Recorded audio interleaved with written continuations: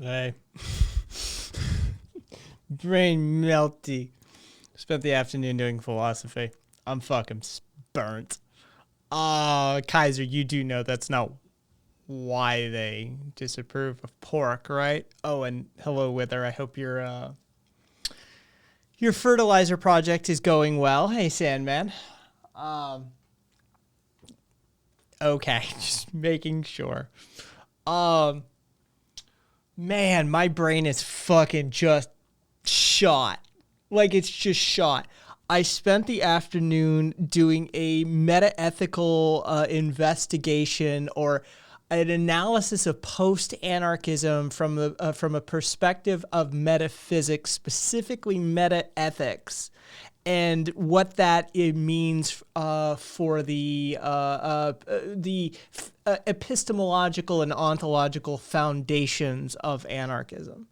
I'm fucking spent. My brain is just like, I don't even know. I honestly, I don't know what is up and what is down anymore, let alone what is up and down.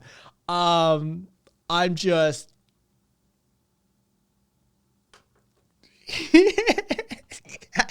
cat. It was a rough afternoon. Let's just put it that way. It's going well enough. I paused the tiny bits instead of this. Fair enough, Wither. What? Say that again. Don't even worry about it, Wither. Don't even worry about it. I'm sure Cat caught enough of it to know my pain. Honestly. Dude, Cat, when you make it out here, I may actually just bequeath this book to you. Technically an essay. Okay? Technically an essay. Fucking that thick. Yeah, sure. It's like, okay. But yeah, technically an essay. Yeah. It's everything you want discussed about post-anarchism. It is the philosophical investigation of post-anarchism from from the perspective of a philosophy student or a philosophy graduate in this instance. Hey, Big Ben. Oh, man.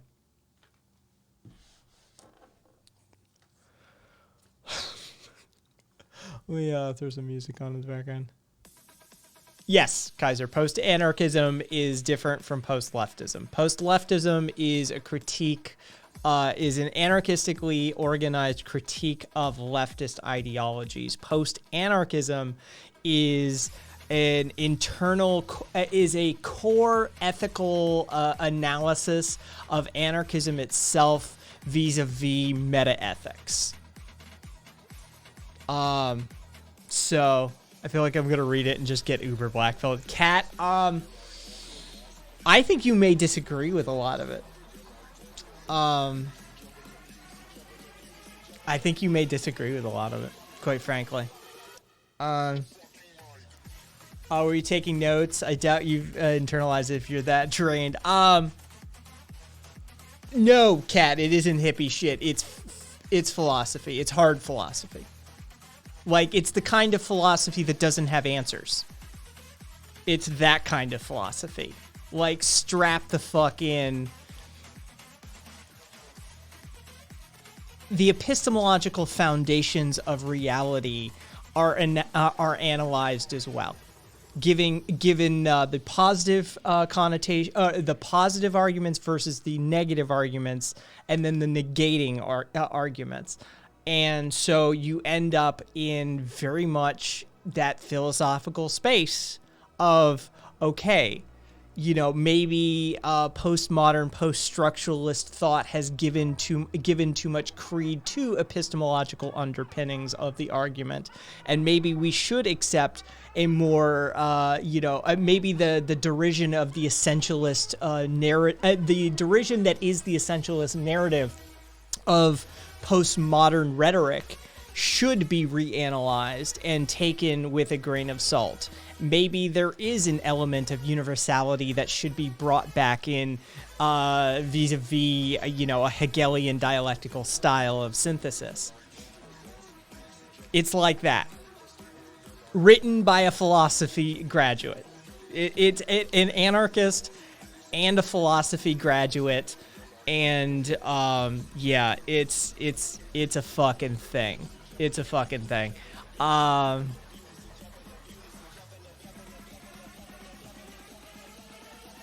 It low-key just sounds like an anarchist had an existential midlife crisis.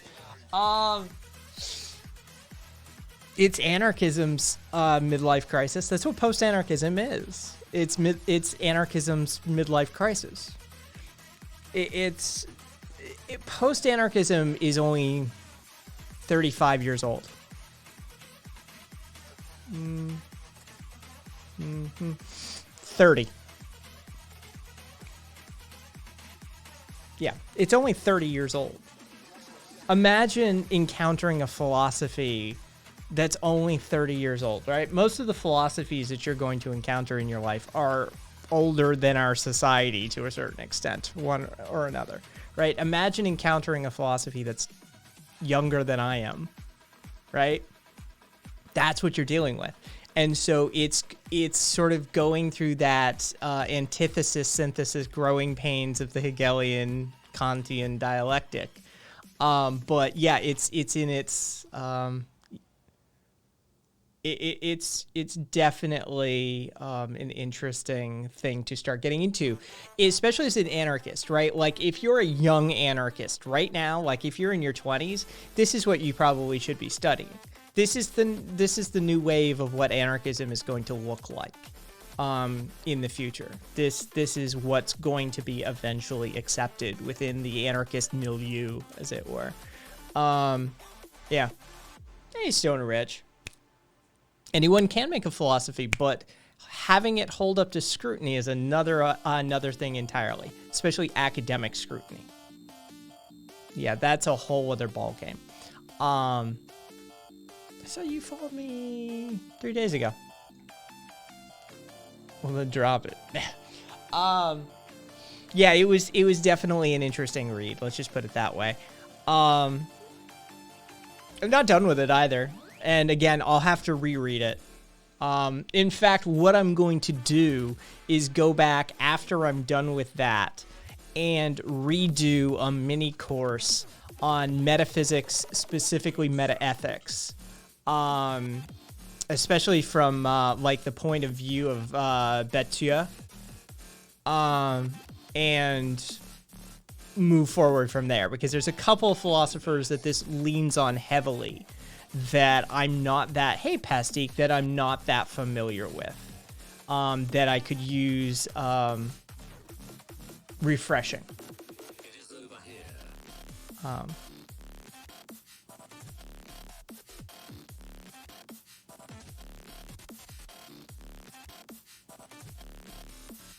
No. Interesting. What'd he do? No. Well. It's having trouble connecting, but I mean, that's just Twitch being a bitch. Oh, the channel's been suspended. Yeah, it has been. His channel has caught a suspension. He plays a lot of stuff. I wonder if he caught a DMCA hit. Doesn't tell us why. Covering an instance of gamer words. I'm pretty sure, says Cat. I think it's kind of getting there slowly. A lot of rhetoric I hear from younger anarchist types seems to roll on the fence about postmodernism, seems to long for a sense of objective ethics as opposed to a frame of analysis. And I mean, that's sort of seems to be where post-anarchism is headed, is utilizing almost in a... What is that? How do I want to put this? A meta-ethical, an ontological meta-ethical anarchism with a dose of essentialist philosophy mixed in. It seems to be where it's headed. Sorry for like using like academic jargon, but yeah, just for Kat and I to do a back and forth really quickly. There's no point you know, that seems to be where it's headed for some reason. Surprised about it. Not about tits. Tits ain't that surprising. Yeah. Yeah, so yeah, it seems his account is suspended for some reason. But we'd have to, I mean, he's on the server. It's weird being able to have a private conversation in public in a language everyone can understand. Yeah, he's on my server if you just want to hit him up. Let's see if, yeah, he's online. I just sent him a DM. I'll ask him. You weren't joking about the gamer word bit, so that's what happened. He was covering some gamer word shit, and so far the title I've got going from my perspective of anarchism is Thousand Kings and I perspective of anarchism is Thousand Kings and I might try to flesh it out in a mental experiment. Write it out in the book I'm making. Hey, Fidel Elmula? Sorry if I just butchered your name. I'm gonna call you Fidel. But welcome. Either way, I'm just talking to some of the early risers, and we're just having a back and forth. But yeah, trying to figure out what happened to one of the fellow streamers whose account is suspended, and having a bit of an academic conversation surrounding post-anarchism and seeing as where it seems to be headed. But welcome. If you've got any questions, feel free to ask. If you've got anything on your mind, feel free to bring it up. Tom. No. Nope. Someone else entirely.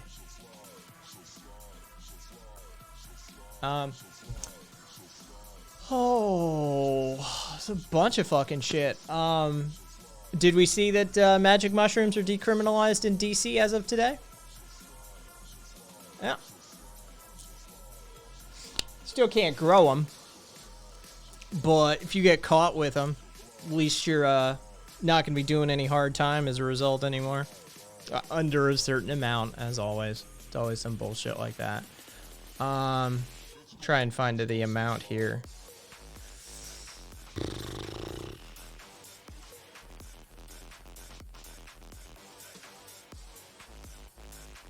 Magic mushrooms, ayahuasca. So it looks like a whole bunch of psychedelics, actually.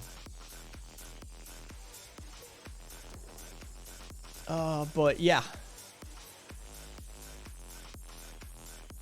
Hey, Goldfish. So I ordered the book Anarchy and Cooperation. I was curious if you knew with respect to the prisoner's dilemma who in an anarchist society comes up with the payouts as described in the prisoner's dilemma. I'm not sure if the book mentions it, but as I've said, just ordered it and it's not come in yet.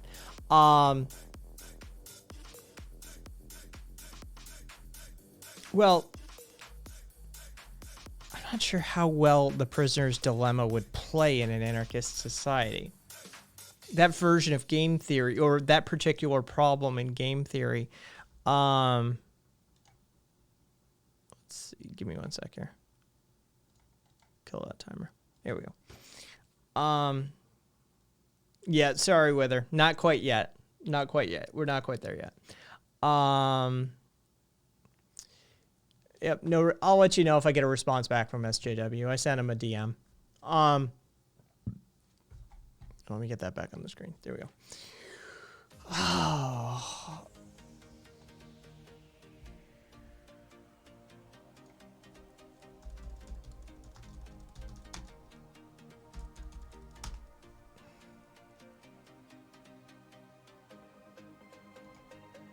Hang on. Jesus Christ, that font is...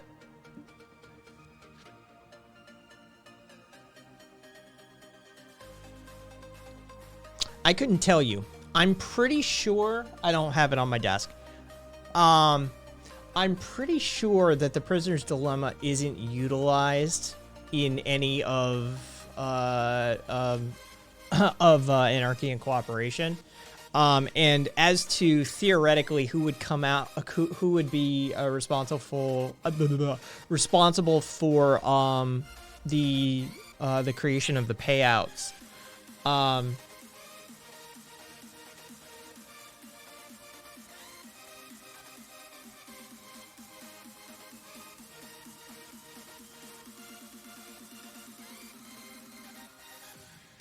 I couldn't tell you.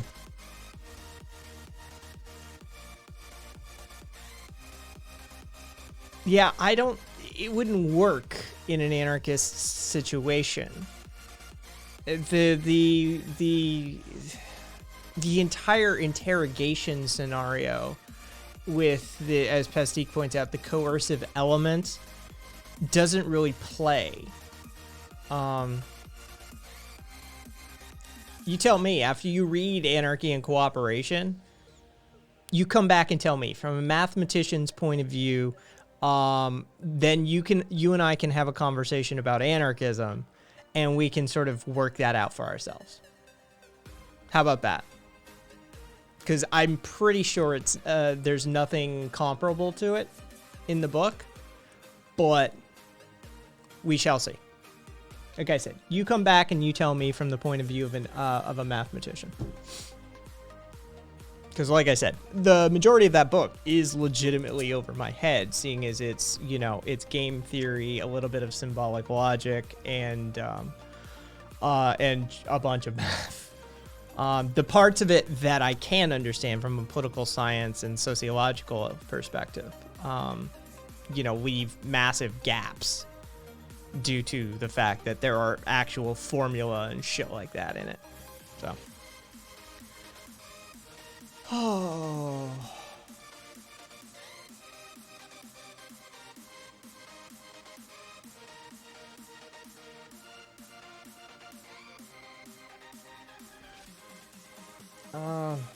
So let's see, what else?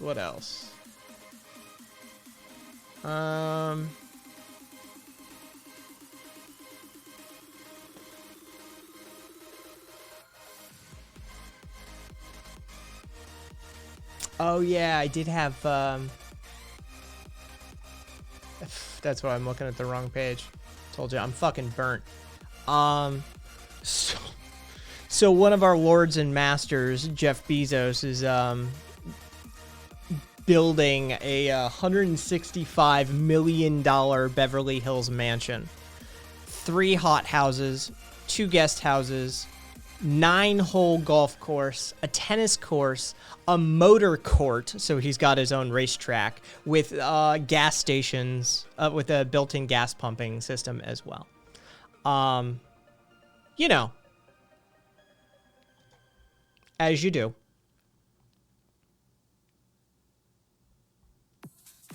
What else? Oh, Columbus PD officer Randall Mayhew, who was fired for raping prostitutes on the job, it has been reinstated. In case you needed a dose of like rage fuel for your day, there's a healthy dose of rage fuel. Oh, and if you hadn't seen, we can play the. I don't know if we can play the video or not. But the London Met. The fucking cops came out during a vigil for Sarah Everard, who was a victim of police brutality, came out during a vigil for her and beat the shit out of the people who were holding the vigil for her.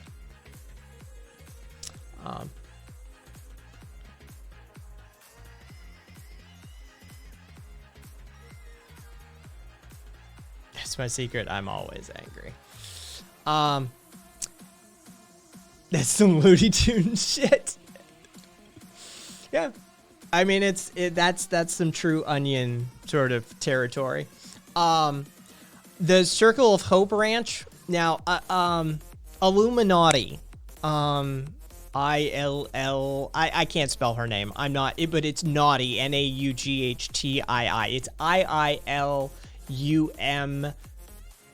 IILUMINAUGHTII, something along those lines. She's a YouTuber who does really good investigative reports and sort of like exposés on things. Did a video on Circle of Hope a while back.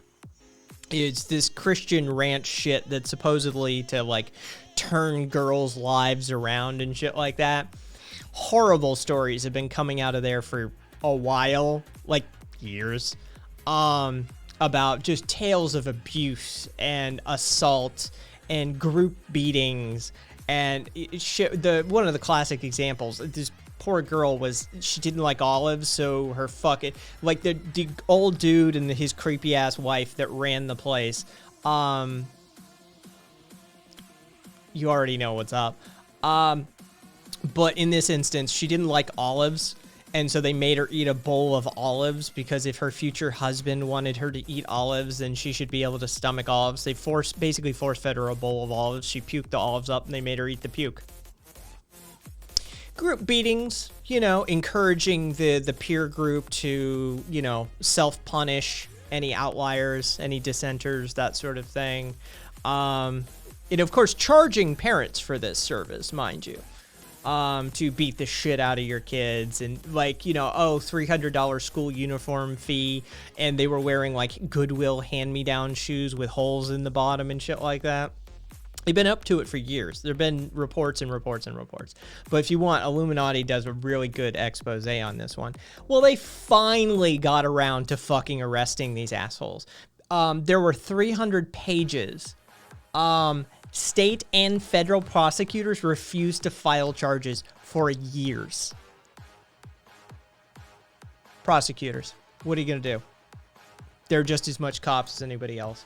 And it's sort of course, religious overtones the whole way through, Bible reading, shit like that, right? But it went viral on the internet finally. Like the people who ran it, their daughter started publishing TikTok photos. And then shit caught on, and all of a sudden, now that the public knows about it, internationally, now they'll start doing something about it. Hey, Chris. So yeah, they finally got they finally got arrested. They're facing a shit ton of counts. Finally, like I said, finally. Let's see. What else did I have? Oh, did you see Myanmar is burning Chinese factories? And they're summarily executing dozens and dozens of people in the street in the form of protesters versus, the military police and that sort of shit. But yeah, they've taken to torching Chinese torching Chinese factories, to the extent that Taiwan has advised Taiwanese companies operating in Myanmar to fly the Taiwanese flag and hang signs stating that they are from Taiwan to avoid being confused with China. So they don't, hey, thank you for the host, Chris. So they don't get torched as well. Yeah, but last week was the deadliest, last weekend, this weekend that we're just coming off of, was the deadliest yet. Casualties are continuing to mount. But yeah, the report that came out was hospitals are filling with dead and wounded. I mean, it's, it's a military coup. I mean, it's been military rule in Myanmar for a while. So, and Spain is launching a 4-day work week. Labor activists in Spain actually doing their job as opposed to the ones, or getting the job done, I should say. Trying to spread the love. Thank you. Labor activists in Spain actually getting the job fucking done. Spain is officially moving to a 4-day work week. They're launching a trial. But they are one of the first countries in the world to actually run a trial program for a 4-day, 32-hour work week. Hey, Gringo. I don't know how, but I've been gifted a Rob Nor sub. Don't know. I get subs sometimes from random places that I've never even been. I don't get it. I don't understand it. I got a TYT sub out of nowhere. I was like, I've never watched the Young Turks. Kai's brain slowly returning. Oh, he's a MAGA dude. Interesting. Thank you for the follow, Chris. 4-day work week. That's where it's at, bro. We should have already been down to a 3-day work week. Changed my mind. Hey, Vanya. Thank you for the follow. We should have already been anarcho-liberal. Assume gains another win. 32-hour work week response to minimum wage increase? No. That's Spain. They didn't just jack up their minimum wage. They already had a substantial minimum wage anyway. They already paid a living wage. I mean, share my emotes. What do you mean, Wither? My past 2 work weeks have been 7-day work weeks. Fuck me, gringo. Alright, shut up, whatever that is. Hey, Mystified. We were just talking about, we were just going through some headlines from the last week to weekend sort of thing. And I just got on to the Spanish. Hey, thank you for the biddies, Chris. Thank you for the biddies. About how Spain is just moving over, is running a trial for a 32-hour, 4-day work week now.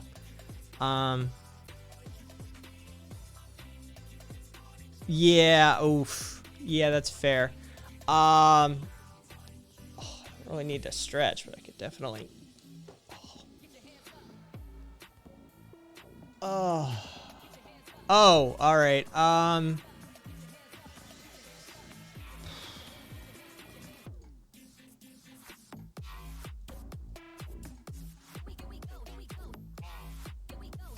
Oh, geez, there's just so many of them with her.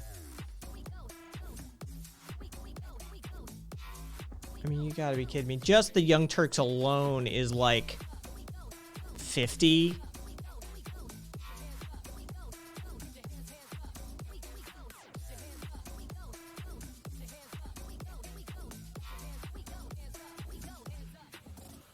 Here you go, Wither.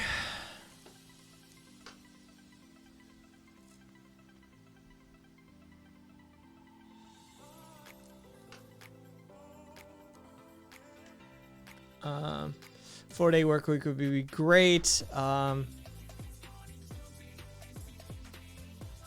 it didn't even.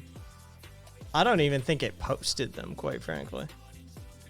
Oh, no, I put them all in chat, and it didn't even take them.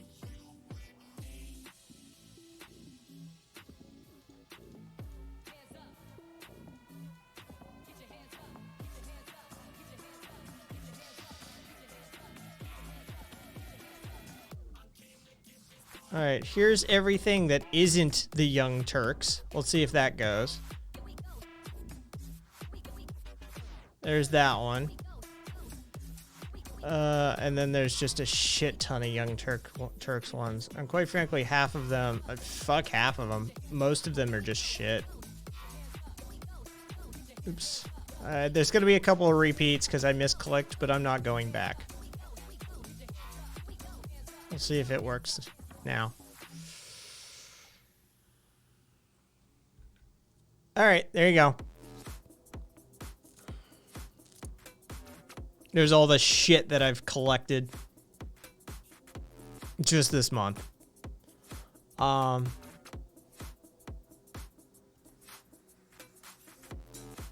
there you go. Hey, Sassy. So anyway, yeah, Spain's launching a trial for a 4-day, 32-hour work week. You know, labor organizers in Spain get the job done. Let's just put it that way. Especially if you're in Puerto Real. Oh, the UK declared China was in breach of the 84 Hong Kong Declaration. I mean, I don't know what they can fucking do about it. I don't know what the ramifications of that is. But yeah, they declared that China was officially in breach of the contract of the treaty.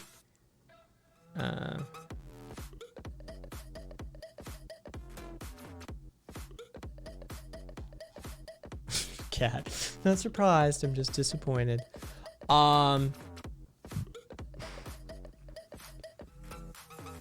Let's see what else.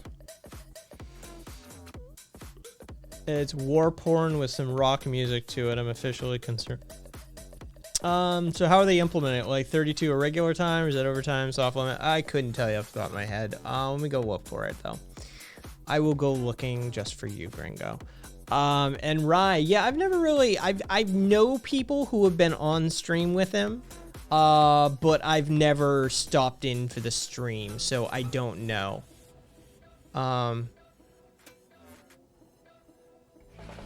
Hey, thank you for following Invincible. Let me just try and find this for you, Gringo.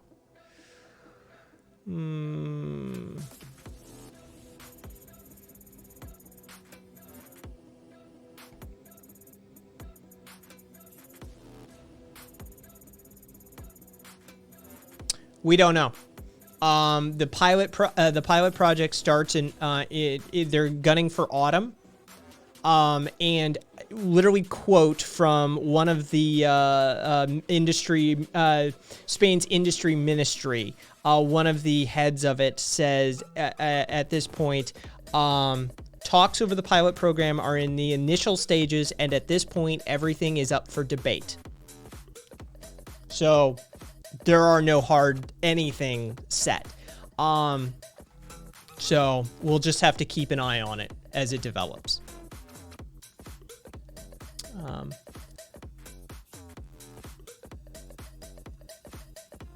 Interesting, right? Yeah.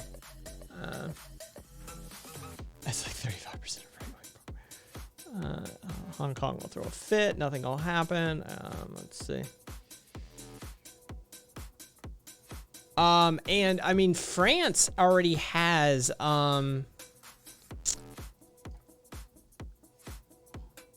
France has an interesting cap already. Aren't they the 38 or 35? They're the 35. They started that in 1998. I mean, they do overtime and they do other stuff, but yeah, standard work week for the French measurement seems to be 35 these days. Don't know if they've got that specified down to industry or not.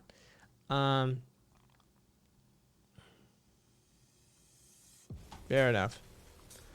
Let's see. We talked about Myanmar. We talked about that. We talked about London.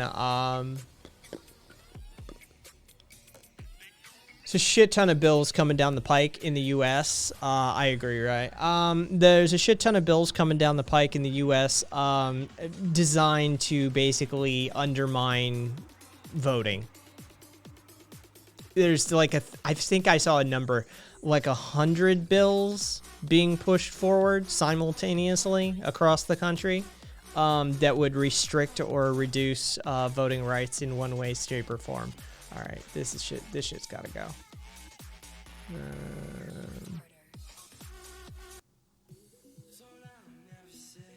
250-ish. Thank you, Thomas. Yeah, like I mean, the number keeps increasing. The last time, from the last time that I actually saw the number, it really could have increased by 2.5 times. So, yeah. But thank you, Thomas.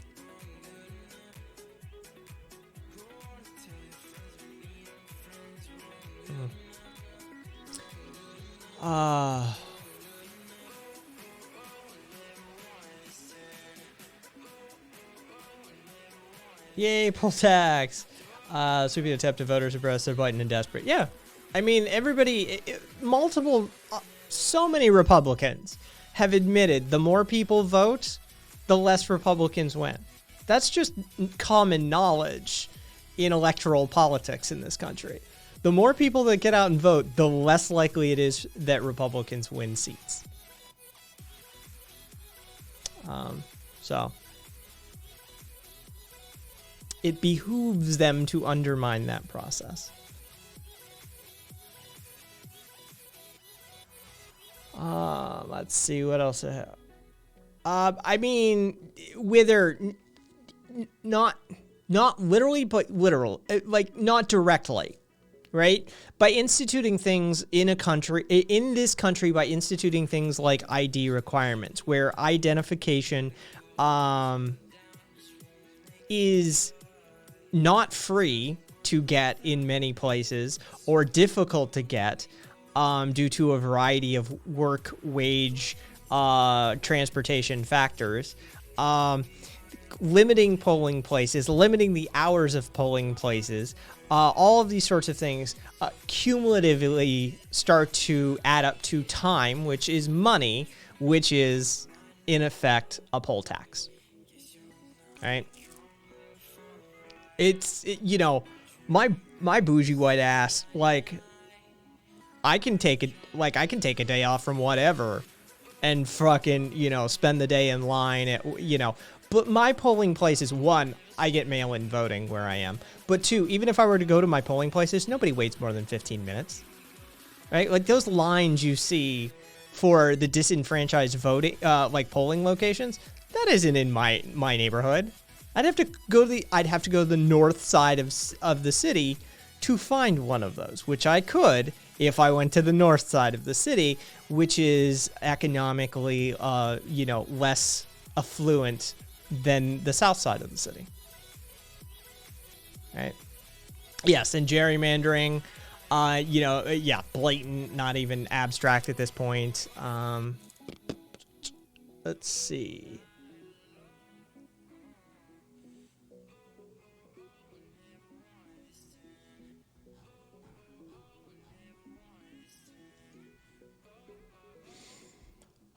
Let's see, what else did we have? Oh, who is this douchebag? I wanted to name check him. John Kavanaugh, Representative John Kavanaugh. This piece of shit. I mean, you know, I love the dog whistles. When talking about, what was he talking about? It was a hearing over proposed restrictions on Arizona's vote-by-mail system. He made a comment that everybody shouldn't be voting and that it's the quality of a vote that matters.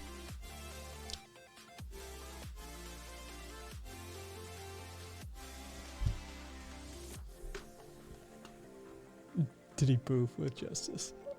It's Kavanaugh. Yeah. I mean, this racist motherfucker. Hey, Pops. Yeah, that's even for a Republican. Like, it was, you know, it was like, okay, all right, well, haven't heard this rhetoric in a bit. Like, this is straight Jim Crow era rhetoric. Like, it's been a while since we've heard somebody just straight up stand up and say that sort of shit. What does that mean other than people should vote the way I want? Oh, Kaiser, it means only white people, only wealthy white people should be voting. Yeah. You know, the poors, the queers, the darkies, the women's, you know, yeah, them, they shouldn't be voting. We want the quality vote. It's racist, it's misogynistic, it's homophobic, it's transphobic. It's straight 1950s brain. Yeah, yeah. They don't vote for us, so fuck them. Exactly right. Yeah, it's not good. Not good. Let's just put it that way. So, you know, shout out to the piece of shit that is fucking John Kavanaugh.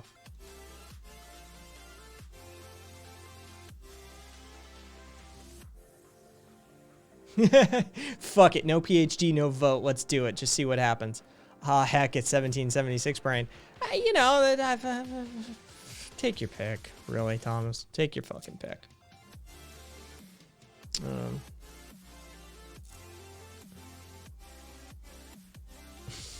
Gringo. Let's see. What else? Okay, so that I had from last week. Oh, if anybody wants a nice list of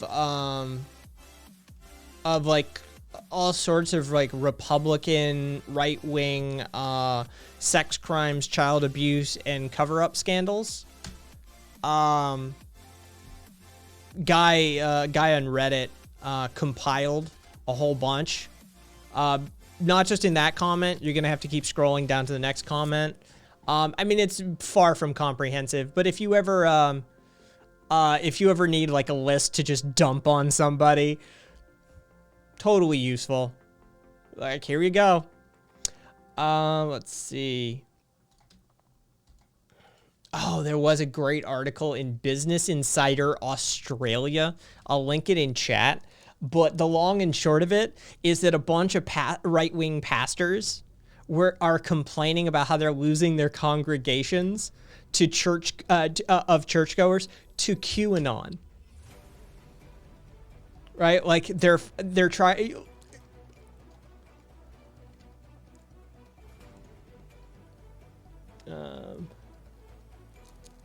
Yeah.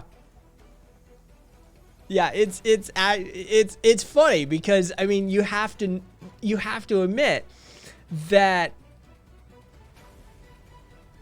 fundamentally they were pushing a line of shit to start with, right? They were pushing bullshit. They were peddling conspiracy to start with. And now they're losing to exactly right. Like they created their own monster. Like this is a level of irony that it really takes a few moments to truly appreciate. QAnon taking people away from churches to own the libs, right, Gringo? Yeah. Let me get you the study. Here's the paper. Nocturnal salutations. Hello, Frutus, you French bastard. Okay, so here's the TLDR on the paper I just linked in chat. For blue collar workers, shorter work weeks led to less smoking and thinner waistlines. Just decreasing the work week by 4 hours led to a 19 to 24% decrease in smoking. Plus a drop in the BMI. Yeah. Drop the work week by 4 hours and you get healthier workers. Yeah. Nice, Rye. Glad you did too, by the way. Hey, Super Dad. What? Decrease stress levels and people cope better? Yeah, I know. It still counts as far as I'm concerned, but hey. We already talked about that for two, Speecha. Yeah, we already covered that. Yep. Fucking slow ass Europeans, as usual. The Americans are first to the something nationalism.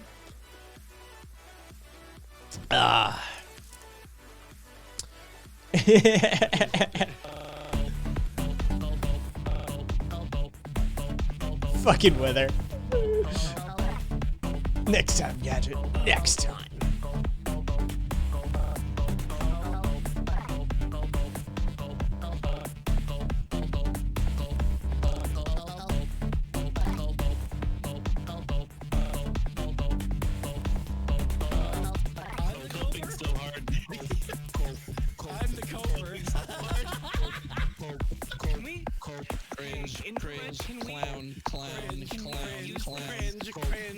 This is like a back.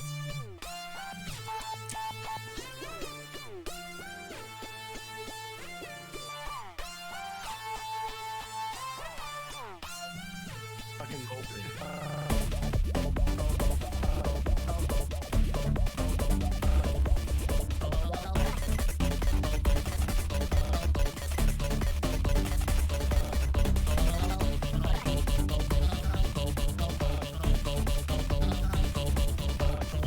Don't know, Gringo.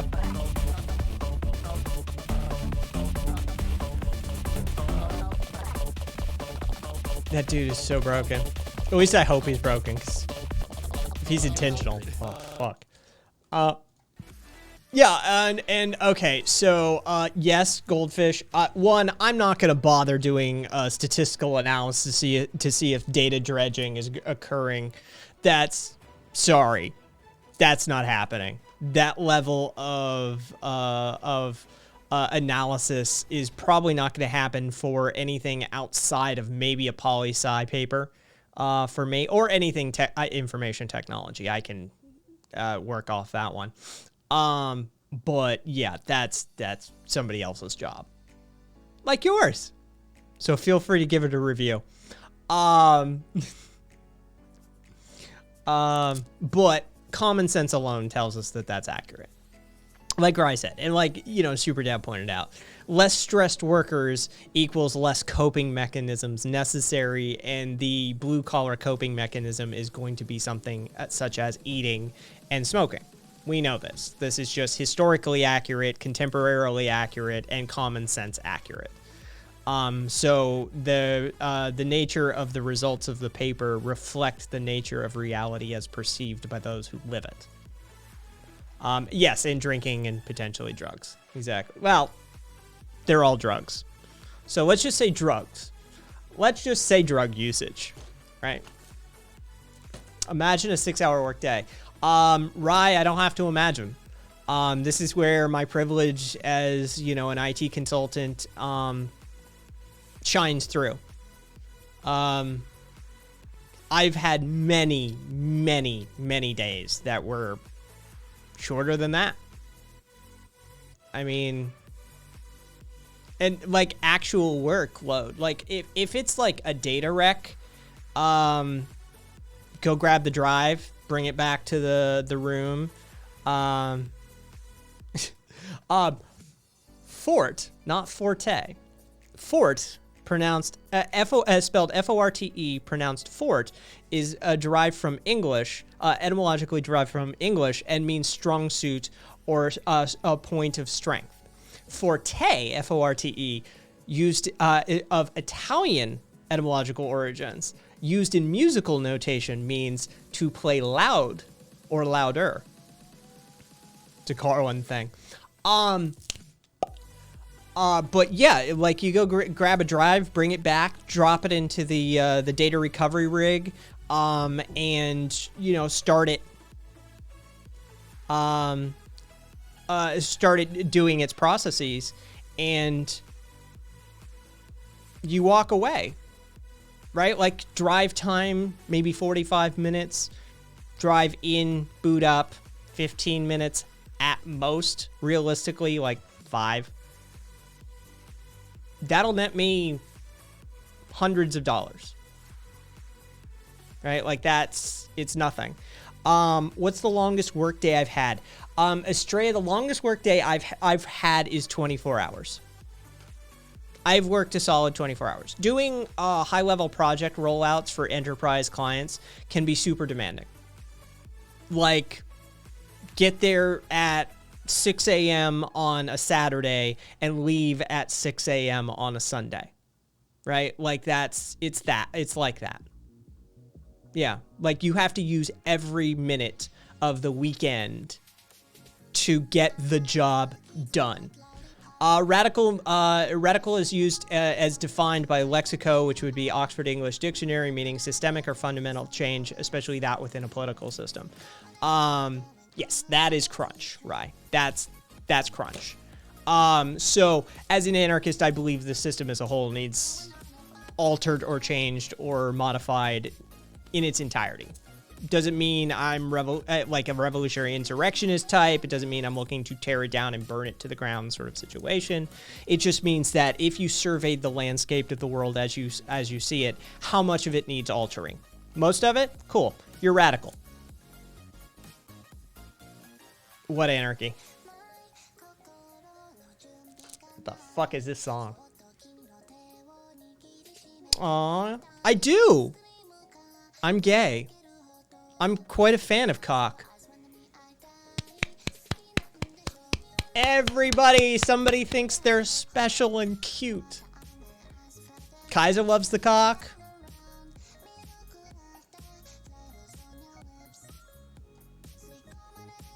Hey, Claydonius.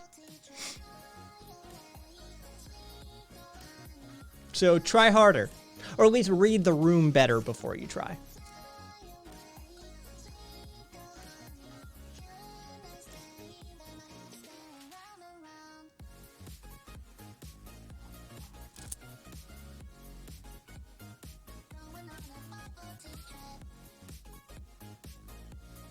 Nothing else to say? Was that was that your load? Was that all you've got? Aw, all right. Well, you're boring. You're boring, bro. You've got one fucking copy pasta for just ASCII block letters of cock. Talk about a fucking loser. Man. Anyway. Hey, Rev. That's cool. Rock on, Rev.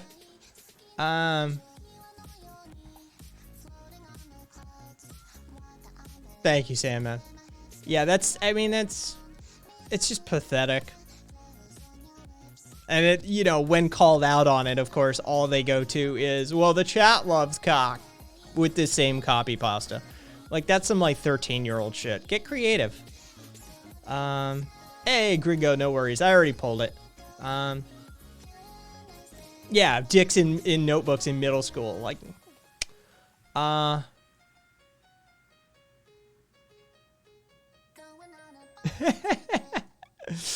oh, Rev. Hey, Cave. Some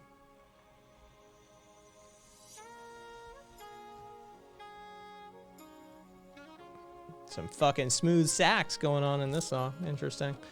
Oh, let's see. All right, so I covered that.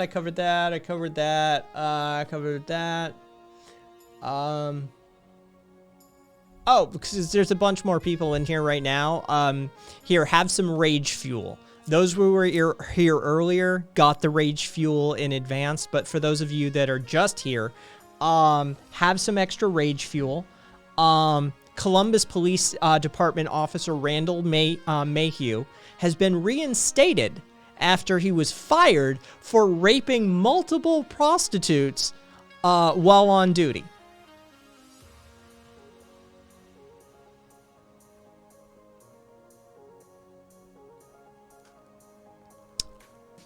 My gift to you.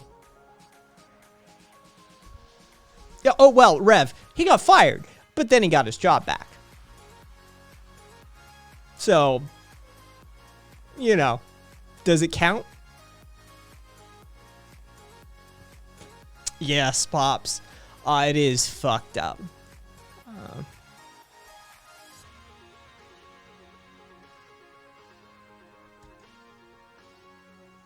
It is very fucked up, for sure. Talk about good job security. Police unions. Police unions do a fucking number. I will tell you that. I've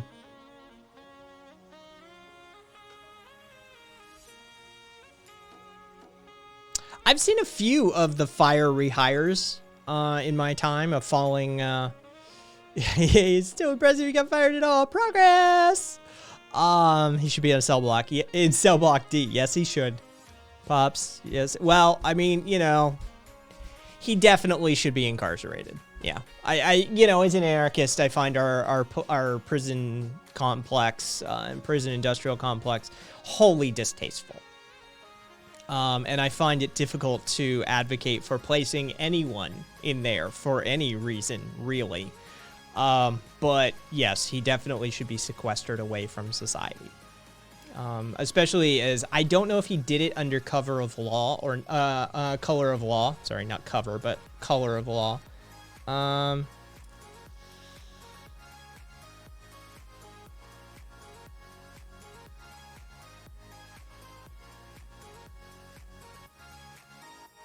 Yeah, no, he did it under color of law. He did it in his patrol vehicle while wearing the uniform. So, in my opinion, crimes committed under color of law should carry a very weighty sentence because you're doing it with the full weight of the state behind you. Yeah. Teach me of these police reunions. Let's see. What's wrong with people who run these police forces? Snappy, basically it's, I mean, RV, I just saw your post. positions of authority and positions of power, which is positions of authority, positions of power, or positions where power is concentrated, attract horrible people. It's just the truth.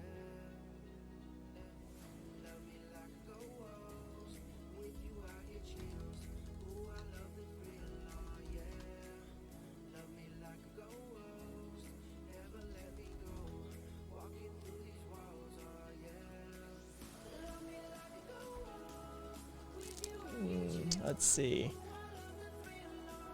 See exactly, Fructus. Some of those who work for us is, hey, Lord Acton. Yes. Well,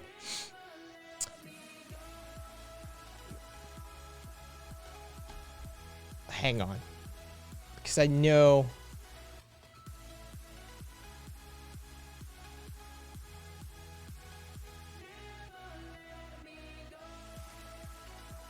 Yes, that's okay. I just wanted to double check that.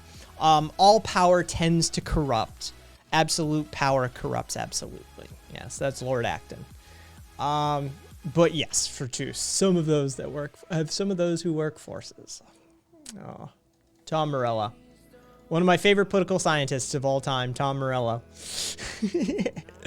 I heard he plays in a band sometimes or something. He was in a band in his youth or something. I don't know. Somebody may have heard of him before. Little known band. I don't know. Something Rage Against the something or other. I don't know. Either way, great political scientist. Graduated from Harvard. True, by the way.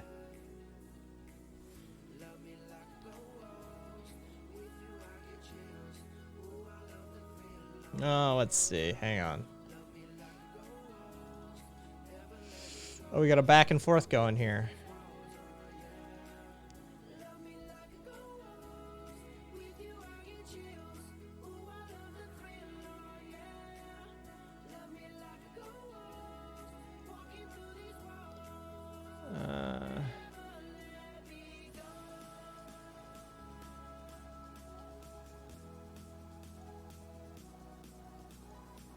Oh, did they? Right.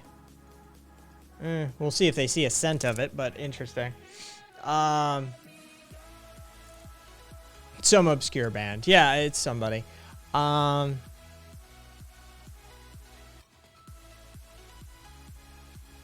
it is. Truly, truly one of my favorite interactions of all time for Fructus. It truly is. I absolutely revel in that exchange. Talk about it, you know, not knowing who the fuck you're talking to moment. Let me guess. Firefox is updating. Swear to God. Yep, it was.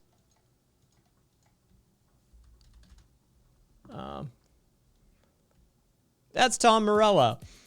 You know, Rage Against the Machine fame. Some of those who work forces. Yeah. Another successful musician instantly becomes a political expert. One does not have to be an honors grad in political science from Harvard University to recognize the unethical and inhumane nature of this administration. But, well, I happen to be an honors grad in political science from Harvard University, so I can confirm that for you. One of my favorite exchanges ever online. Truly.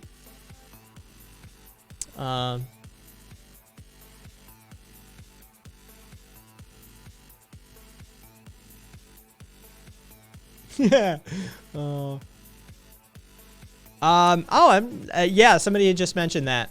Sleep Easy. That Marilla's video about unions. How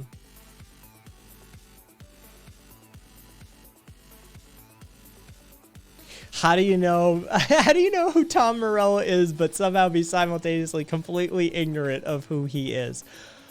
Cladonius, people are... Yeah. There's a lot of ignorant motherfuckers out there. That's all I have to say.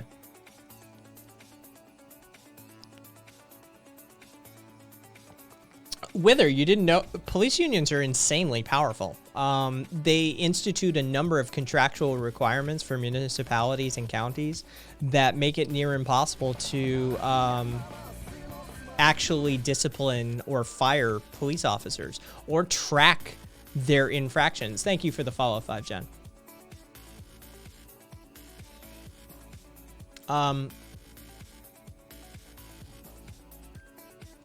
Yeah, tripled over. There's a list of the various things that police unions do.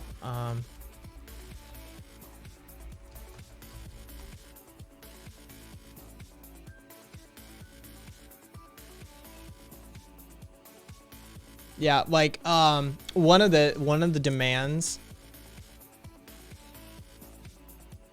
Jesus. Rephrase that.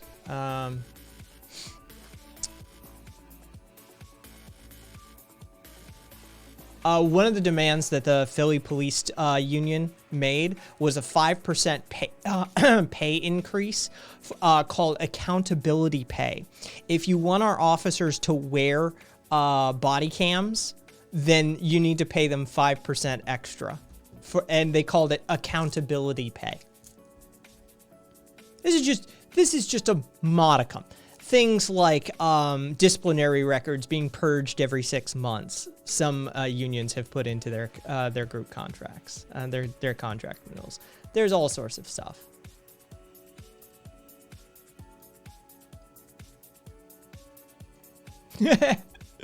Lovely.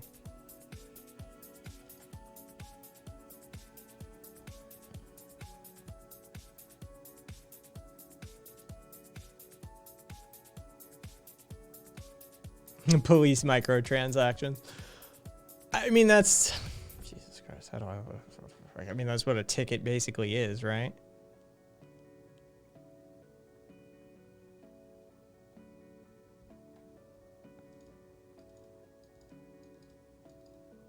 Well, then I don't understand what the problem was with that conversation.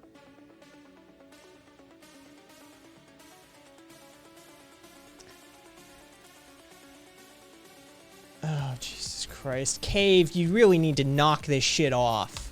We have to check this stuff. Just to make sure you're not saying anything that can be TOS territory. Really got to knock that shit off. Not a fan of obfuscation. Estrella, he basically said he sometimes he likes to shit his pants because he's lazy. That's what he said. It's ridiculous. Rev, nice. Not in Texas. Surprisingly, the cops I live around in rural Texas want body cams. They just malfunction when they're on duty and smoking a joint or have a beer. That is, dude. They should just. Yeah. We all know that's bullshit. We all know that's bullshit. Smoking buddies with your niece. Nice, Gringo.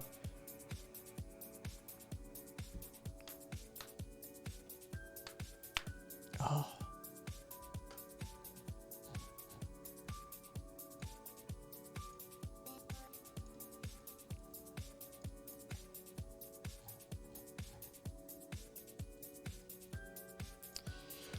I agree, Rye.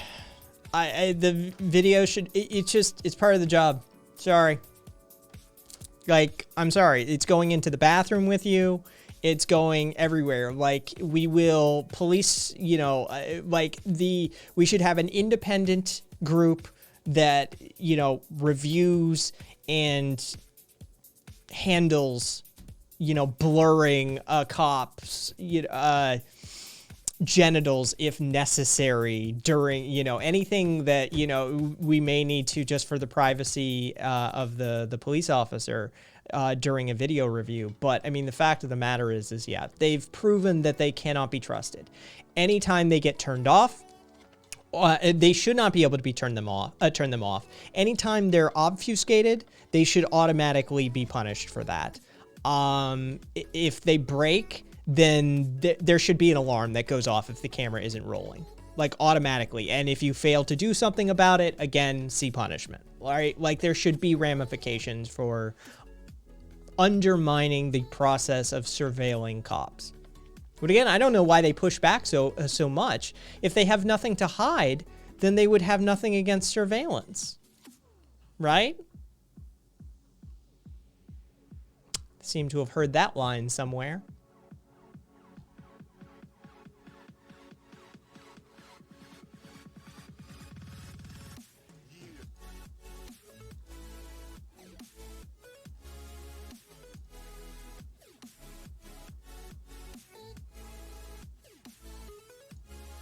RV. Hey, Gringo. Thank you for the sub. I would, chew. Oh, shoot. I would, I'd up it to 10,000. Make it hurt.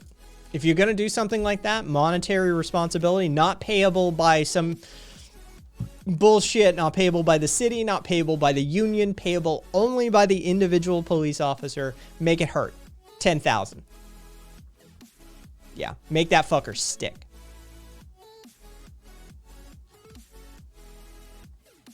Make them fear it.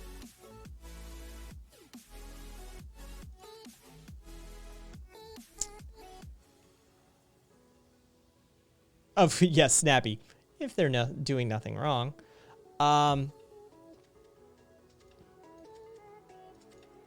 27 million. Still fucking ridiculous.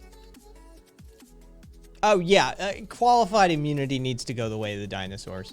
100%. Hell yeah, I'm going to say it was just a typo. 10,000. The next argument would be you're disincentivizing police to people to be cops. Yes, I am. I'm actively trying to do that. I am actively trying to disincentivize certain people from becoming cops. I would also remove the IQ and entry test limitations on police officers. You know they do screen for a certain level of intelligence, right? Anybody too smart, they don't let in. This case has been tried twice before in our court systems.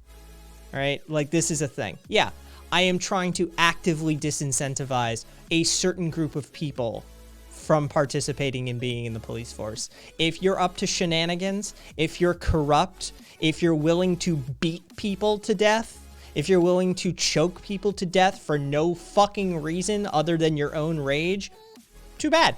You don't need to be a cop in the first place. Yeah. Yeah, you should fear that 10,000. Fine. Yeah. Yeah, I'm fine with that. You know, but yeah, I would like to incentivize things like, oh, I don't know, military members who understand rules of engagement, trigger discipline, understand that you can't just run around fucking, to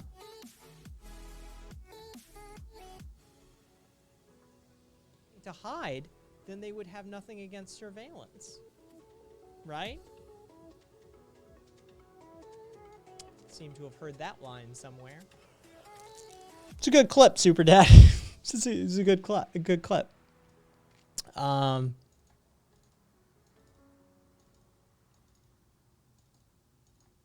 I used to be a cop, then I passed the literacy exam.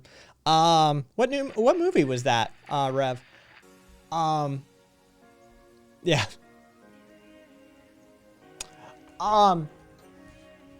Yeah, no, we need to change who gets hired at the police department. That's for sure a thing that needs to happen.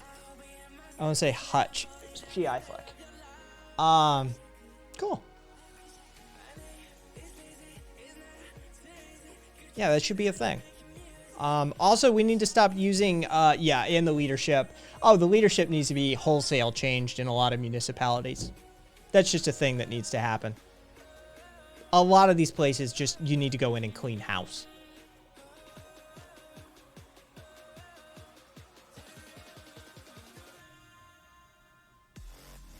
I think, I think that there should be a dedicated degree for it. I sincerely do. I think you should have to get a 4-year degree. Yeah. Harper. Okay, interesting. Oh no, we need to change who we hire. 5 Gen, I should explain, right? I have family who is law enforcement. I have family who is federal. I have family who, has been in the judiciary positions. I have, like, this is my circle, basically, my familial circle. Gun nuts and law enforcement of some of the highest orders, right? We need to change who we hire. We do. Training most assuredly needs to change. We need to get fucking Grossman out of there. Stop hiring the likes of fucking Grossman, and all of that sort of fucking Rise of the Warrior cop bullshit. That all needs to go. Don't get me wrong. I'm with you on the training needs to change, but the hiring needs to change as well, and the leadership just needs to go.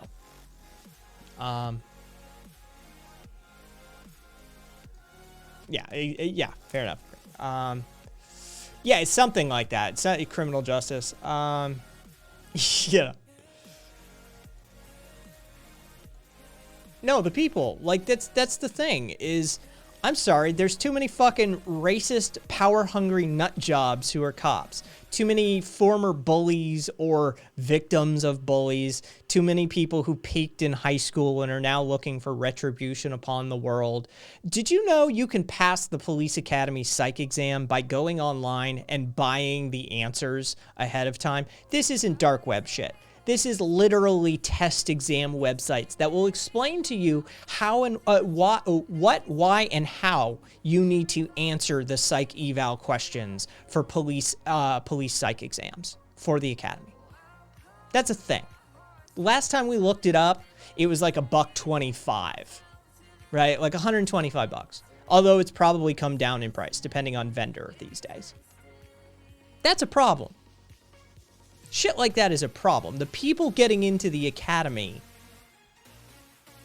shouldn't be cops, right? We don't want people who crave power. We want people who want to be a servant of the community. Also, they should have to patrol their own area. You should have to patrol near where you live, in and around your actual community. No shipping them across metropolitan areas, taking them from the south side and making them police the north side and shit like that. It should be your neighbors who see you. It should be people in your local community who are familiar with you. Portland Police Bureau, Australia. For those of you that don't know, PPB.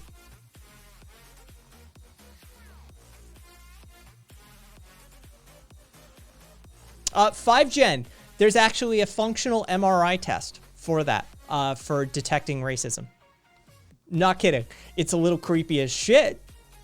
It's definitely thought crime territory, but it has very high levels of scientific and academic merit to it. It is fairly accurate. Yeah, there's an fMRI test for racism. Here, I'll get you.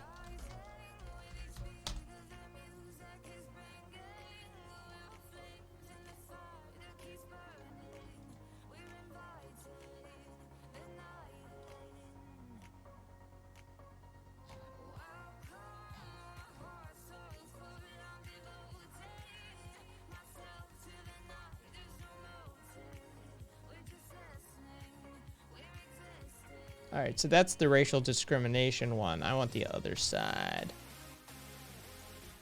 Thank you. Give me one sec. Ah!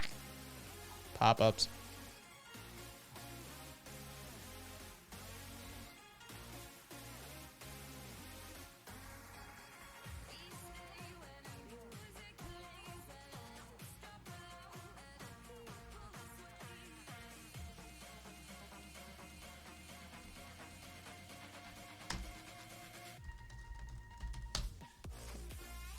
Keeping an eye on chat there. All right.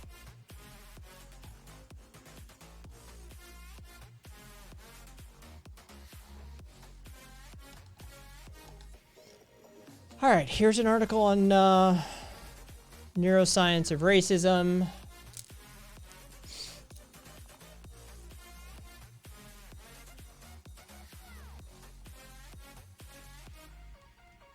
I don't think you want that other side. Here's one on not what I meant to do. I was going to put them all in one. That's can brain imaging teach us anything about racism? And then here is racism in the brain. And there's a few others. There's also long-term changes in the brain correlated to discrimination. There have been structural changes notated within active discrimination of individuals. Anyway, let me scroll back up here. Check their social media too. I mean, that right there.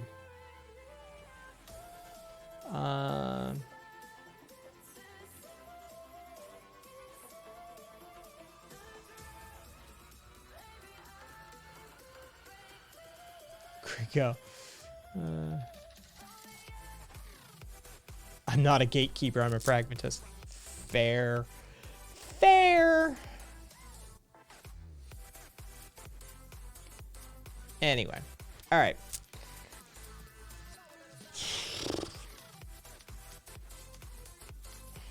Oh, and since you're a liberal, oh God, we have a liberal in our midst, gang. We have a liberal. Since you're a liberal, you'll enjoy this one. The channel position on gun ownership is guns for everybody, but no guns for cops. That's the official channel position. Cops shouldn't have guns. Everyone else should. We also advocate for gun training starting at age 8. You think I'm joking? I'm not. They've lost their privileges. They can't be trusted with them. They have the poorest training of anybody. Anybody within the firearms industry, anybody who grew up around guns, cops' gun handling is a joke. It's a literal joke. They have some of the poorest performance with firearms of any individual group. They rank in and around the territory of gangbangers as far as gun handling, trigger discipline, muzzle control, understanding bullet trajectories. They're terrible. They're absolutely terrible.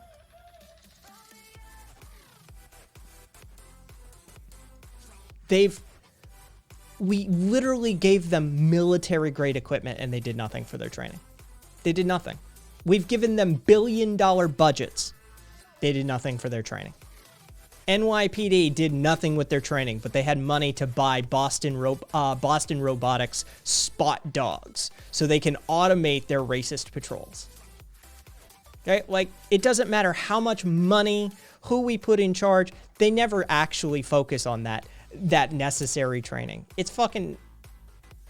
They lost their privileges. No, I didn't, RV. Is this recently?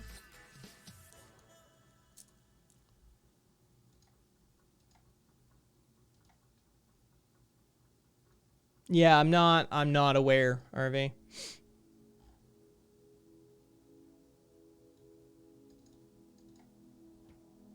Rev, we had a cop in our area who got caught twice selling steroids here. Selling meth once the next county over and got caught with a 14-year-old girl twice.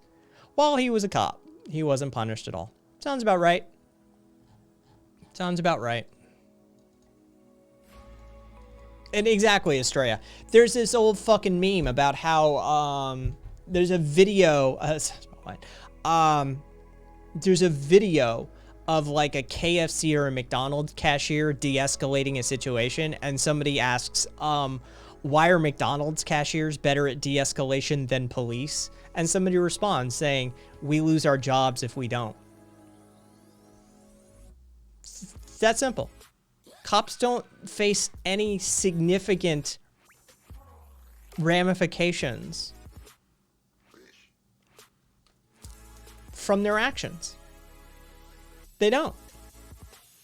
They're protected by a very powerful union. They're protected by contracts, and they're protected by a social normative value set that will let them get away with anything. Anything. Rape, murder, drug selling, spousal abuse, child rape. Doesn't really matter. They get away with anything.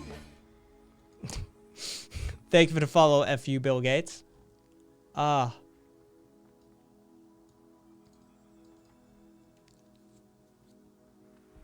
mean, it's admirable that they can reason themselves not to act on them, but I mean, I'd suggest probably some therapy if they can't figure out why they're having them.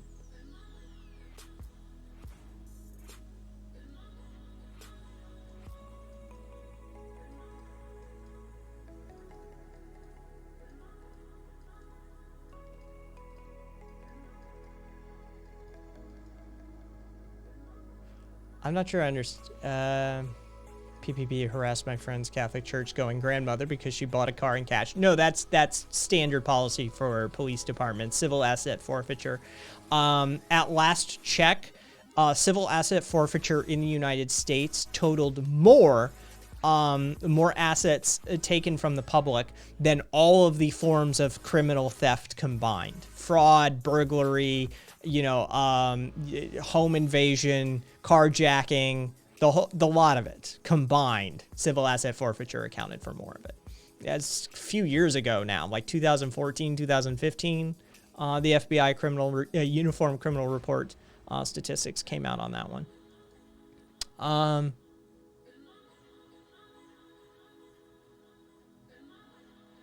Is it the guns that are the problem or the societal conditions? I argue it's the societal conditions. I don't rev because the comparison was made against all the other forms of criminal theft, and they didn't classify white collar criminal theft as criminal theft, even though it is. Yeah. Oh yeah. Cool. It happens. These days it's mostly theory heads though. For the most part, anarchists usually work pretty well together. Push comes to shove, we get in the trenches pretty quickly. But yeah, no, it happens. Historically, it used to be some really fucked up infighting.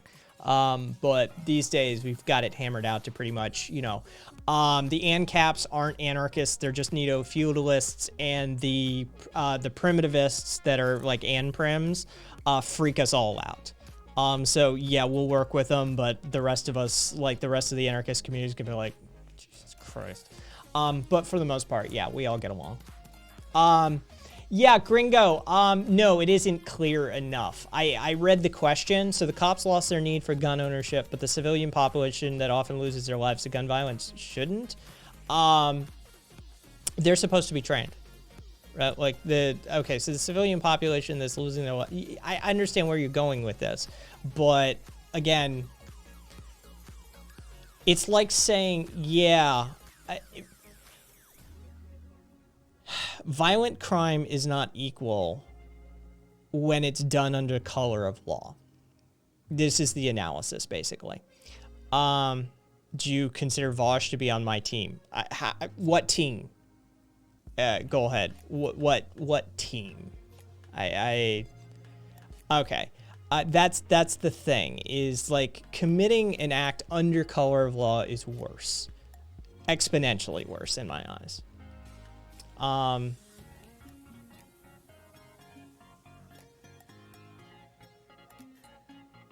Oh yeah, Sidewalk, it's batshit insane. Prims are nuts. If you implemented what Prims are advocating for, it's genocide. It's not hyperbolic, it's not exaggeration. If you actually enacted what Prims advocate for, you'd kill billions. You'd kill billions. It's absolutely batshit insane.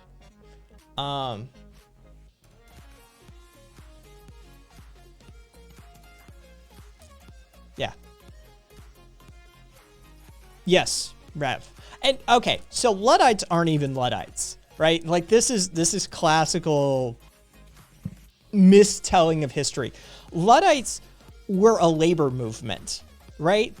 Weaving automated card punch automated weaving machines were being brought in, and the Luddites, the weavers, were concerned about being automated out of a job, And so they threw their shoes into the weaving machines and broke them, right? They weren't anti-technology. They were a labor movement.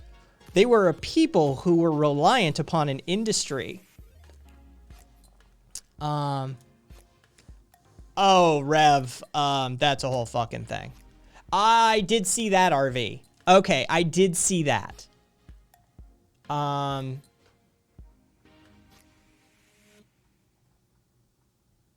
Yeah, clogged the machines, or rather, sabotaged. Yes, I did see the... okay, so I saw the press shot in the neck and concussed. Cops running over protesters and... Okay, so... That's the cops running...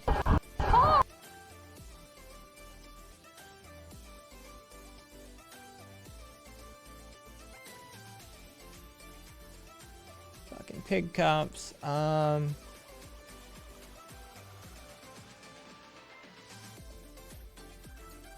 Okay, interesting. I'll leave those in chat. I'm not sure I'm gonna play that one on air. Thank you, RV, for hooking me up with that, though. Yeah. Same old shit, different protest.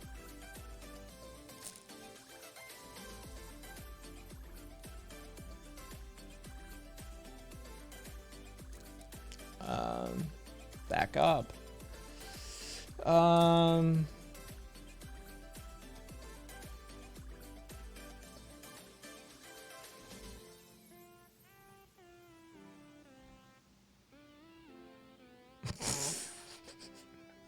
Yeah, you're right. So some of the responses are good.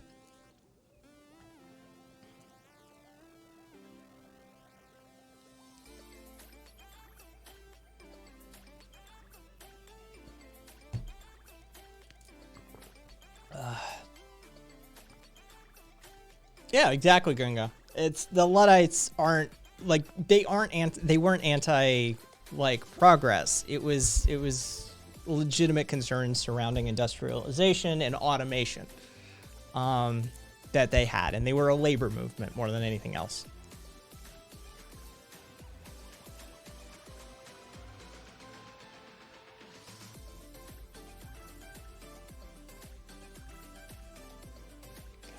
God. This is just EDM. Holy shit. Oh, I should have thumbed down that first. Oh, God. Oh, it's so not the Wild West, but okay. There, get rid of that.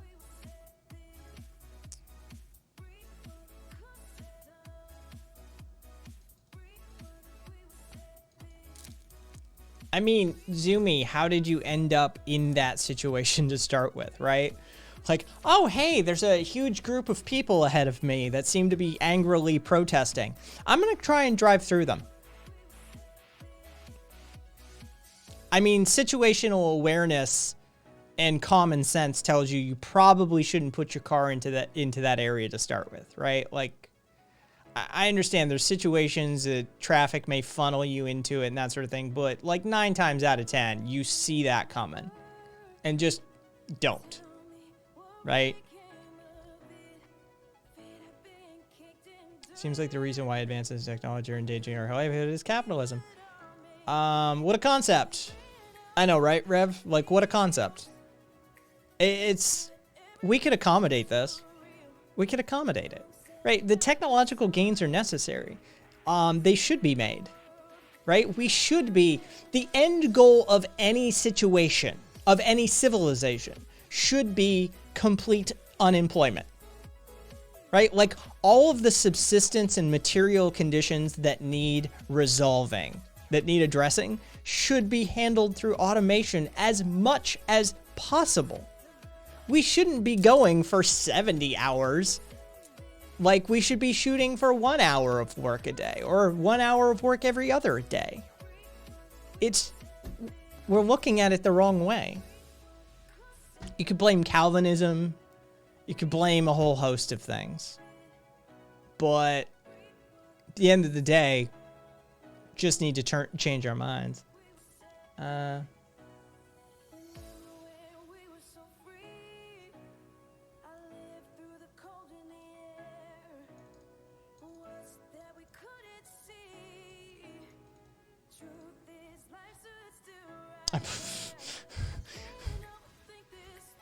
Thanks, Obama.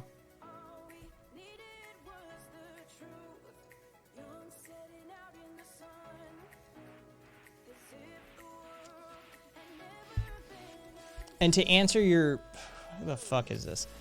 To answer your question, 5Gen, what you do is if somebody's flagged in that initial test, you throw... Hey, Gringo! What you do... hang on. Gringo, thank you for the biddies. Demsock respecting you and the liberal in chat. I feel like a unicorn. What do I want? Progress. Thank you for the biddies, Gringo. 5, what you do is if you get flagged on that first test, you just throw them in front of a therapist and be like, hey, do a psych eval. Knowing what we know, is there any cause for greater concern? That's it. That's it. It's not complicated. It's not difficult. You just put them in for an elevated screener. That's all. If we can blame Calvinism, can we blame Catholics and Jews? I mean, if you want, you can just blame organized religion, Zoomy, and call it a day.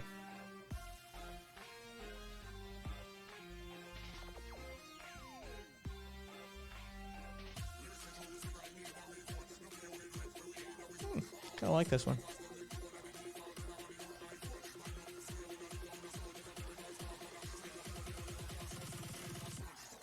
Yeah, exactly. Straight up. Like, very few. Very few.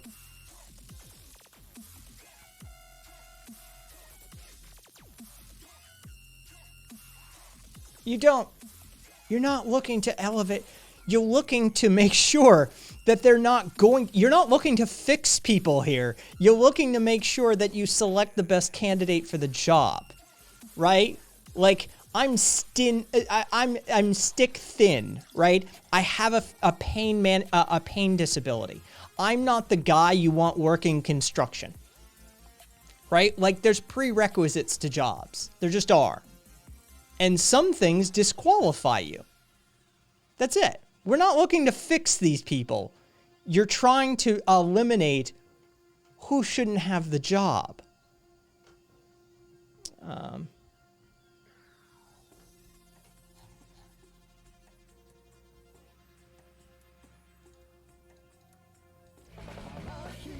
Hey, Bratty Angel 1974. Thank you for the follow.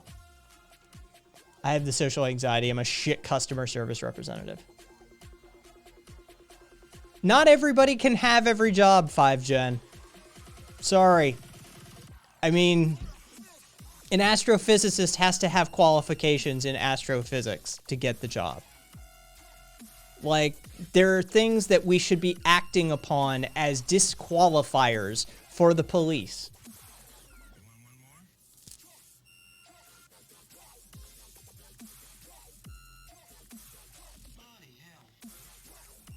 We should have more stringent screening requirements.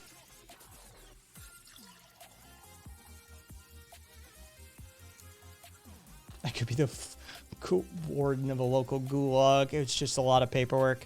I would subvert that system. Go ahead very quickly.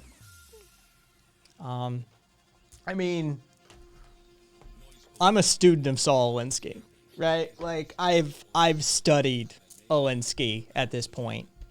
I would subvert that system very quickly.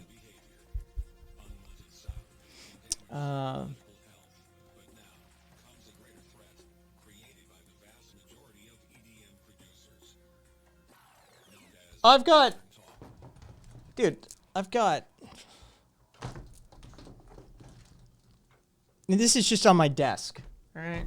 Like, this is just on my desk.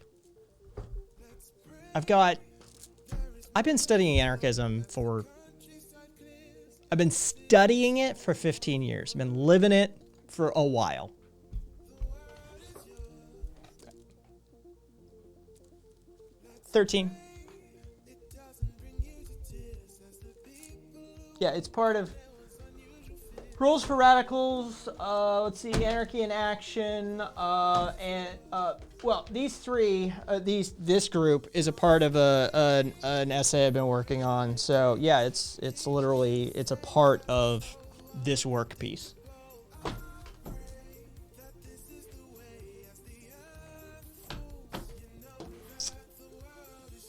And then I have another piece going on post-left, post-anarchism.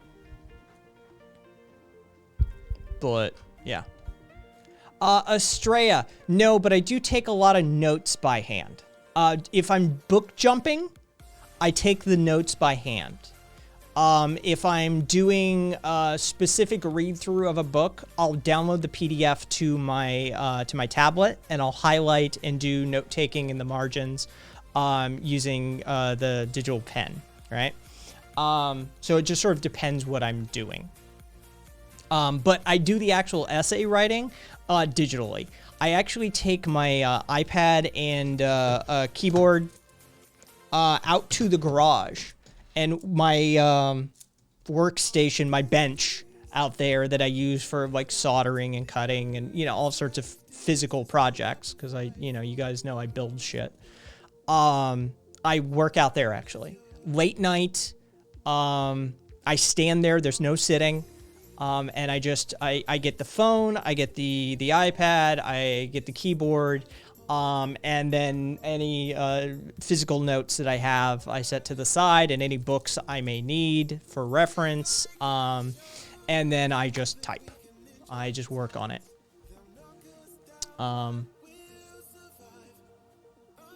So, yeah, that's sort of the process.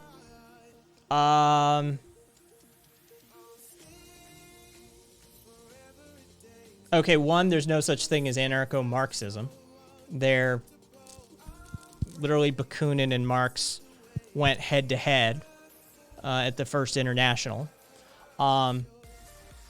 Two, you do realize that there are places that operate under anarchistic organizational structures that have functioning internet, clean clothing, clean water, healthful food. But you don't know that, do you? You don't know anything about anarchism. Hell, you probably don't know anything about Marxism either. But that's not stopping you from running your mouth, is it?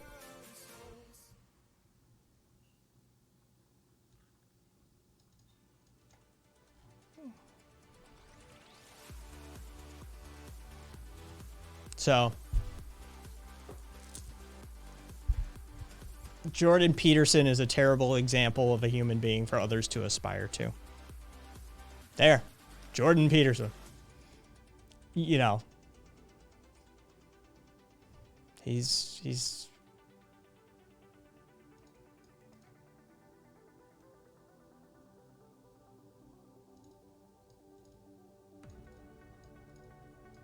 This is the guy.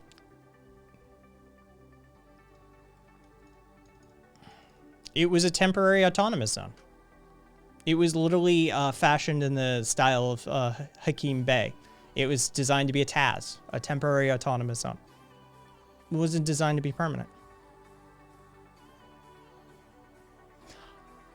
I can accept that, Patriot Kid. I can accept that. That works for me. I think his advice for life is a little bit of an overreach coming from somebody who has as many problems as he does. Yeah, I think him sitting there in the depths of his despair and addiction, telling people to clean their rooms with a filthy room behind him was a high point of irony for him.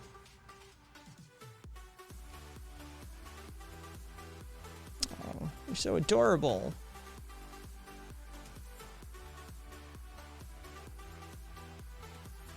You do realize that anarchism isn't about survival of the fittest. Quite literally, it's the opposite.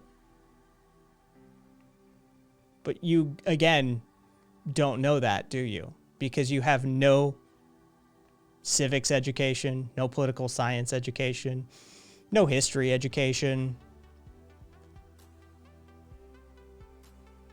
Hey, Kat, we've got, Ladies and gentlemen, Alex Jones here for Proudly Radical. Since I owe Kai a few favors from back in the old days. No, it doesn't, Chaos. Shit, I probably shouldn't talk about that. Bless Wait, your heart, though. Why are you still recording? Fine. Just be sure to edit it out. Anyways, as I was saying, well, this is Alex Jones, and I just wanted to teach the proletariat a few things about anarchism. Anarchism isn't about chaos. In fact, it's quite the opposite. Anarchism is about the people. It's about solidarity and mutual aid. It's about removing unjust authority and hierarchies. We should all be anarchists. The world would be a better place. Now, I'm going to apologize again to all those parents whose lives I ruined because I'm such a douchebag. Jones, out. All right, Kai, this has got to make us even for that incident you helped me out with. 5 Gen, you need to read more Bookchin. Confederalism, scope and scale issue gets addressed readily. I mean, yeah. It really... Thank you, Kat. You can't function under a large group such as the United States under the system we have either. Do you understand that, right? Like Dunbar's number dictates that confederalism can be operated successfully under an anarchist system, whereas under our system, Dunbar's number dictates that it is functionally useless. You can actually compromise. Our system is broken and rotting from the inside. Would I debate? I'm not a debate bro, Zumi, sorry. I mixed your name with Zomia. It's not even close to perfect. It's not even close to perfect. Like I said, it's broken and rotting from the inside. I'm not even suggesting it's in the same fucking universe as perfect. This shit is functional, is designed to be a stacked game from the word go. This system is a technocratic oligarchy with hyper-capitalistic motivations. This shit is broken intentionally. It's designed to work for the few, not the many. It's the way it was from day one. It was always about land-owning white males. 5 Gen, I'm almost 40. I'm 38.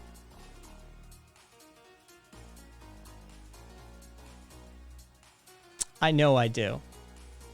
And I always love when people try and take that tack. Well, you're young and don't know anything. I've been around. I've done stuff. I've been places. I've seen things. I've studied. I've had a lot of time to study. And luckily, my career path allowed me to study. It's been 14 years and no one has let Kai leave college. It is. Cat's fucking solid.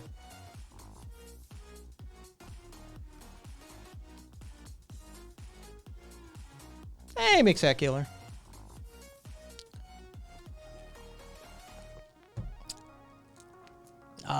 You're only 27, Max. Thank you, Zumi. I'll take it. Yeah, Cat, it is a fucking thing. It is a fucking thing. Those adrenochrome injections working for you, huh? Cave, it's the, well, I mean, you get the adrenochrome shipments from the CIA these days. You know, the Soros contacts, of course, have dried up. But luckily, I've got, like, the Soros, CIA, and Illuminati contacts. Oh, and I'm literally the devil, according to somebody else now. So I've been elevated to, like, God status.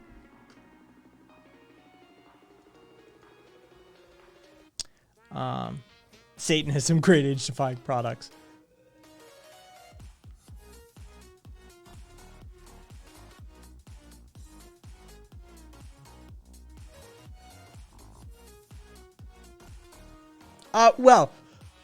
Pistique, the Freemasons are a creation of the Illuminati, so by extension.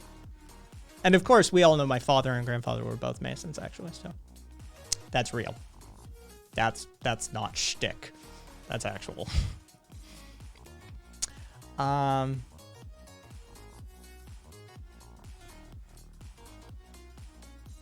yeah, turd. Fucking that's who's getting shit done there.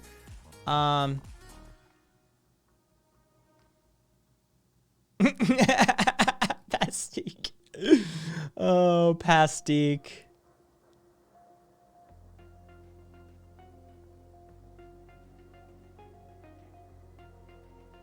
Cool, Cave.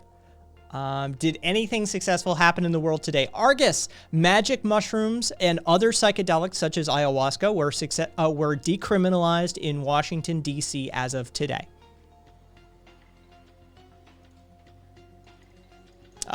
Ms. Chris, I've lived a weird life. I think my chat can testify on my behalf. Some of the experiences that I've managed to cram into my age. I've lived a weird life.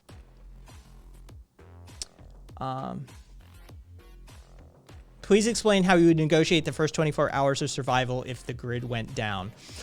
Chaos. 1, I am heavily armed. 2, I am well outfitted. 3, I have property. Job done.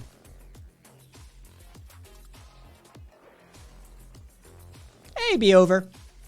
Is it true you are a pole dancer? No, I did not pole dance.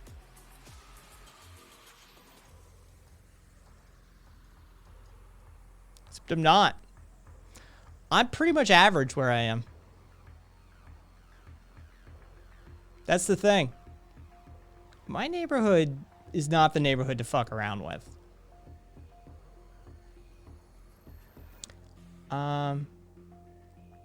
Do I have an everyday carry kit? I mean, my EDC isn't that complicated because I don't have to carry much in my everyday. I am landed gentry. I did not watch that. I did not watch Midsummer. I don't really do horror. Technically, I don't own the property. For legal reasons. I want to visit the commune of Paris. Where do I sign up? Oh, Jesus Christ. Be over psychedelics in Washington, D.C. Mushrooms, ayahuasca, that sort of thing. Kenneth Copeland.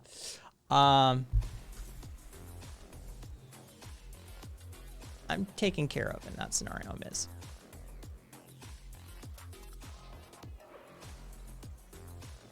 Yeah, I'm aware of it peripherally, Goalhead, but again, I don't do horror films. It's never been my thing. We're acquainted. Position on squatting rights. I think that the time should be brought down from the 5 to 7 year range into 8 to 12 months. I think that it should be greatly extended.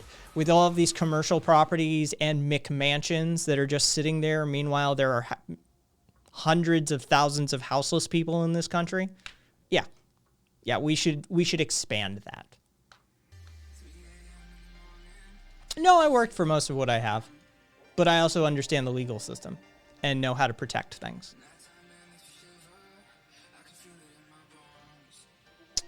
Nope.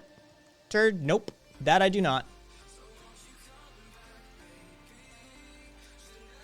Were there more than psilocybin and ayahuasca decriminalized? That I don't know. Let me go looking for you. Initiative 81.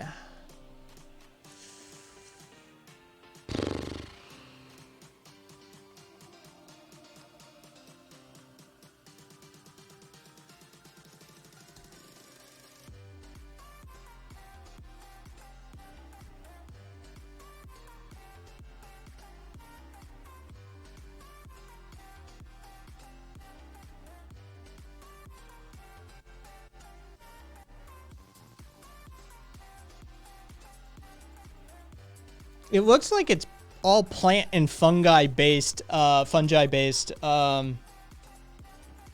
entheogens. From what I'm seeing, it's pretty broadly worded. Magic mushrooms, ayahuasca, mescaline. Yeah.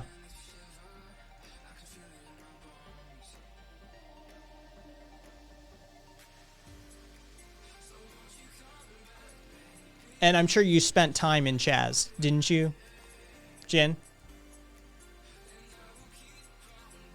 As opposed to actually people in chat who did spend time there. Yes, yes, and yes. Ms. Kriz, we have a skills exchange on my Discord server. I not only have, can food, I have multiple routes of preservation that I have experienced and familiarized myself with, all the way up to nitrogen packing. But yes, I can do all of the above with a decent level of proficiency. Yes, because fundamental step number one of community organizing as an anarchist is to understand what dynamic skills that people are in your mutual aid network bring to the table. So we make sure we know what each other is capable of. Yes, Mystified, that tends to be how it goes. I've had that experience. Multiple people I've sat for over the years have had that experience. It's a thing. Interesting. American Fascies. What does my ideal society look like? I don't know. In the words of most, I don't know what you're responding to at this point, Ms. Chris. Like, I'm done dick measuring for you. Like, I can hunt. I can gather. I grew up in Vermont, right? Like, I grew up in the wilderness. Like, bumfuck. Not in Burlington. Not in and around the city. I'm good. I can take care of myself. If drugs were a martial art, would you be a black belt? Is there something higher? There you go, Pestique. American Fascies. In the words of, anarchists, there is no project of projects. Once you introduce a dynamic power network that's comprised of individuals who have full autonomy and ability to freely associate in reciprocal relationships, affinity groups form. Dynamism takes over.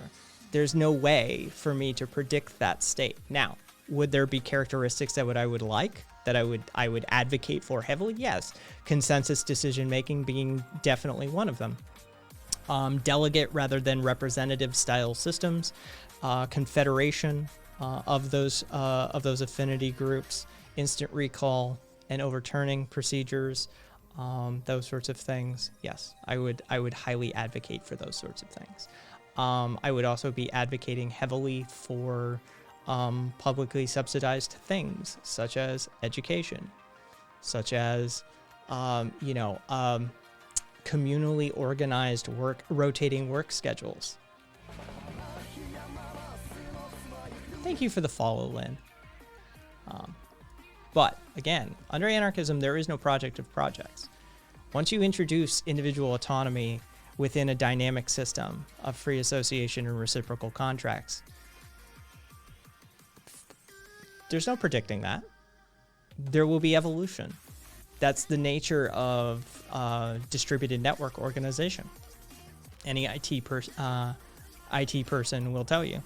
The network can take different forms.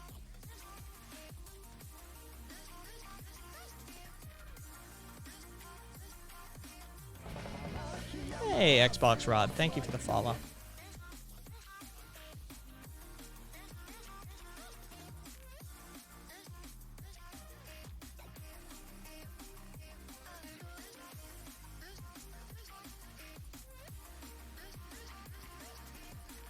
You're quite welcome.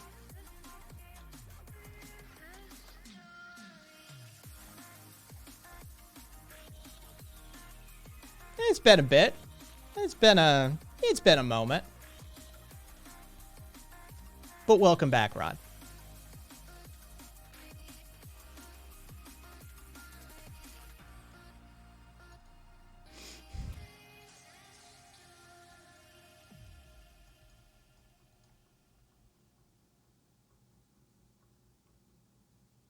Give most of it away in the form of activism and and become a propagandist. I'd retire on a small amount of it, of course. I'd also take care of a lot of people in this community, actually. There's quite a few people that I've come to know and really appreciate and respect through my community. So, but yeah, I'd get rid of most of it.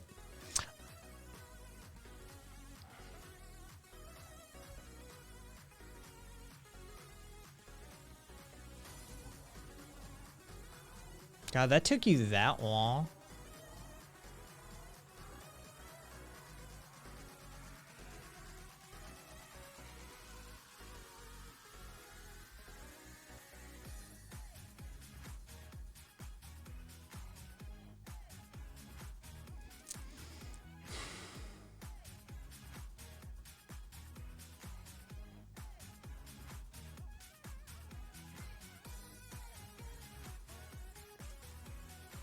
Nobody literally... Did you read this? No, of course you didn't. Never mind. Never mind. Why am I even addressing you?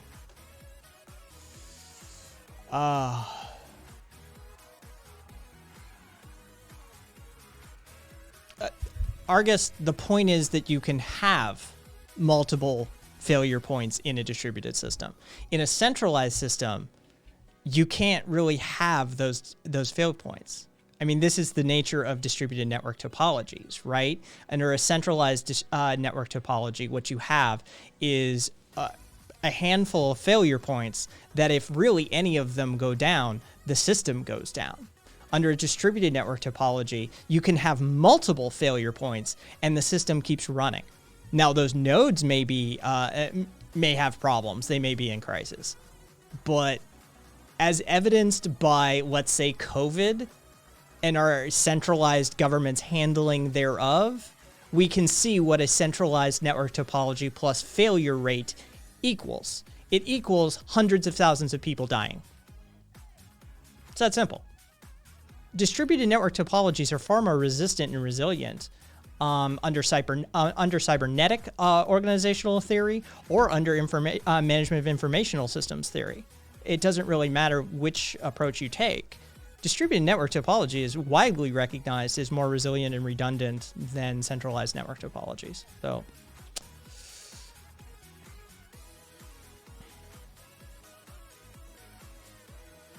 you do know that Office 365 isn't a distributed system, right?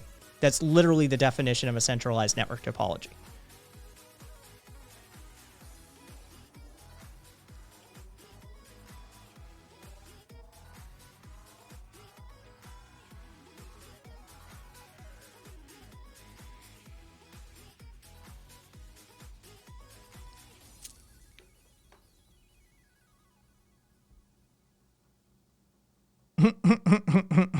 Fair enough, Mystique.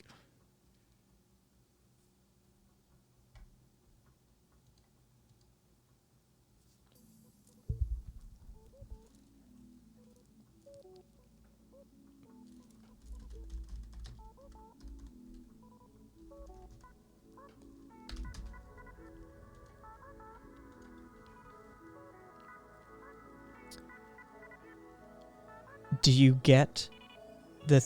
Hey, bread pill. Here's what you need to know, Argus. If you lose your connection to the Microsoft authentication servers, do you lose your connection to 365?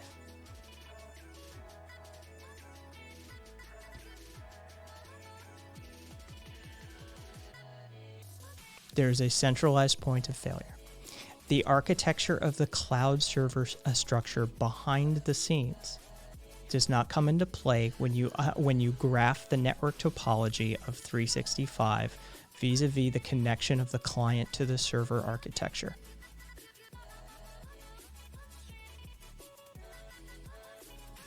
There is no alternative routing for the 365 client.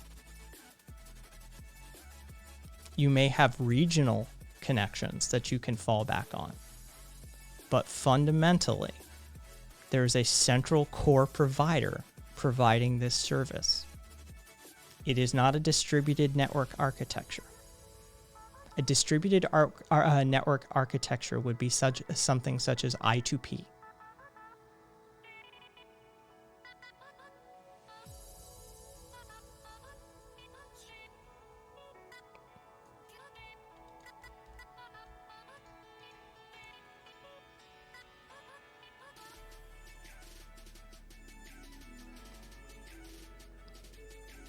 Oh, thank you, Moriarty. Hey, Swede.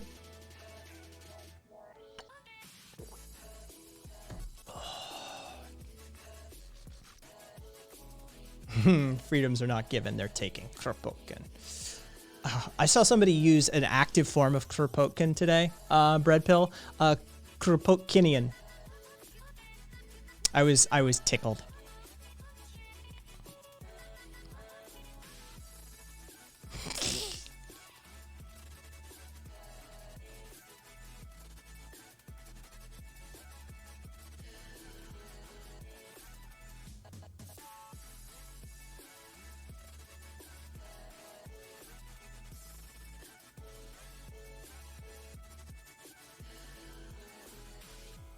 Xbox, I can't answer that question. Fuck if I know.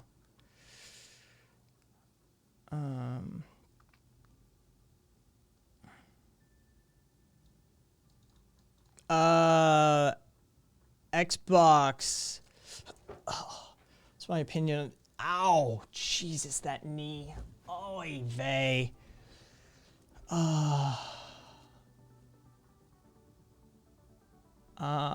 What's your opinion on the BLM movement? Is there just too many directions at the moment? Well, I mean, there's BLM the organization, there's BLM the movement. U.S. specifically movement, so I'll assume that that's literally what you meant. I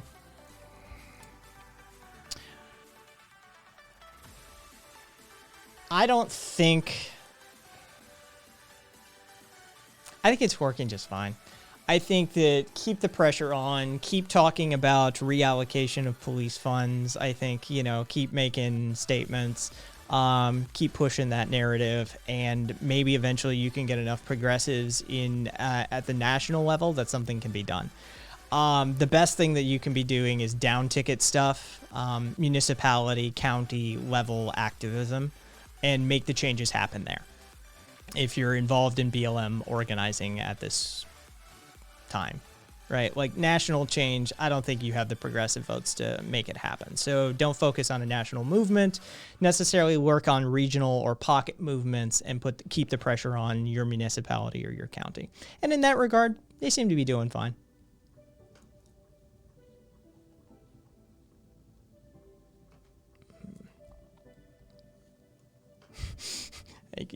Okay, Dad.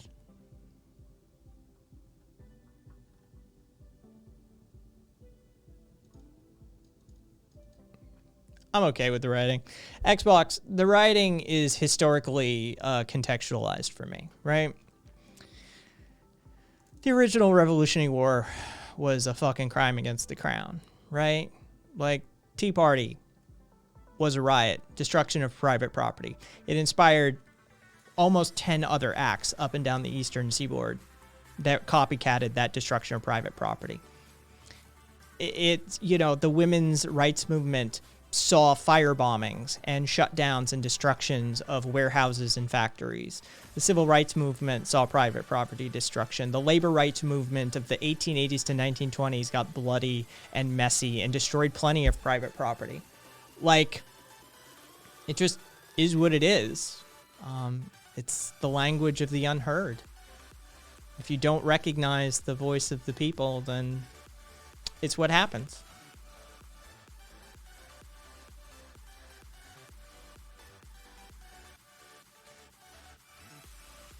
And yeah, as Kat pointed out, it's an overwhelmingly minor part of the protests.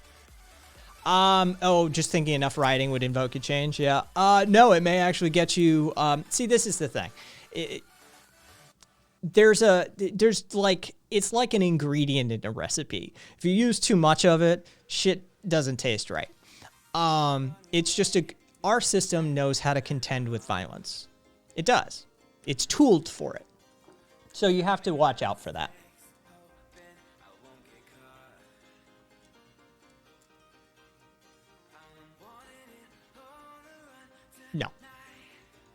No. Wither. No. Even the Indian Revolution, Gandhi said himself, that's the only reason that they resorted to a nonviolent protest is because they had been disarmed by the British Empire. Had Gandhi had guns, he would have used guns first. His own words. He literally talks about the patriarchal system of the British Empire had disarmed the populace of India and left its masses with no other choice. Had they had another option, he would have gone with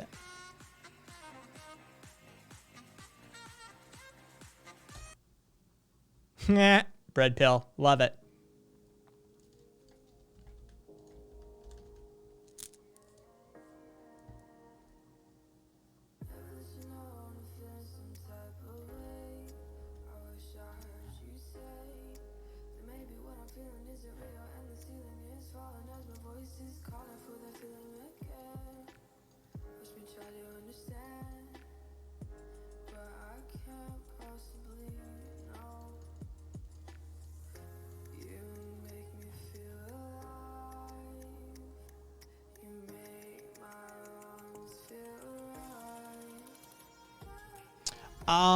Okay, so anyway, back. Wilhelm, wasn't there the Rose Revolution? No, that was in early 2000s, right? Georgia. Country, not state for the Americans. The protests came after the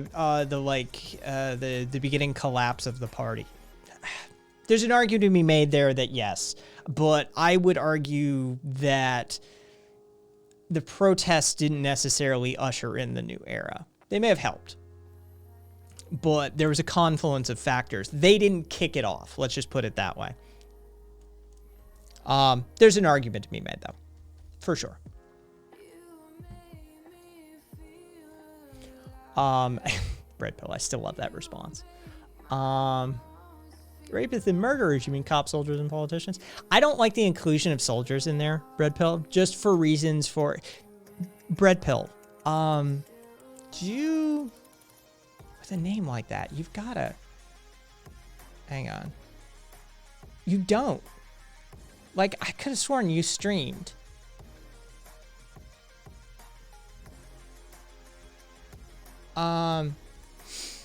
I would like to have that discussion with you as to why I don't include... Oh, that's the Bread Pill. Okay. Why I don't like to include soldiers in that, because I see them very much in the same vein as victims of society.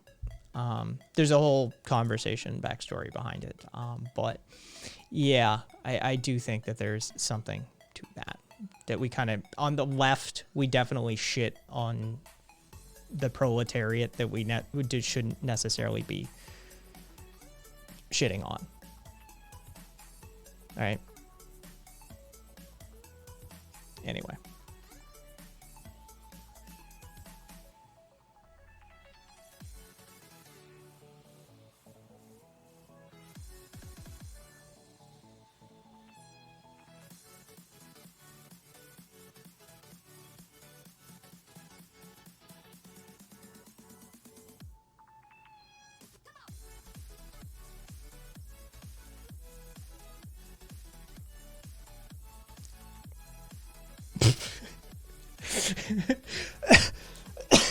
Jack.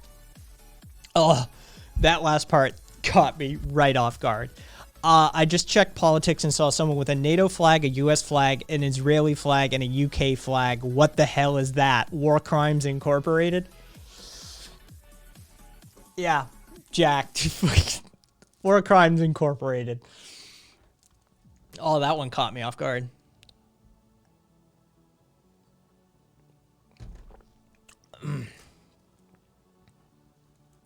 That's some of the nuance that, I mean, that just gets lost in that bread pill. And that's sort of where I'm coming from is I don't disagree. Like, I think you and I would agree on, like, we'd have that conversation. We'd probably just be like, yeah, we just agree. Like, but yeah.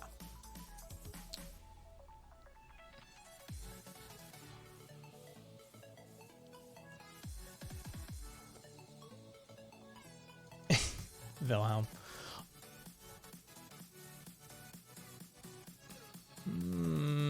Yeah, it didn't work that way, Alexander. Sorry.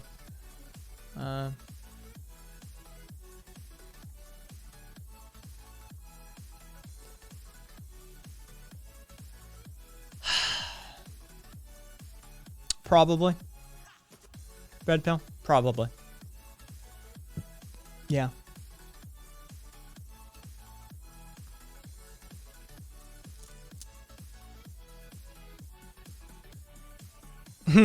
Welcome to philosophy, Argus. That's welcome to meta ethics. That's you've firmly entered the realm of ethics and meta ethics.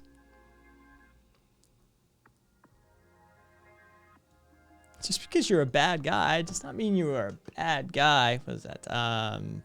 Fucking one of those Wreck-'em Ralph movies, right?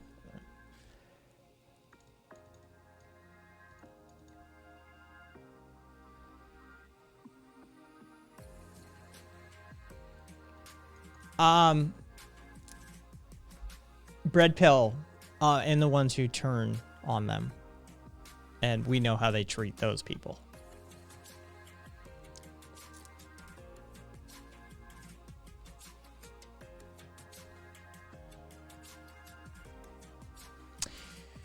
Yes, most of them though. A lot of okay, so some of them quit like in because of the system being in disrepute, right? A lot of them quit because they didn't want to have to deal with accountability. A lot of them quit out of like, yeah. Yeah, there was a lot of them that were just bratty little bitches that quit because they saw it. Jesus Christ, Swede. I mean, it's just a. See, but that's the thing. Oh my God, that's the thing, Brett. We either believe in reparative and restorative justice or we don't. Right? Like, this is... Yeah, exactly, Jack. Like, we either believe in it or we don't. And that goes for... well, that's not what nihilism means, but you do you. You either believe that you can treat even the worst of the worst murderers, rapists, criminals, the worst that our system can produce with a humane touch, or you don't, right? Like, and that goes to war criminals, that goes to cops, that goes to the whole thing. You either believe in it or you don't. And a lot of people on the left don't. They talk it. They don't believe it.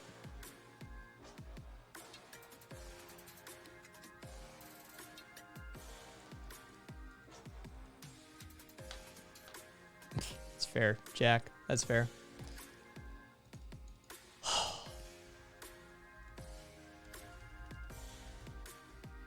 Oh, that's not what I meant to do. Jesus Christ.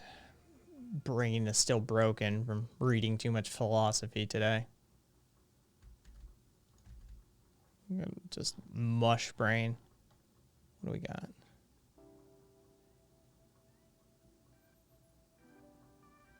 All right, cool. Just leave it open. Here we go. What if the murderer is a drone pilot? Checkmate. Lefties, post left gang, post left gang, post left gang. Whee!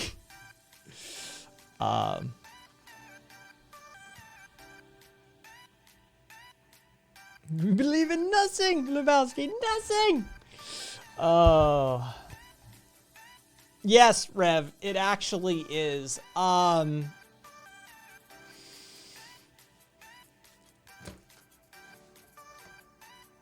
No. Bitche. And a few others. But it was the embracing of post-anarchism as a meta-ethical analysis, or a is using post-leftism as an embrace of a meta-ethical analysis of philosophy in the world around us, a dismantling or a dethroning of the epistemological underpinnings that classical anarchism had relied upon. It's a whole fucking thing. It's honestly, I rehashed some of it at the top of the show. My brain is not in the condition. Vengeance is part of our mind.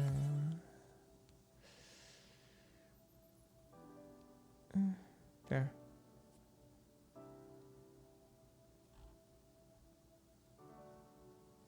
A few bread, but Dwayne Roussel after post-anarchism.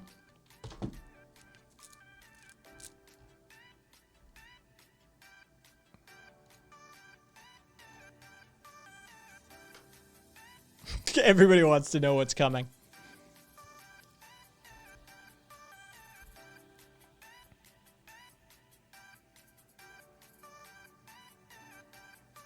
Well, many people have written the book on... Is it...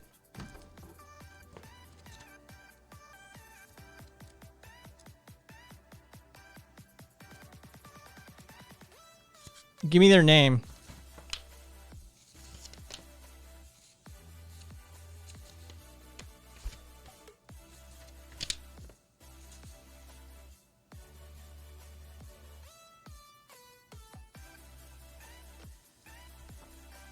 Okay, so yeah, the book on post-anarchism would be Andrew Koch, since he wrote Post-Structuralism and the Epistemological Basis of Anarchism, which laid the groundwork for post-anarchism in like 1990.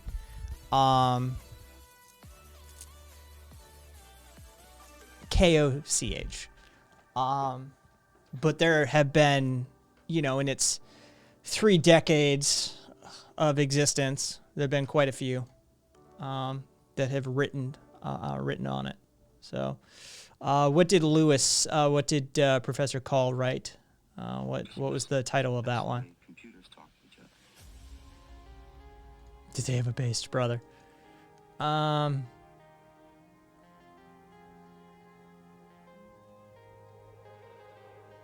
Oh, it's literally called postmodern anarchism. Okay, got it.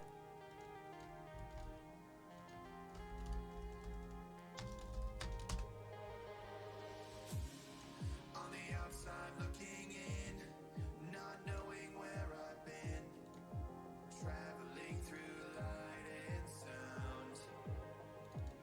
I want to know the real world, so verify. See, this isn't post-anarchism. This is postmodern anarchism. There is a distinction. In fact, there's an argument to be made that post-anarchism eschews postmodernism. So, yeah. That's postmodern anarchism.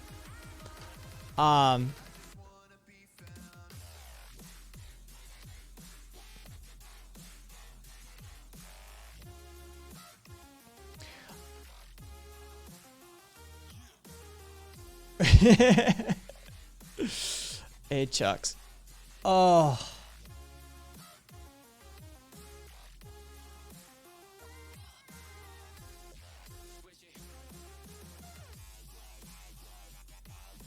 No, there's a few ways. Xbox. I like to view anarchism as a philosophy to grapple with the postmodern condition, which is a fair. I advocate for utilizing anarchism as a lens of analysis. So, most assuredly, yeah, Jameson gets name checked and after post anarchism, after post anarchism as well. Yeah.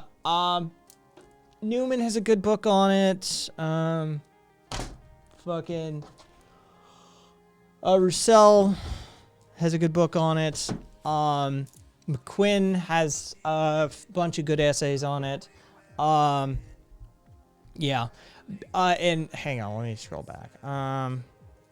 What's the distinction? Jesus Christ. Hang on.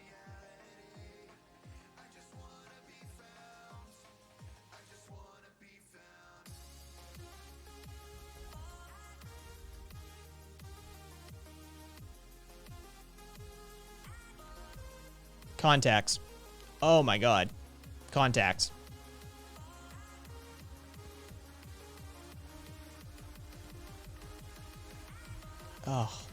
What is plain old postmodernism?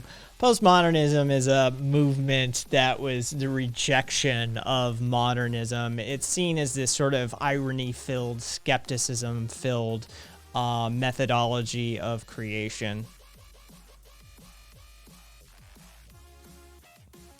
It's very much the destruction and tearing down of an aesthetic and an established methodology of the status quo. It's a refusal of the grand narratives and the meta-narratives of previously established by society.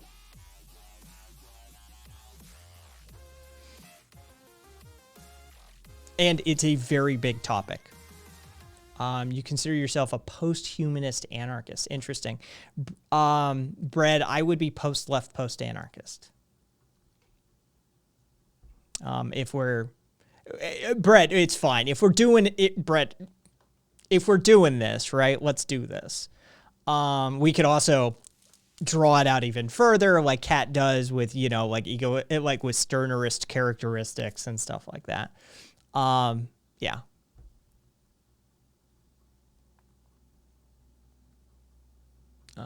Let's see.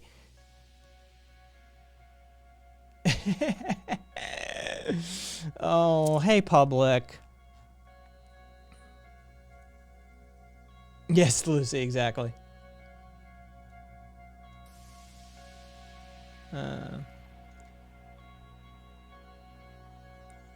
Anti-theist, anarcho-syndicalist. Fair enough, Rev. Fair enough. All right. We've been doing this for a little bit. Who wants to come on the air and talk? Who wants to have a conversation? Oh, sore. Right there.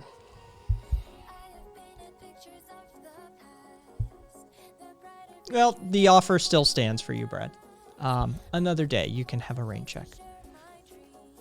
Ugh, God, whatever the fuck that is. Cleverness. Jesus. The chaos wants to talk. Yeah, sure. That'll be interesting. Amazing. Amazing. Wait, what's fucking... Amazing! Let the man speak for himself.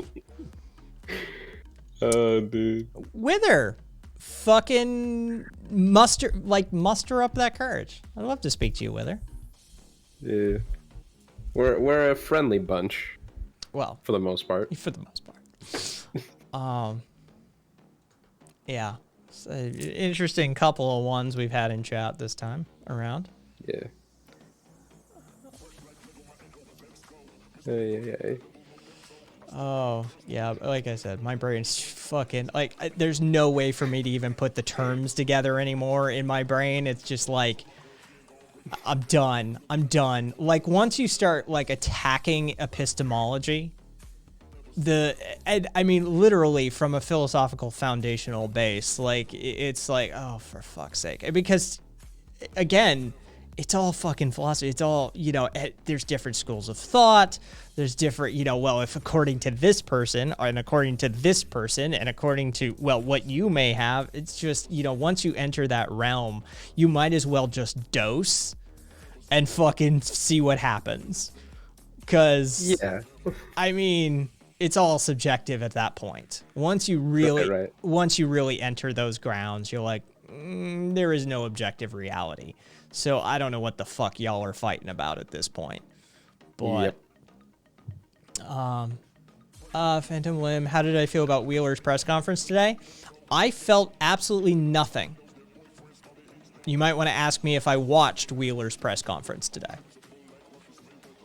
Who's Wheeler again? I'm not entirely sure. Okay.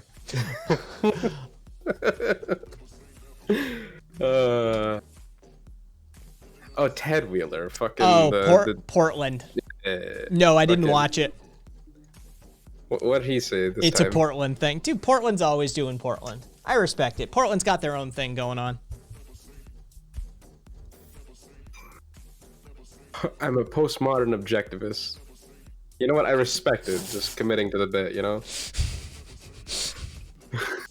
I just, you know. I'm a Randy and objectivist idealist. Right. See how cursed we can make this. I'm a postmodern ANCAP. Well, I mean, that could actually work. Yeah, that actually is you could hash that one out. Yeah, exactly, Lucy. Like, much love for the Portland comrades, but holy fuck, y'all are busy. Can't keep up with it all. Thank You you. gotta just aspire to them. Thank you for the follow, Paul. Yeah, Portland does Portland. Yeah. I remember when those videos were first coming out of Portland, dude. It was wild. Back on the fucking Podbean app, dude. But what about the warlord of Chaz? Oh, we had somebody do, like, some dude bitching about Chaz in chat. Yeah. This guy fucking was like, "Oh, it just evolves into nothing." They even had a warlord. I'm like, "What the fuck are you talking about?" He went away and came back like 15 minutes later with like some bullshit article claiming that this rapper who had been walking around Chaz with an AK or some shit was being called a warlord on Twitter. Therefore, he was a warlord. That's fucking funny. So. Yeah. Like, yeah, because that's totally how that works. Oh, that's funny. I love it when right wingers get like a taste of some hood rat shit and they just don't know what to do. Their brain just fucking explodes and you can see the fucking smoke coming out of their ears. It was on Twitter. It has to be true. Warlord really Yeah, has lost its meaning, eh? Yeah, exactly, Clay Donis. That was basically my position was, internally. I didn't mention it, but, we're calling this dude a warlord. Like, there's African warlords that would chop your fucking head off for even suggesting that dude was a warlord compared to them. Right? Like, fuck around and find out. Political thoughts. about South America. They do it hard. They do it fucking like raw in South America. Depending on what country and what era you're talking about, there's some shit I really like. There's some shit I really don't like. It just sort of depends. It's like, it's a large swath of land with many ethnicities and regional political associations and movements unto themselves. I do think that if there is going to be some massive event that happens politically on a global scale, it will be coming from the global south. It will be coming from the southern hemisphere. And South America has got some... they got some fire in them. Yeah. When Yep. Chile and Argentina come out to protest, they fucking protest. Right? Like, I respect it. I like his answer. It's a big place. Political thoughts on the whole world, maybe the universe too. Oh shit. Also Australia. I hope it doesn't devolve into 40k. I think we could all agree with that, right? You know, let's not become like a theocratic, fascistic empire that, you know, devolves into esoteric fascism, which ironically goes against the belief of that theocrat. But you know, it's a whole thing. Let's not do that.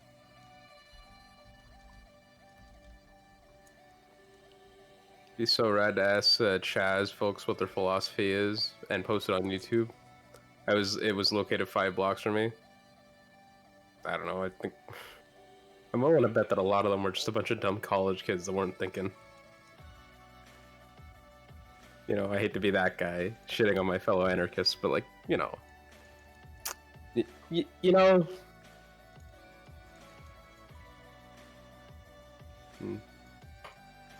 What do we got going on here, RV?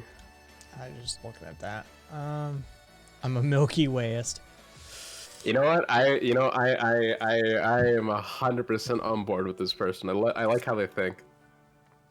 It's true too. I don't give a fuck. Marx was very focused on praxis, and like he spoke out like, I mean, fuck. Like even like ML leaders throughout the years like spoke out about their disdain for like the academic leftist that doesn't engage with the proletariat. That is like always, you know, like Lenin would have hated most lefties to this day. You know, people should read his rant on like left communists and shit, and like how they, you know, like basically shitting on them for not participating in bourgeois electoralism. Like, you know, Which is hilarious, given that Marx was, you know, an academic bourgeois who, I mean, dude, he studied under, I mean, you know, dude. That's the thing. Like Hegel's student list is fucking stupid. It's stupid. Marx, Engels, Kierkegaard, fucking. There's a few others that you're just like Stirner. Yeah, like you just go down the list. And you're like, who studied under Hegel? And you're like, wait a second, all these bougie fucking like academic types. Yeah, motherfucker. Yeah. For real. Yeah, and I still fucking Marx. I'm his like I'm turning Hegel on its head. Yeah, that was a mistake. I'm sorry. You took an idealist dialectical style and turned it into a materialistic dialectical style. I still argue it's a mistake. Like you done fucked up, son. But hey. Well, yeah, I mean, it was like influential in like forming modern fascism as we know it. Yeah. You know. Oh, sweet Jesus.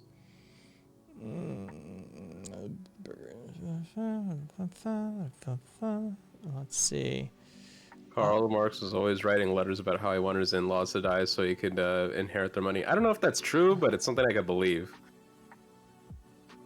I mean, he was an attorney who owned a winery, or he owned a winery and estate. Right. So I'm just saying. Gotta love people who are just dickless status quo advocates and just come on other people's discussions to try and shit on people's beliefs with what amounts to zero actual clapbacks. As for Tus,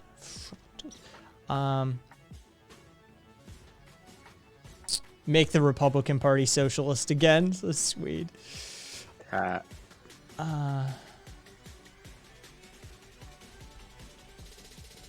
Yeah, it is fascinating looking at that window of history with Hegel, and I forget who his contemporary was. Started with an S. He was supposed to be the like badass philosopher. He had some rivalry, some like peer that was going to be like was supposed to be the star. No, not Kierkegaard. And he was supposed to be, oh god, Troll's Life is a good one. He was supposed to be the rising star, and he ended up having a scandal at the university.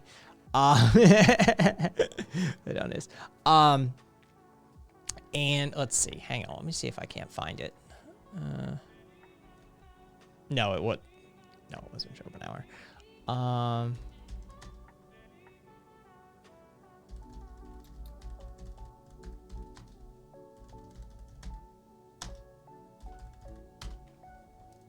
Marx was on NYT, I think. Checks out, I think.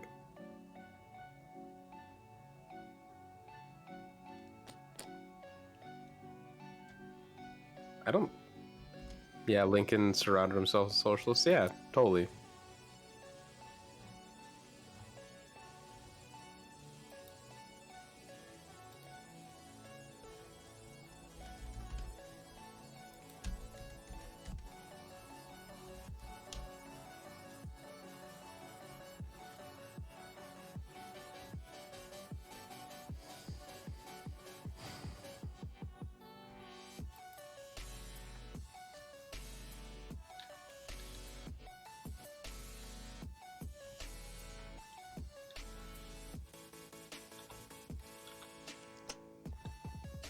Yeah, I can't find this guy's fucking name off the top readily. Because he's such a fucking footnote at this point. He was supposed to be the rising star. And he had this scandal at university and he just had this downfall. And he lost his chair at the university and don't worry. Don't care. Hey, Right. Womped. Fratus is going, by the way. Okay. Take care of it. Later, Fratus. Sleep well. Oh, now it's a double major. First, okay. Cool.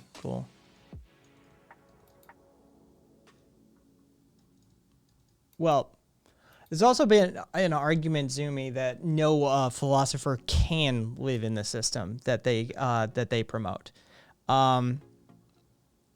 If they're creating a new philosophy, it's impossible for them to really live in that philosophy.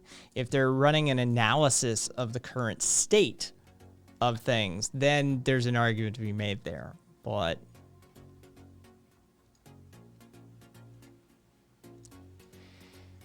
you're 50 years of age and you're getting into dick measuring contests and arguing with people on in a Twitch chat.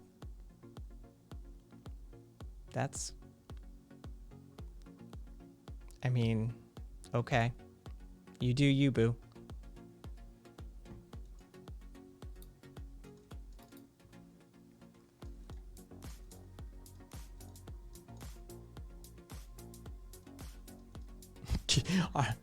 Wilhelm, I'm 90. RV, I'm 102.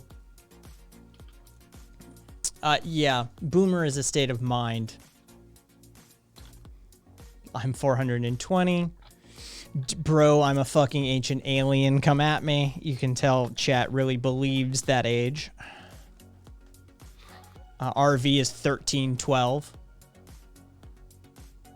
Now, I don't know what to do with you. Honestly, Chaos. I think it would fall easy breezy. I just choose to accept for my own sanity that he's just kind of fucking around. I mean, you literally are claiming to be 50 years of age and have a double major in psych and philosophy, and you literally use to turn a phrase anarcho-Marxist. Unironically. Oh, then it was this. This is the same idiot that posted the fucking Warlord of Chaz article from the New York Post.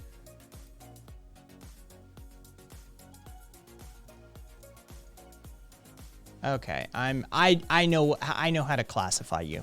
I'm done reading what you put.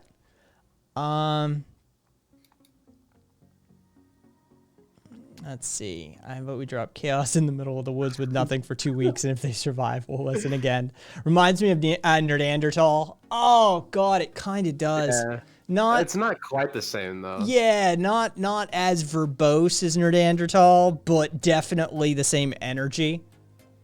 Yeah. Did he just stop coming to the server? Did he get bored? I think yeah, I don't know, but he did, yeah. Oh, that's rough. You guys bullied him. You academically bullied him. I mean, Jesus fucking Christ. I mean, there's only so much climate change denial you can take. Oh wait, hang on. Fuck. Yeah. Well, yeah. Like, I'm just imagining what level of climate change denial fucking Chaos is in. I'm curious too. I want to see what that's at. Fucking. Now that you mention it.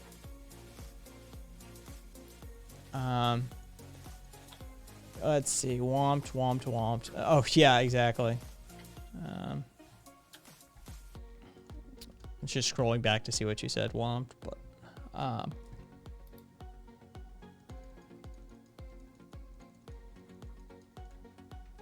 mean,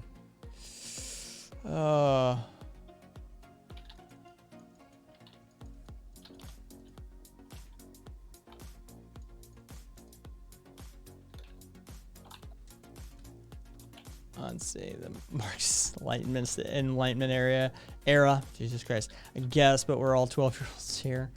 I couldn't imagine. It's straight down. I'm 69.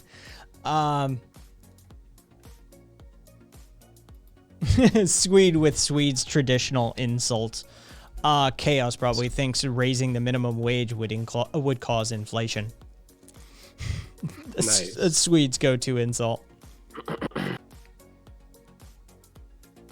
Hey, Chaos.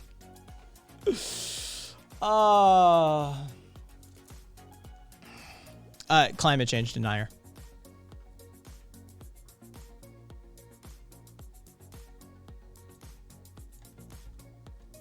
Fucking figured as much.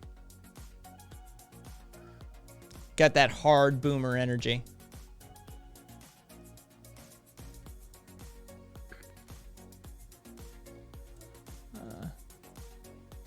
Probably a flat earther. Sweet, I am consistent. Let's see. Andy, no. I don't know how is the pronunciation on that NGO name? I can fucking tell you. Is that the one that's Win? I know there's one name that's completely fucked up in spelling and it's pronounced Win. Oh, like the fucking NGUYEN shit? Yeah, that's the one. There you go. Is it no? Critical.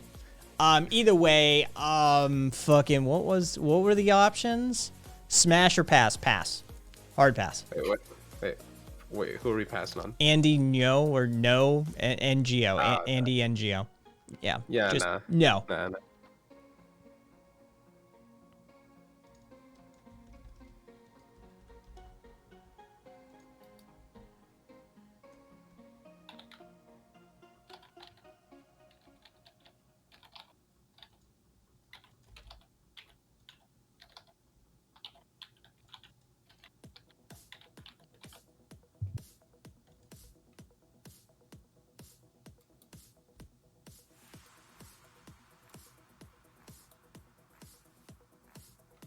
Let's see. Not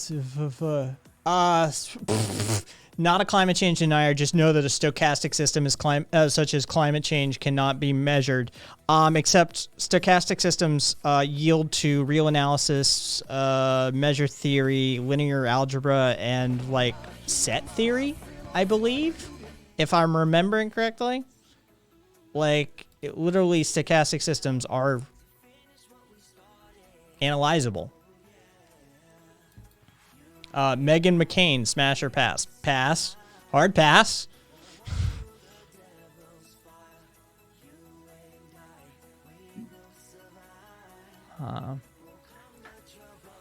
Yeah, exactly, Sandman. Put the climate change argument aside. Stop polluting the earth, assholes. We live here. Like, stop shitting in the corner. Yeah, I guess I don't know. My thing is just like, do these motherfuckers just like deny like things like smog and shit exists or something? Yes. Like it's just like you can go to Shanghai, you see everyone's wearing masks, and like your lungs start hurting for like weeks on end after the trip, and you can be like, yeah, that wasn't, pollution is not a factor here whatsoever.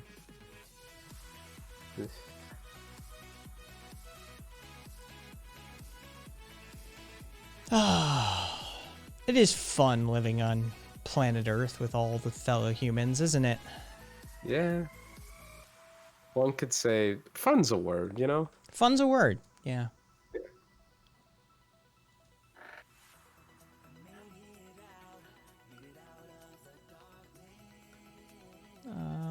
do this right now.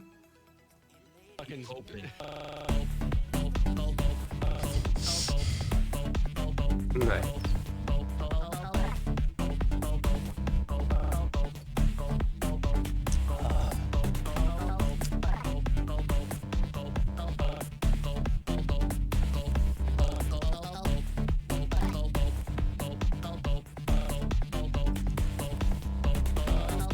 I'm coping so hard.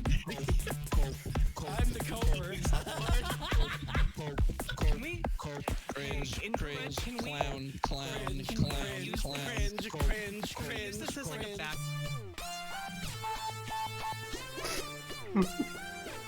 It's so fucking goofy. I still can't believe 45 minutes straight of just cope. That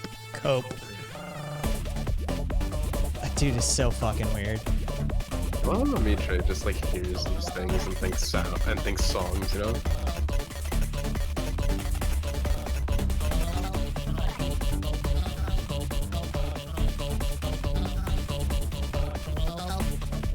Chaos believes in a communist takeover.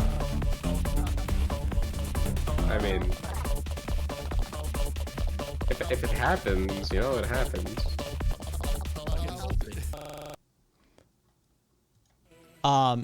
Chaos, I'll be fine. I'll have the logs, and I'll turn your ass in for street cred.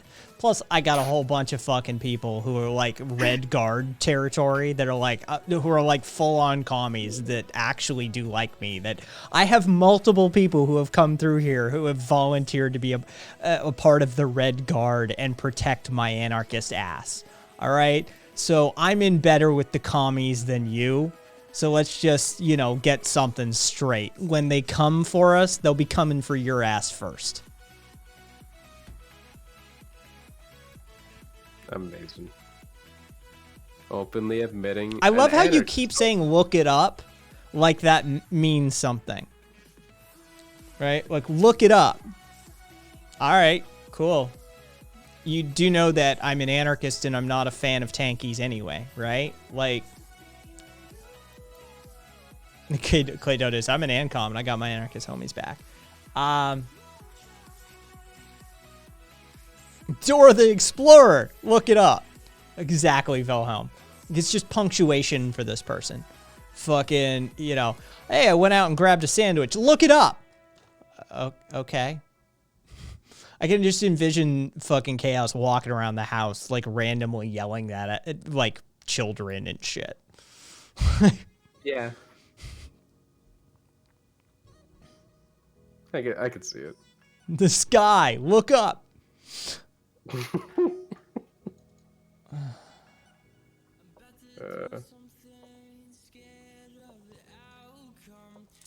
Yeah, oh yeah, Lucy. Oh, that's what it is. The Great Reset. Yeah, oh yeah, shit. yeah. It's that crazy far right conspiracy shit because it was floated that like given the entire COVID situation, this would be a great opportunity for us to reset some of our environmental, you know, usages and consumption rates and that sort of thing, seeing as we decreased them, and we've demonstrated that we can, you know, actually continue as a society, that a lot of what we were doing was unnecessary.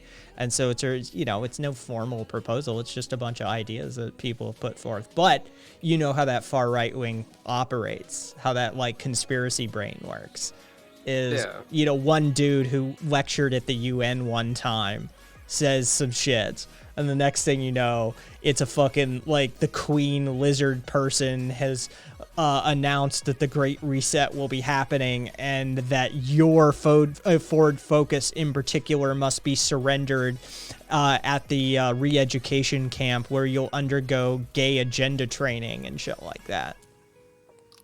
Why is it always a Ford Focus? Because it's in reference to an old Stanhope bit that I refuse to let die from him, like some of his earliest material.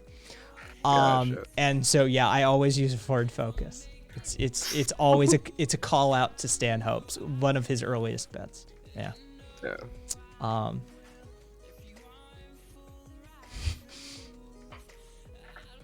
Oh no, the juice wants my shitty minimum wage jobs.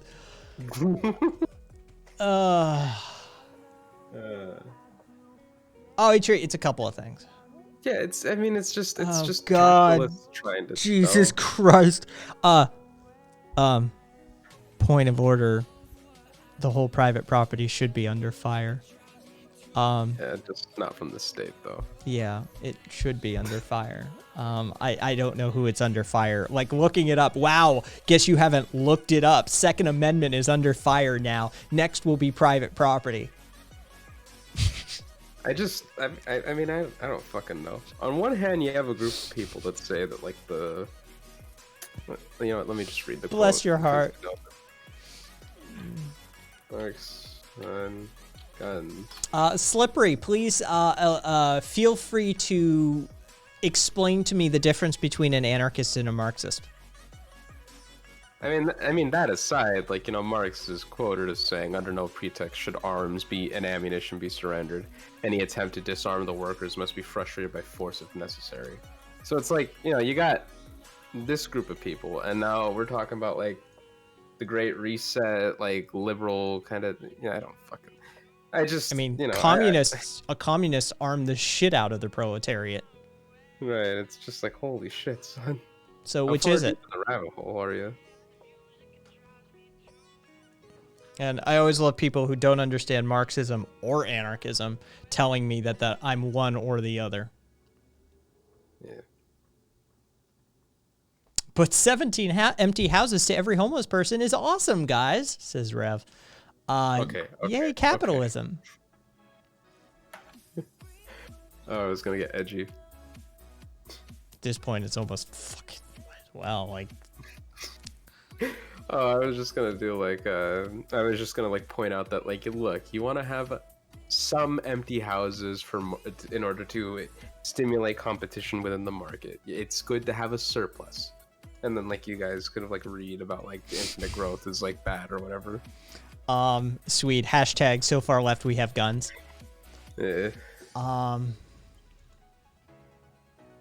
His capitalism is a system sent by God, but God hates us. Amazing. I looked it up so hard, and seeing people like you, Chaos, you shouldn't have guns. I'm all for fewer guns. Okay, no, we're not doing this Critical took a Critical went full horseshoe on that shit. No, we're not doing it. Good job, Good job, Chaos. You took someone who believed in the Second Amendment and got him to not believe in it anymore because of your crazy ass. Good job. Yeah, that's fucking hilarious. Redistribute the means of warfare, says Kaiser.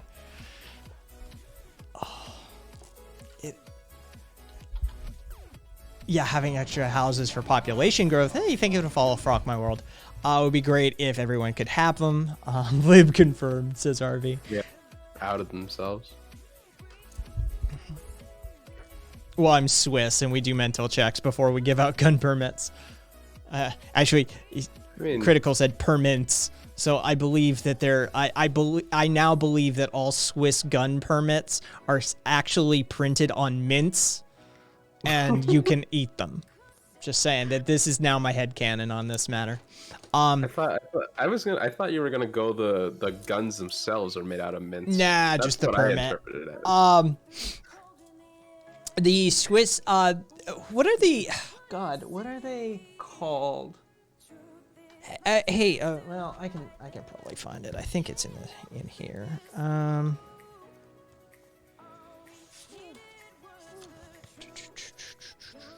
That's Malatesta. I don't want Malatesta.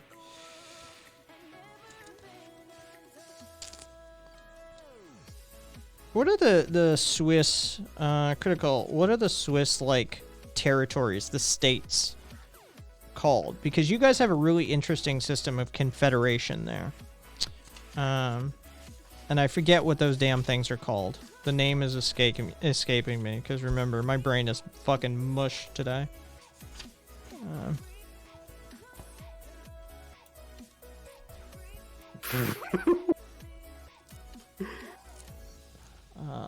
Where do I get my mint gun permit?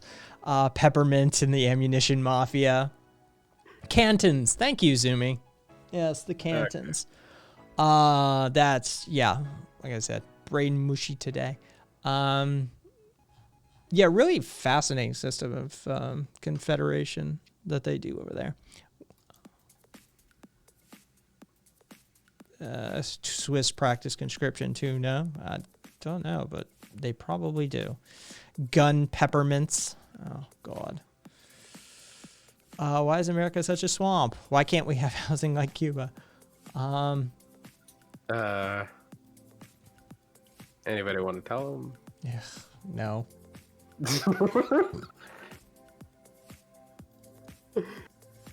Zumi says my canton is and lean on keyboard. Argo? I don't fucking.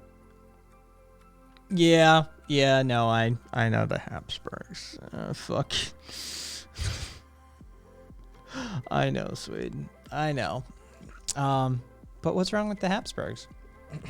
Is there any sort of interesting historical precedent involving the Habsburgs that I may not be aware of?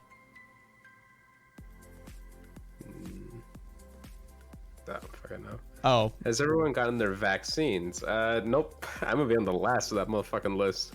yeah, I'm not anytime soon either. I was looking at Nevada's tier schedule system today, actually.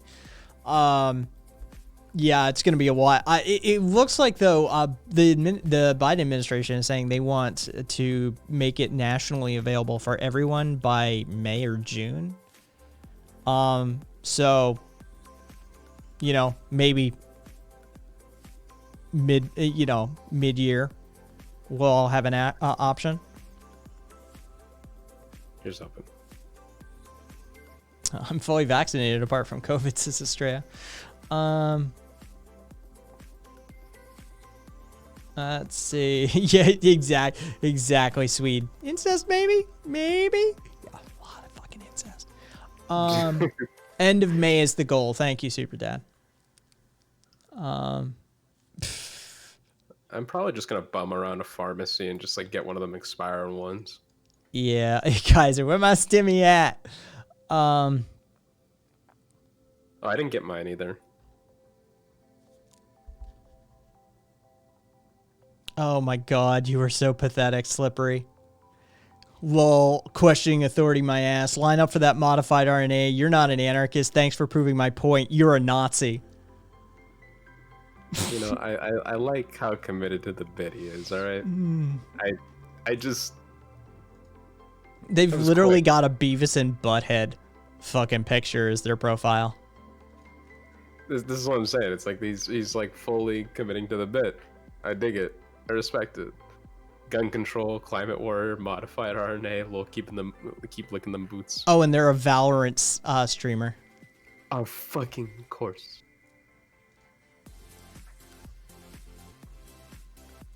That's great. When you want to be an edgy libertarian, but you hate them. Slippery, you do realize we actually were advocating for everybody having a gun? Yeah. Were you not paying attention to that part? Like, literally, like, everybody should have guns but cops. Like, Kat even quoted Marx on how any attempt to force surrender of guns or ammunition should be frustrated by force if necessary. Yeah, no cops fuck have the guns. cops. Yeah, fuck them. Yeah.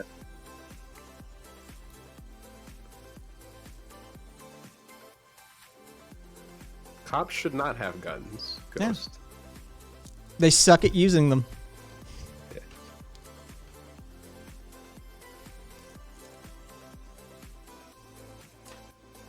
Yeah. Also, I don't think. Yeah. Well, this is what I'm saying. It's when you want Yes, to be an Chaos. edgy libertarian. When you want to be an edgy libertarian, but you hate them. Them. Iceland, well-armed populace, unarmed cops. Local cops, little. Nothing nihilist at best. Nah, we just don't like licking boots. Please, again, Slippery, you still haven't defined anarchism, Marxism, and now I'm going to need you to define nihilism. Please, Tell me in one sentence for each of them, in your own words even, without having to go to Wikipedia or Google. Please inform me as to, just something about these ideologies or philosophies. Anything at all, really. All right. Are you people ready for the spiciest take imaginable? Ghost is Anonymous asks, do cops lose the Second Amendment when they get a job? And I'm going to bite the bullet and say, yeah. If the Second Amendment's purpose is to, facilitate the conditions for a population to overthrow the government, then it would make sense that the members of that government shouldn't be able to bear arms, so that the citizenry can overthrow them with minimal difficulty at any time. No, you didn't actually define anarchism.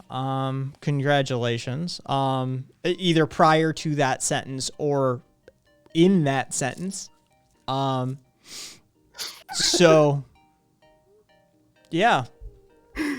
I think I made Ghost Pro. I think I made Ghost Pro gun control. He don't want me to have my gun. Oh boy.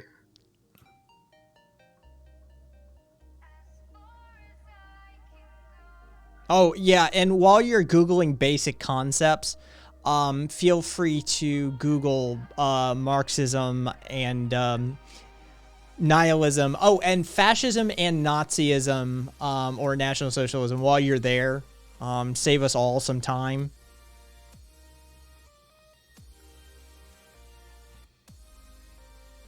Yeah, oh, also, yeah, Rabbit, you might want to also look up the definition of shill while you're at it, seeing as you clearly don't know what that means either.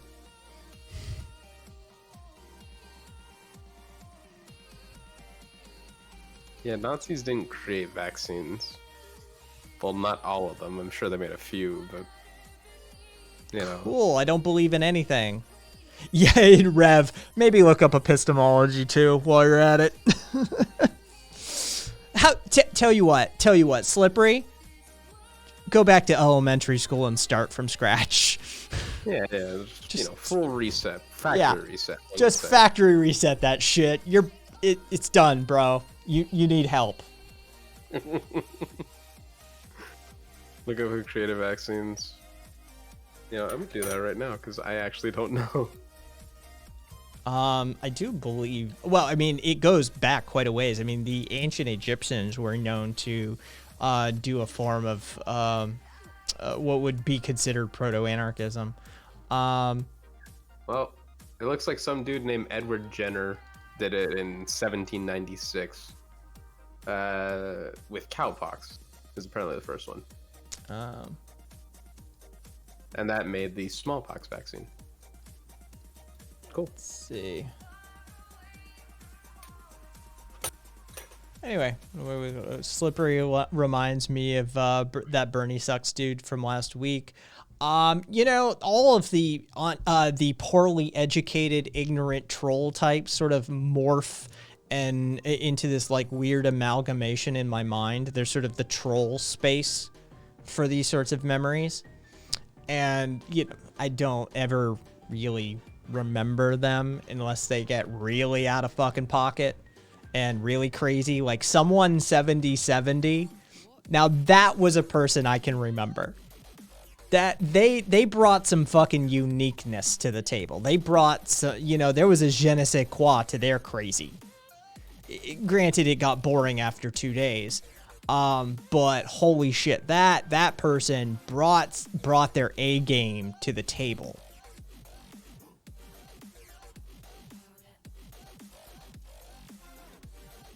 Oh, what do we got here? Oh, yeah, and while you're Googling basic concepts, feel free to Google Marxism and nihilism. Oh, and fascism and Nazism or National Socialism while you're there. Save us all some time. Yeah. It was just RV. Google debate bros. Yeah. African wither. I mean, that's the thing, is the ancient Egyptians used a form of oh, Jesus Christ. Well, I mean, thank you for the follow, but feel free not to come back. Seeing as you seem so unhappy here, I wouldn't want you to, you know, engage in a form of masochism unless that's your kink. Maybe this is how you get off. I don't know.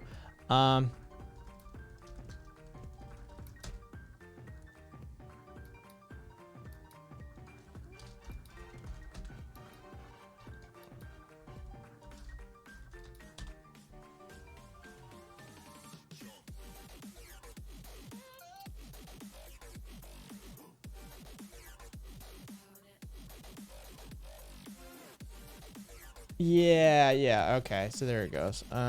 Egypt. Yeah, it was, so... Yeah, there's even, a fucking study. Vaccines from Genesis to Revelations. Just talking about the era. And let's see. Okay, so variolation was what they engaged in. But it was, again, smallpox. Practiced in Egypt at the time of Moses, potentially originating there, and spread to ancient India via Egypt. Let's see. Let's see, variolation, it was material taken from the patient in the hope that a mild but productive infection would result. Basically, you would, like, rub powdered smallpox scabs or fluid from pustules into superficial scratches in the skin. And that's sort of where the process began. Many, many, many, many years ago. Ew.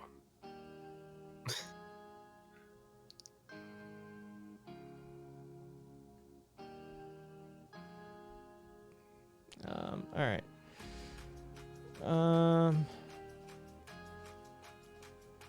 Yeah, and actually, Sweet is fairly correct on that one. Elvis is the accredited with making fucking vaccines like a thing in the U.S. Because he got his vaccinations live on TV. Oh yeah, I remember that. Yeah, made it a thing. Yeah, remember reading about that at least.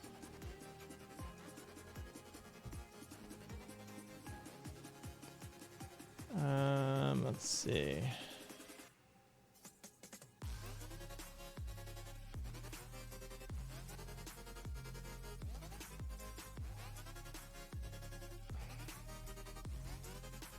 So you would rather trust the FDA, Slippery? Is that what you're telling me? That the non-approved modified RNA shot? Go alter your DNA blindly as you pretend to be an anarchist. Again, you use this word like you know what it means. It's adorable. I want Slippery on the air. I do too. Slippery, do you want to talk? You want to actually... You want to put up? Put up or shut up? Whatever like this is a gamer word.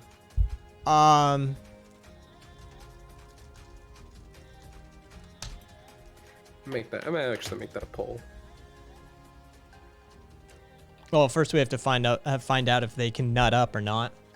Yeah, but you know, might as well get this going too.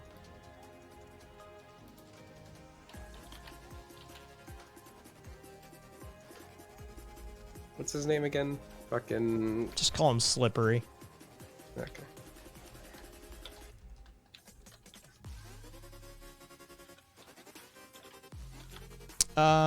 Interesting. So they have gotten FDA approval. So that part's wrong. And as for whether the modified RNA shot changes your DNA, Jesus Christ.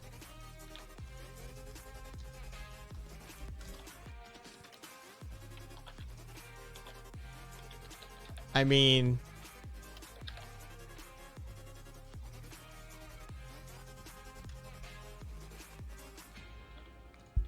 It's an emergency FDA approval. It's been done numerous times.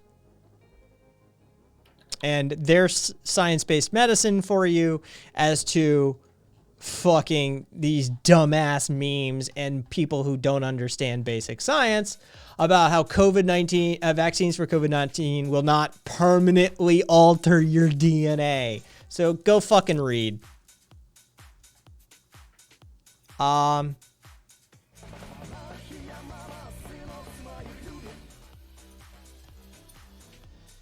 putting Boomer.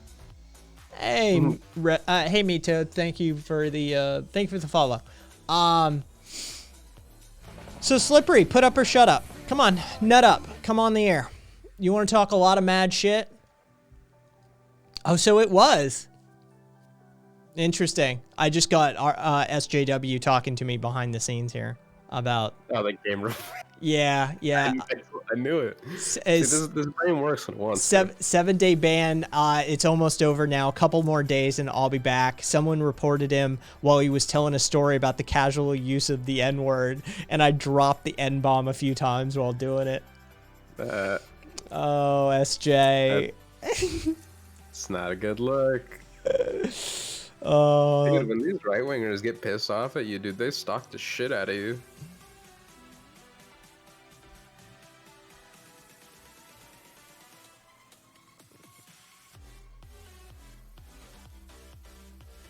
So balls parsley.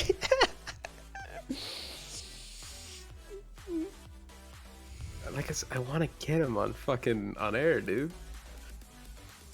It would be funny.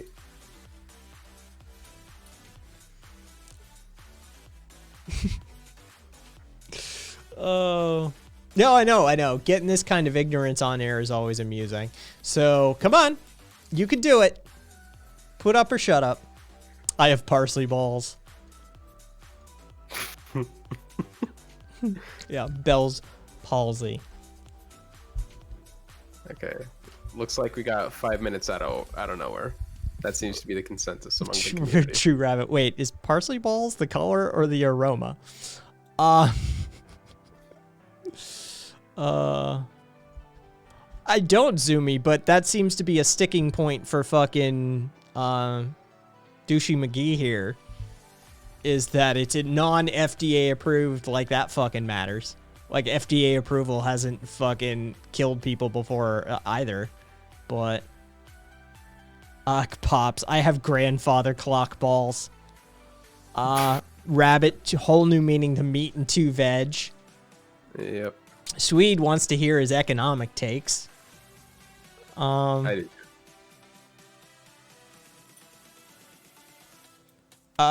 Chaos, you're adorable. Bless your heart. I honestly, I couldn't imagine. I hope you're single because I couldn't imagine being married to you. To be fair, I was that guy in school. You think I'm doing fucking homework? Get the fuck out of here.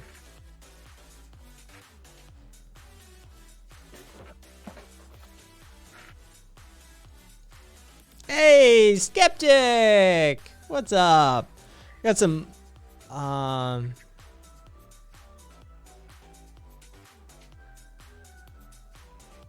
we got like a pair of chuds. Cajod. I have basketballs. Chad City. Chudicity. Oh no. Yeah, chudicity. I like it. It was, you know, yeah, it's a thing now. Who went live? Oh, Curio went live. Oh, nice. Excessive masturbation can lead to hallucinations, claims grapefruit hovering in my living room. There will be no more sunrise. Oh, Curio. Oh, that's funny. I do, Xbox. Rod, I do know 7th.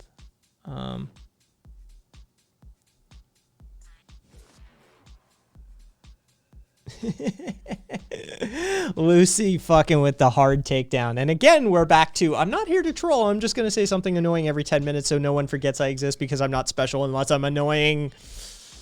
Fucking Lucy going Lucy going straight for the fucking jugular on that one. Yep. And Slippery, again, speak up. I'll get you the Discord link. We'll get you on air. You can speak your mind. You can go toe to toe. You can, engage in the marketplace of ideas.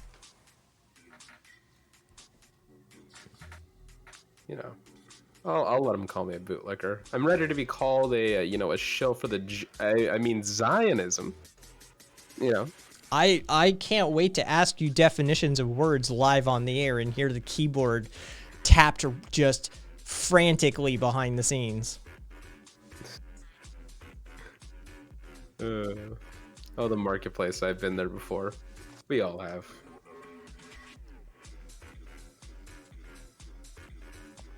It's crazy. Angie, you know how it gets. Zionist, does that come with a cape? I mean, I'm sure there is one.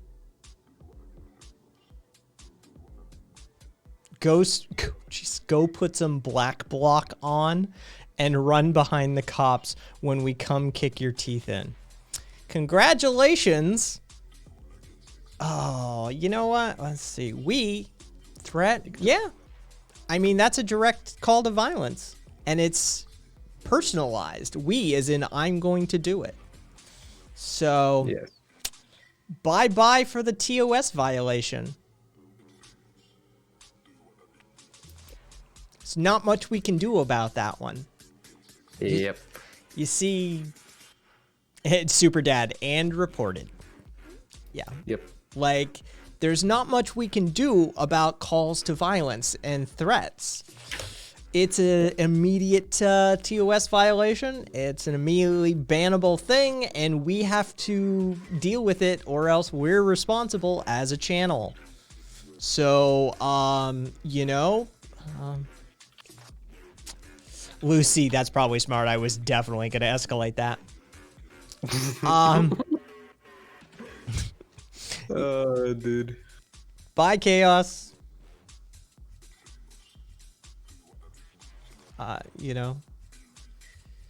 Either anytime you add an is to a word, you end up with a wiki page a mile long. I missed a final message. You didn't miss much, to be frank.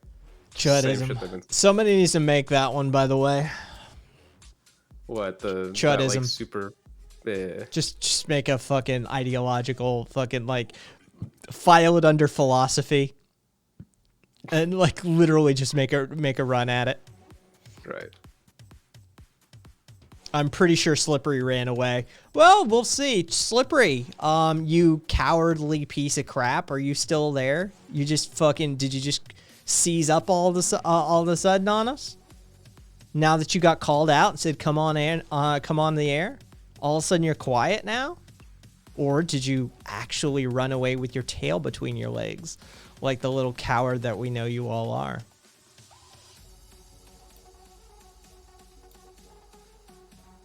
Come on. Be real surprised if he was actually still around. That's the thing. You bait him out with it, or either they're gone. So, yep. Chudism says Wither, a religion. Yeah. It's funny. It is hilarious how many of them bitch out the instant he's searching through Dave Rubin's book for his next argument. Fucking, you'd be better off listening to his stand-up. It is funny how many of them just immediately wuss out the instant you're like, hey, come on the air and have a conversation. It sincerely is like 97%. I've got a sample size now over 100. I can make a percentage out of it. It is legitimately like 97% of them just wuss the fuck out.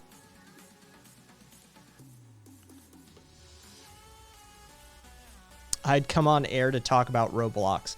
I know nothing about Roblox, so I would definitely I'd be open to, quizzing you and talking to you about, asking questions about Roblox. I know nothing about it. It's okay. The only notable news that I know about it recently is that it just went public on the market, and like people are like speculating like right away that it's just way too expensive of a stock. So people are just waiting for that ship to crash and burn. So keep an eye on that, I guess.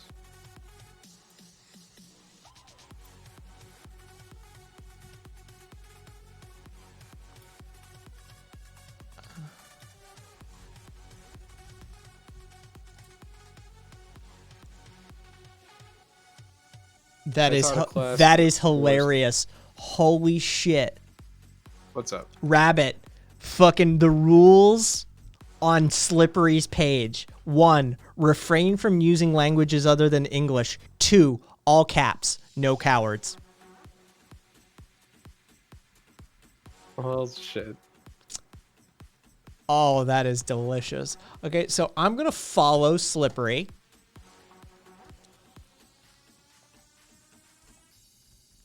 And I'm going to go say hi. Oh, Slippery's back. Oh.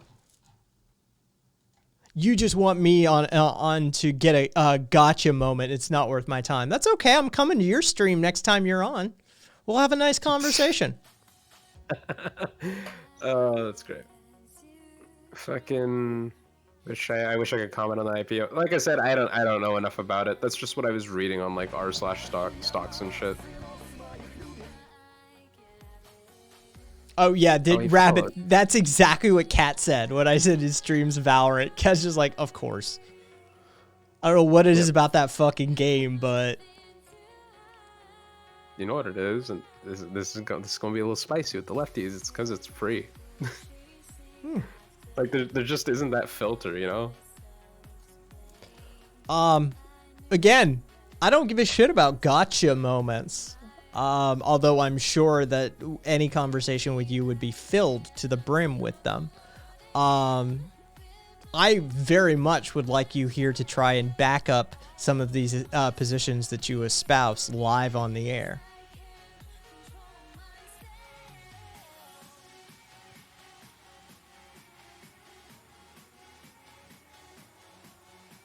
Oh.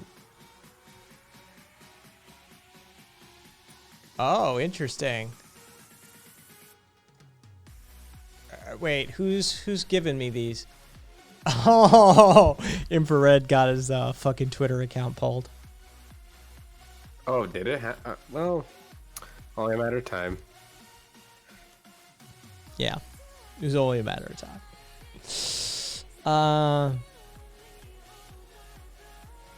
What his Toxic says is League of Legends because I am firmly of the belief that like free games are just destined to be toxic. Like, there's like literally no way around it. It's not all about you, Slippery. I literally said a username before that statement. It's not, the world doesn't revolve around you. We weren't talking about you.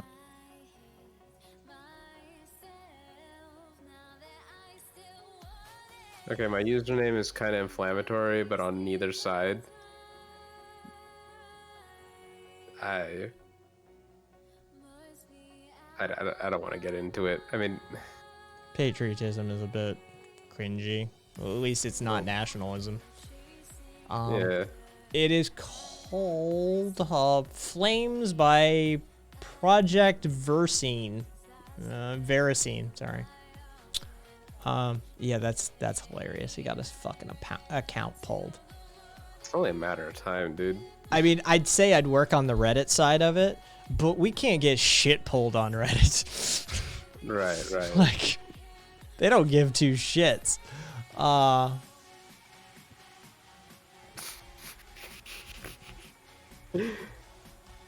Slippery, love. Have you heard of the superior reactivity and strategy of Raid Shadow Legends? Says Tales of Two Rabbit.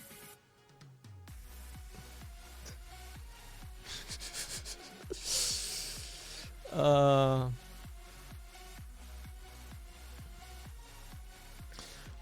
explain what parsley balls is because I'm curious. It's Bell's palsy is what they meant to type, and autocorrect got a hold of it. Trying to get him a sponsorship. Patriot Kid says I'm pro sanity, not Hannity. Look, I'll take it. It's just, you know, just a little cringe, tiny bit, a smidge cringe, you know.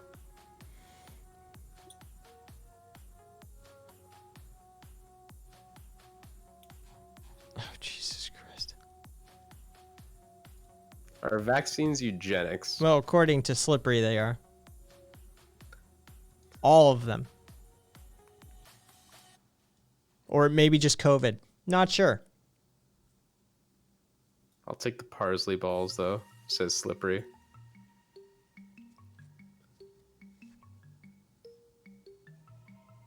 Now we need you to define what eugenics is, too. You Here's use... the thing with these fucking right wingers.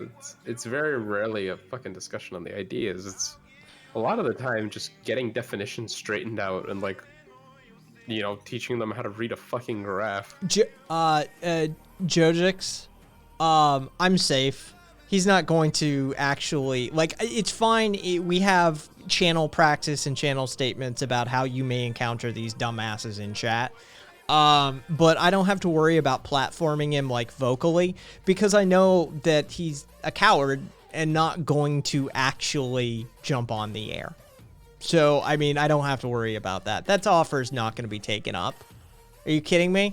It's going to be, you know, like before. You just want to get me in a gotcha moment. I'm not doing that. Or if it actually agrees, then it'll be a technological issue. Well, I don't have headphones, or Discord isn't working for me, or fucking my mom's calling and I got to go to bed, or I have homework, or something.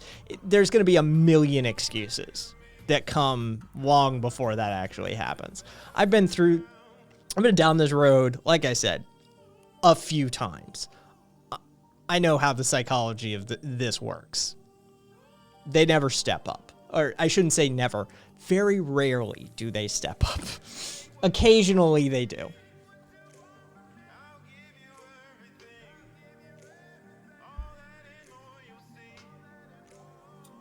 My dog ate the homework.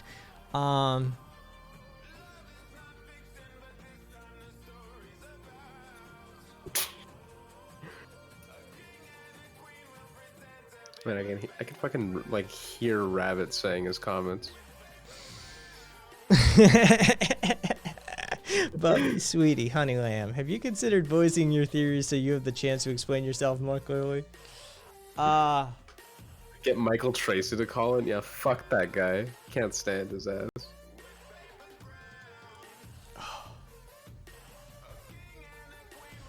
And Elon Musk's indentured servitude is sounding pretty good right now, says Estrella.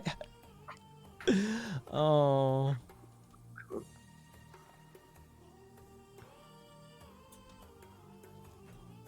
Fucking Wilhelm. Oh, Jesus Christ. Are you a patriot? Wilhelm. Of course I'm a parrot. Fuck Glenn Greenwald, too.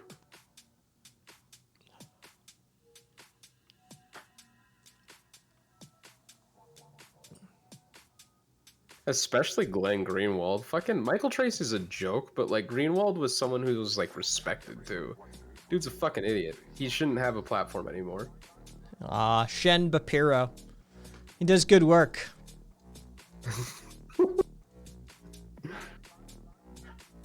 I would talk to fucking Shapiro. Oh, If I nothing else 100% did would. it.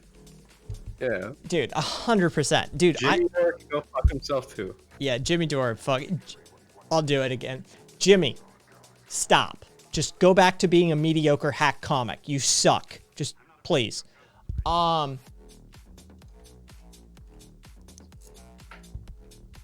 no. Let's see. Benny dry ass Pepino. Yeah, I 100% would talk to Ben Shapiro. I would have a copy. I will go out and purchase a copy of True Allegiance, and I will have it annotated, and I will have fucking tabs down the side, and I'll be like, yeah, that's great and all. But let me ask you about page 112. How many times did you masturbate while you wrote this? Amazing. Holy fuck, this dude never left 2015. Lol, are you a social justice activist? Was that okay? Maybe I'm too young, but was that like an actual title that people like called themselves or something? Here's the thing for a moment. It's cringe. Oh, that's some cringe. Oh, that hurts. I didn't hear that. I was hoping that it was just like a right wing like fucking. There it is. First time it triggered. That. I want to ask Jimmy these guys who they think did 9/11. I'd actually be interested too. Have you yeah, Rabbit, like, is there a way for us to get a copy of Ben Shapiro's rejected screenplay? Is that like a thing that's in circulation? Because I mean, I'm just saying, if you can get your hands on Ben Shapiro's like rejected screenplay, and I don't already have a copy from you, I'm gonna be bothered.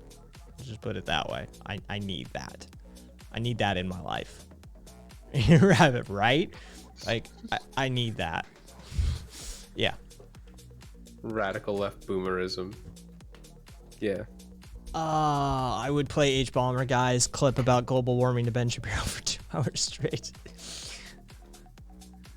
Are you kidding? I'd share that PDF on every Discord I'm on. Good. Just checking it. Praxis. Yeah, Praxis, like for sure. Just checking.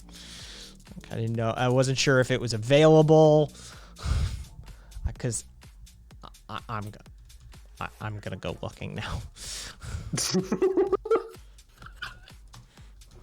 Petty motherfucker. I am.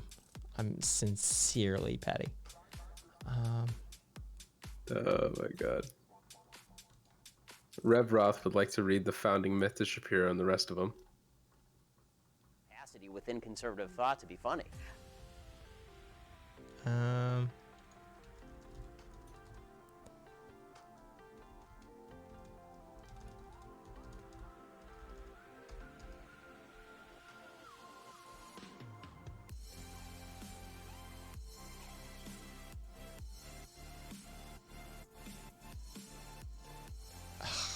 God. So apparently he claims that his television agent told him that he had been blacklisted. One of our agents Googled you and found your website. I'm not sure we can represent you because he thinks your political views will make it impossible for you to get a job in this town. That's funny. Apparently it was a dramedy.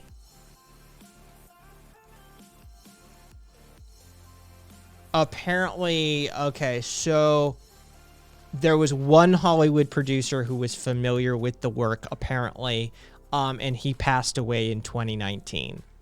And it's unlikely Shapiro's ever going to release the script. Damn, that's a tragedy. Dude, that's... I mean, we need this in our lives. Right? Like, I would spend 2 hours with Ben Shapiro fluffing his ego. You need to release that script. The world needs to hear from you, Ben. We have been waiting our entire lives. Like, I would unabashedly, I'd be like, dude, no, you're the greatest screenwriter of all time. Like, you were just misunderstood. The political climate wasn't right. You were being oppressed by Hollywood. I would be all over that shit just so I can get my hands on that fucking screenplay. Oh my God, it would be terrible. A fucking dramedy written by Ben Shapiro. Because his sense of comedy is so amazing to start with. I want to actually like see it now.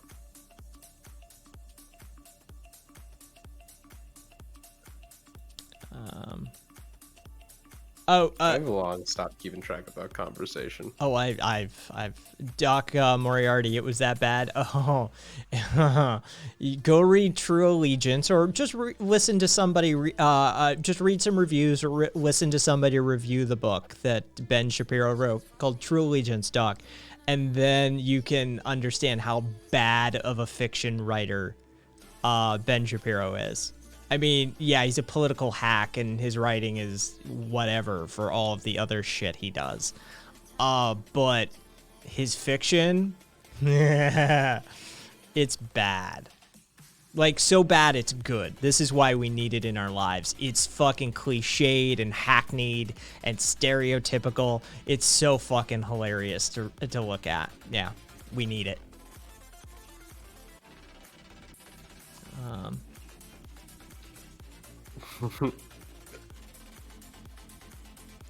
I dig it, Rabbit. Rabbit. If I had guaranteed access, yeah, I feel you.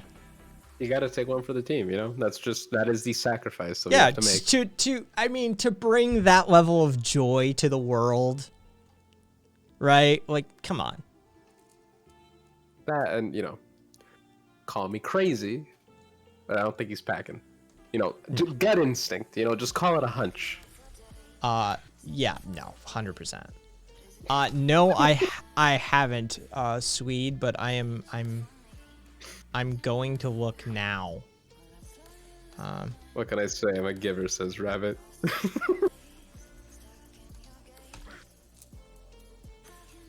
Call me crazy or call me crazy? Probably call me crazy.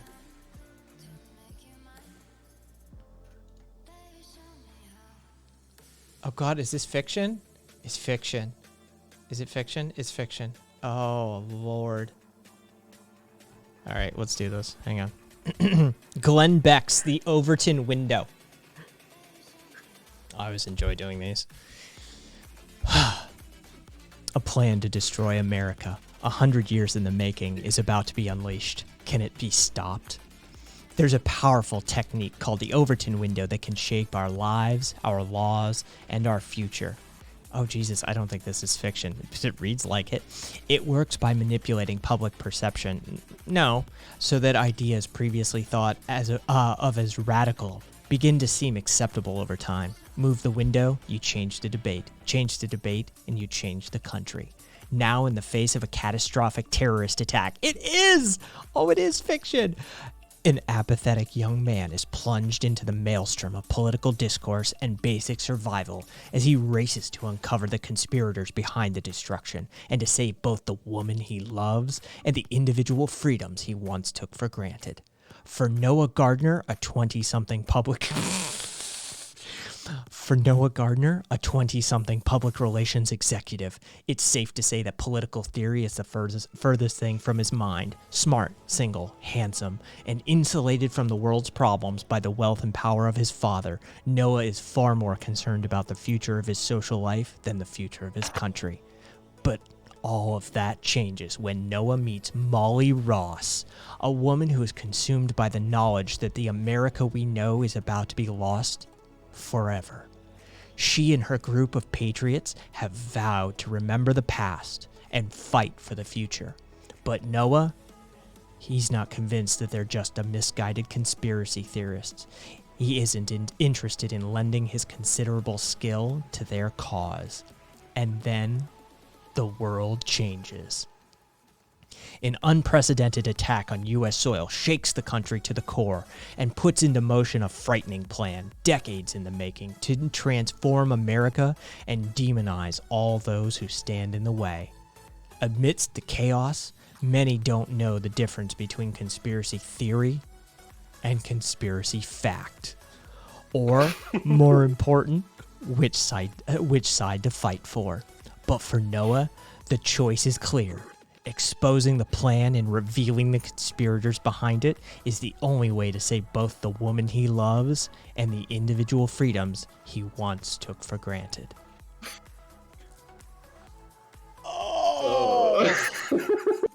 I love reading these fucking summaries of these books. These books are so awful. Conspiracy fact is just where I couldn't do it anymore. I was just like stunned throughout that whole thing.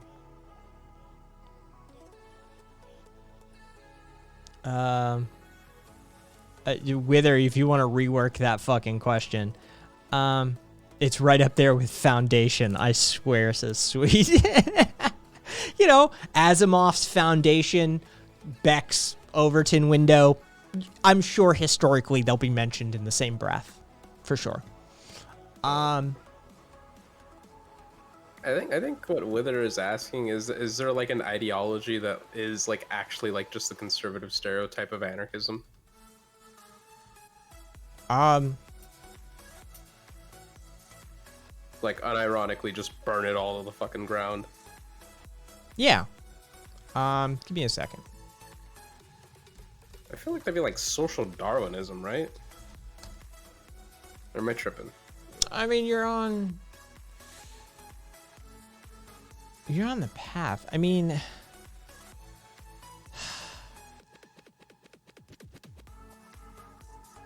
I would, I'm okay with social Darwinism. I mean, might makes right. But I mean, might makes right. I mean, which social Darwinism ultimately leads to some sort of ossified hierarchy of some sort. Right. I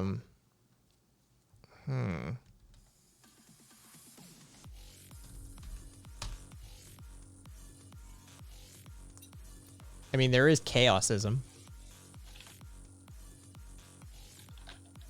You got to go to fucking like Poland ball shit for that sort of thing.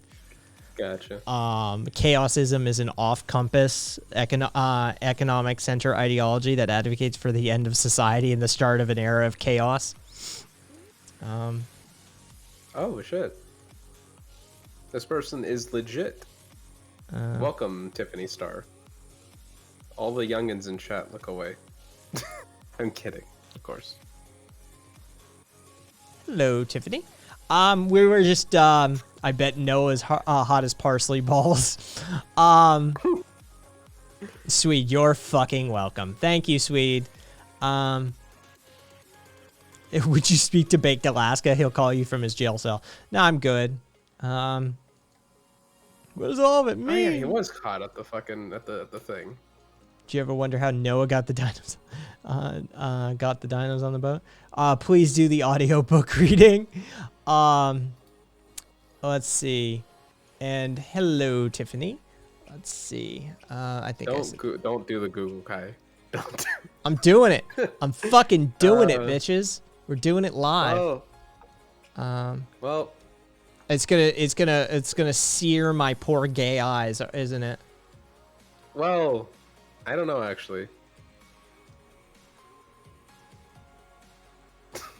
Yeah. Nice. Not my thing.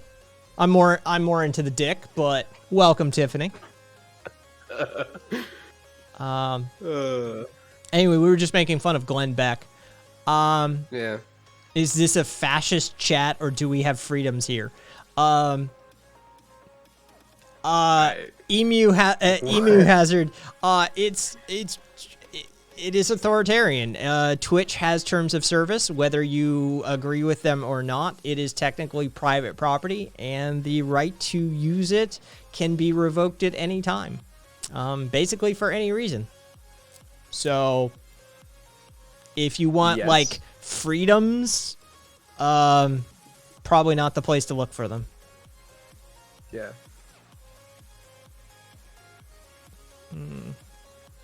So.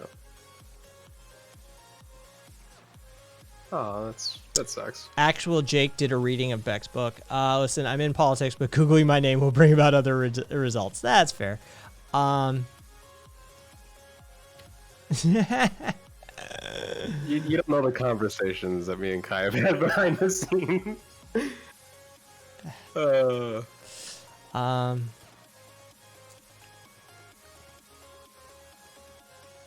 Hey, all right. So there's conversation. Something. I missed something. Hang on. Somebody asked something. Oh, I'm pretty new to leftist thought. I've skimmed some stuff on anarchism, but I still don't fully grasp it. Could you describe of an anarchist society? Exel, that's geez, it's a large undertaking for now. But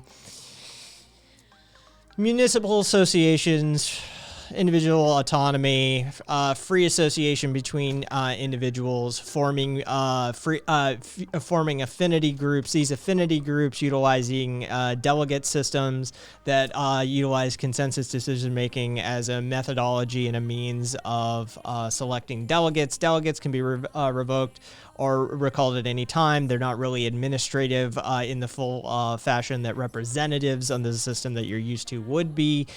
These affinity groups then use confederalism or a confederation, which is just another form of linking these dynamically created groups into a larger regional structure. Those regional structures create affinity groups of their own, enabling you to create means and production and resource allocation and distribution thereof. You know, that's brass tacks, bare bones, like not even, like that's the first thing in the 101 class, just like that's the top paragraph. Feel free to ask more questions though, but as you can tell, I'm a little burnt today. Damn. No. It's an inversion of the it's an inversion of how you're thinking. Okay, so in that system, laws aren't actually passed from the top down, right? They're literally constructed at and issued upwards. They're constructed at the bottom layer, which is functionally the primary layer of the organizational structure, and then passed upwardly rather than the other way around. So what you would have is a series of individual sovereigns that can can choose to select various rules and regulations for their municipality or their operating structure. You could base this around working affinity groups, such as, you know, a labor union. You could base it around LGBT affinity groups. You could base it around geographical region affinity groups. It doesn't really matter. Yeah. Anyway. Crap. I totally got distracted thinking about Charlie the Unicorn. Hey! Yeah. So in a nutshell, autonomous municipalities. Autonomous individuals. That's the most important part. Right. Free association, baby.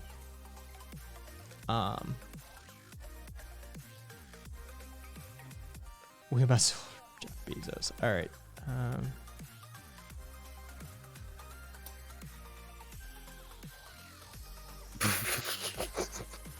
Would you call these people sovereign citizens? Kai Naswell confirmed. Nice. Yeah, they did you dirty with that one. You know, they're not citizens, so. Yeah, That is true. on Anarchism by Noam Chomsky, if you want the small version. Excel, small, medium, or large. That's what you need to know. If you want the dummies version, go for like On Anarchism by Noam Chomsky. If you want something with a little more teeth to it, go with The Government of No One by Ruth Kinna. If you're feeling fucking ballsy, you can go for Demanding the Impossible by Peter Marshall.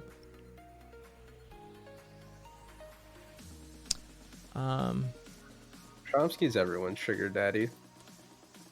Sweet. I would go with Hawkish. Yeah. Cat. Cat's one of my What's up? mods and longtime show contributor, and I would like to say friend at this point. I'd like to as well. That's. Yeah, I'm just high as fuck, fucking vibing, dude. This shit's, I don't know. And Tiffany, Yeah. you're not going to get the best performance out of me today, as I've alluded to already. My brain is mush from an afternoon of philosophical reading. So where I would normally be on the ball right now, I'm kind of here. That's about the best I can do. Do you enjoy Tiffany's content? I didn't know about her. I didn't know about her before Googling her. But, you know, From what I can tell, it's not bad. Yeah. Sorry. It's more my speed. That I just wasn't sure about Kai. I just admire the gentleman that you're with.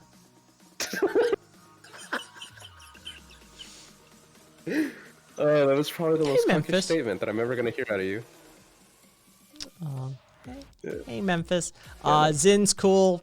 Not a fan of Hedges. I can see the blush without seeing it, dude. Shut the fuck up. I also been drinking a little bit. It's one of them days, right? It's that type of Monday. Okay, the fucking what's it called? I don't know. And actually calling you a friend would bring me a sense of. See, it's moments like these when I realize just how autistic I am in front of everybody. It's palpable. It just, everyone can know right away. Oh, Kyle, steal your man, ladies. So Tiffany, this cat won an autographed want? DVD. I want one. Dude, I'll take it.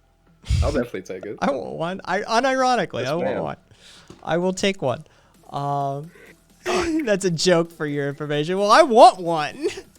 Yeah, now it's on the table. You've Gay boy opened the doors wants a of signed Pandora. DVD. Oh. And if you could slip inside the phone numbers of the dudes that you're with, just saying. You wouldn't like my content though. DVD, you wouldn't like my content. You never know. DVD autographed by Ben Shapiro. Dude, that would be fucking baller. A fucking porn vid with fucking signed by Ben Shapiro, dude. You know how much money that would go for?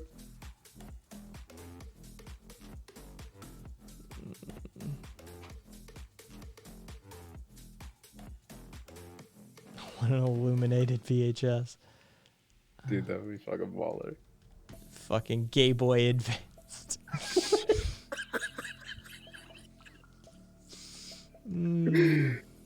Oh, that's great.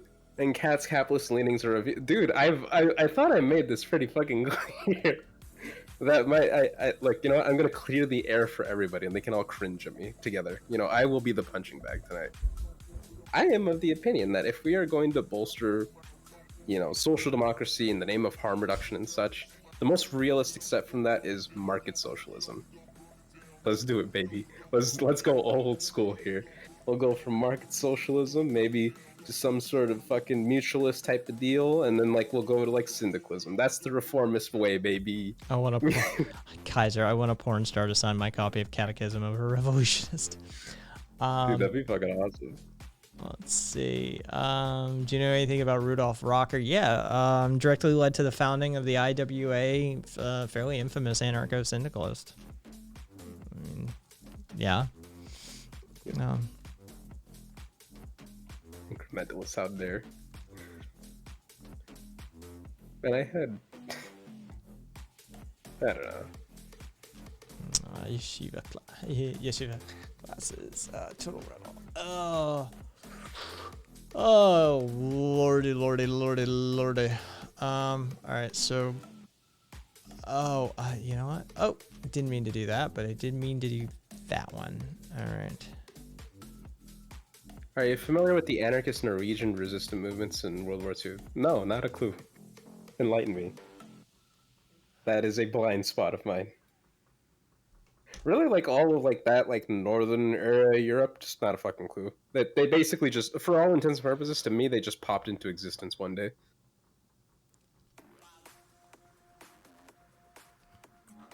Oh, it looks like fucking Slippery shut the fuck up. Oh, he's finally gone? I don't know if he's gone or not, but he finally shut the fuck up. My great uncle was an anarchist who fought in the resistance against the Nazis. That's fucking baller, son. Hey, thank you for the follow, Tiffany. What do you stream? Games, mostly, from what I could tell. Although I think they're kind of like me, where they'll just talk politics if they feel like it.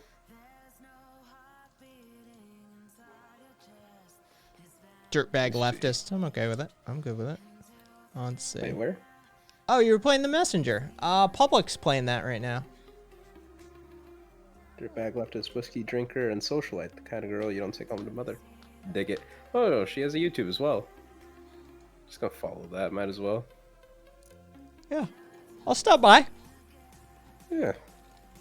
I actually don't watch political streamers. Even though I am one. I don't watch them. I watch game streamers. I stream games, but on my YouTube, it's politics. I do a lot of panels. I'm on Prime K's. Well, that's a shame. Dylan Burns, good people.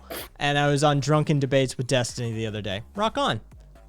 Dig it. Yeah, I can respect it. That's quite the fucking hustle you got going on. Yeah. Got the YouTube channel, the Twitch, the fucking, the websites. Tiffany doing the hustle. If I need you, I'll tap you for introductions if I need them, Tiffany. I'm already networking here. Yep. Look at you. What game streamers do I watch? If I want to see a whole run through, like a whole playthrough, I'll watch John over at Many a True Nerd if he's doing a stream. Though I'll catch his YouTube VODs and stuff like that. Splattercat, I love Splatty. Splat can fucking banter like like no one. I'm some anarchist family tree history, but I'm also ashamed of my ancestry. I'm embarrassed to be a descendant of William the Conqueror, or King Henry VIII. That part of the world, everybody is.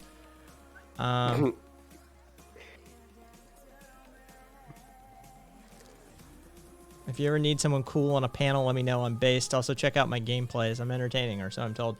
Yeah, no, I'll stop by for one of your game streams. That'd be fun. Everybody keeps telling me I need to go on a panel show. I hate panel shows. So I'll be fun. Yeah. But yeah, I'll definitely stop by for one of your game streams for sure. Oh Jesus, they didn't go away. He's back.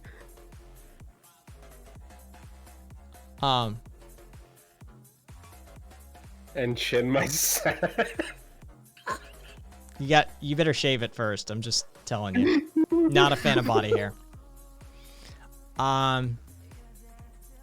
Yeah. That's hilarious. Yeah, Tiffany, I know.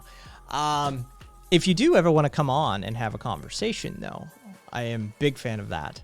Yeah. We're just vibing, right? Yeah. Oh, yeah. For the rest of the chat, just feel free to come on in. You said it was open, right? Yeah. If anybody wants to Yeah, fucking like chat right now, by all means, we can do that. Slippery. I don't know if you want to fight him or fuck him. I mean, we could I do. just, Tiffany, I'm sending you a Discord link to the server. It's in your whispers. And who is posting the shared content? Oh, sweet. Here's my grandpa, the anti-fascist.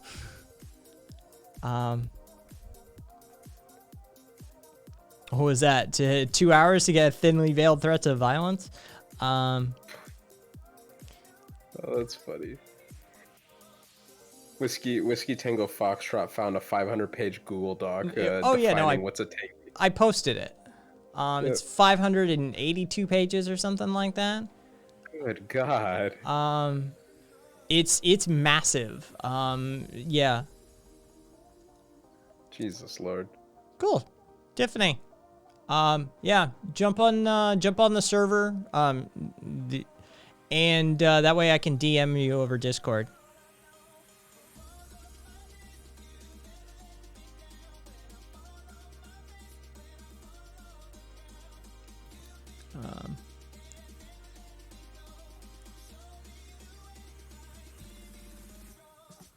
Slippery Bubby, Summer Child.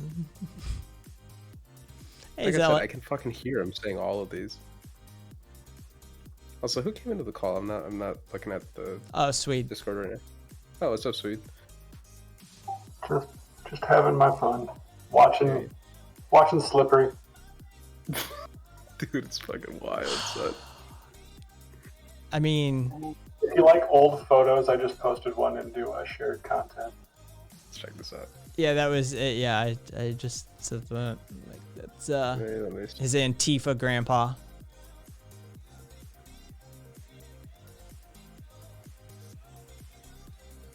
Damn, that's fucking wild, son. From the before times. The before times. Let's say what. Okay, so let's They close. lost one crew member the whole time too in 37 missions. That's actually an amazing fucking success rate. Yep. And 2 of those were to Ploesti, so. Which, according to my grandfather, was the only place that had more anti-aircraft guns than Berlin. Thank you for stopping by, Tiffany. And yeah, yeah, go ahead and pop that Discord fucking invite and I'll throw me a DM, I'll throw you a DM, something like that. Let's make something happen. Take care of yourself.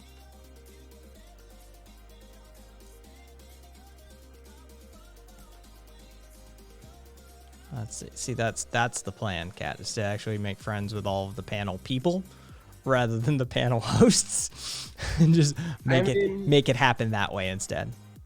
Whatever works is whatever works. All I'm saying is you got to get on.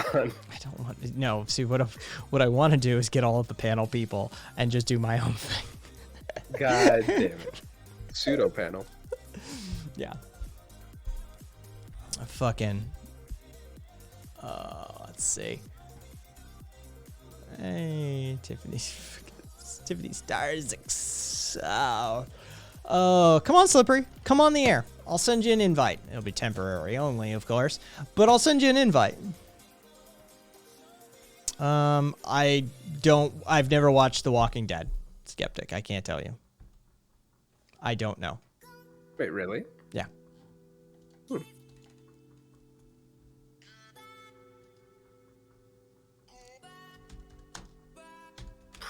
Oh, do you think The Walking Dead has a conservative bias or a bias making fun of conservatives? Yeah, like, I don't know. I've never watched it. I don't know. From what I could tell, it's not really even what I got out of it. It just seems like a... I don't care about I feel zombies. I don't think it, like,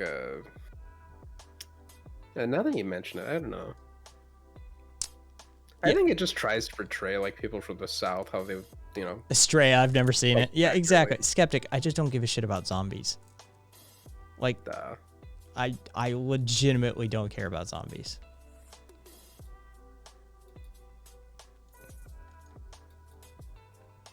Come on, Slippery. Come on the air. You can do it. You can do it. Please, and bring some economic takes while you're at it. Yes.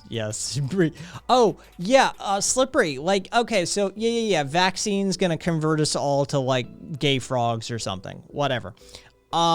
What's your opinion on the, like, economy? What's your take on economics? Because that's really what we want from you right now.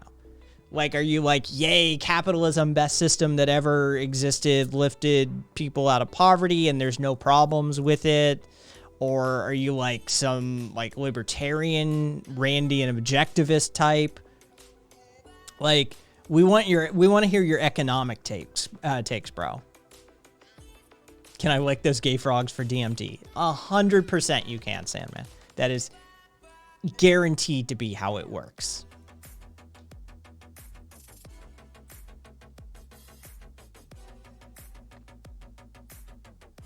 Oh yeah. Is that the actual fucking link? It is. Oh, that's the direct link. Look at you. Fucking Rev, the fucking go-to. So I take it you don't have a zombie survival plan like the rest of us? Whiskey, I have a zombie plan, not a zombie survival plan. Me, Trey, and I both share the exact same zombie outbreak plan. We are going to do a lot of drugs and party. And then I'm going to cash the fuck out. Because this shithole is enough of a hellscape when everything's functioning. If there's a global zombie outbreak, y'all have fun. Good luck with that bullshit. I'm going to trip balls, catch you in the next lifetime. Yeah, like, ain't no way I'm sticking around for that bullshit.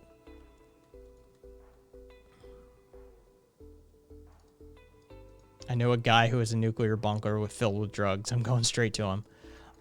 Maniac, that was always my plan too. Yeah, fuck that. Like, this shit is bad enough when it's working, right? You want a global zombie outbreak like War Z or some shit like that? Good luck. I'm out. Y'all can try and fucking thrive in the whatever zombie wasteland that's left over, but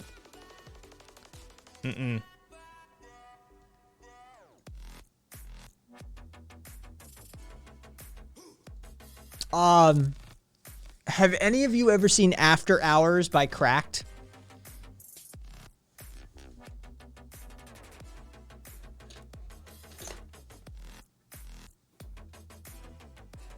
Neuropathy under capitalist zombie, not bad. Now, neo-feudalistic. Not a vibe. No. Not a vibe. Yeah, that doesn't sound like a fun time. Every episode loved Cracked. Quaid.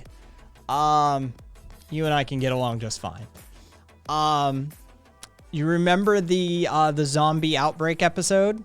And how Soren says he would go Team Zombie and be the best. If he got bitten, he would rally the zombie troops, be the best zombie leader they ever had, and fucking dominate humanity. That's what sprang to mind. But it's the ultimate libertarian survivalist fantasy. I know, right?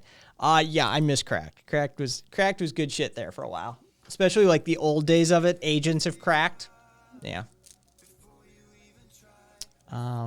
Walking Dead Vegas would be a very short season, seeing how it's in the desert.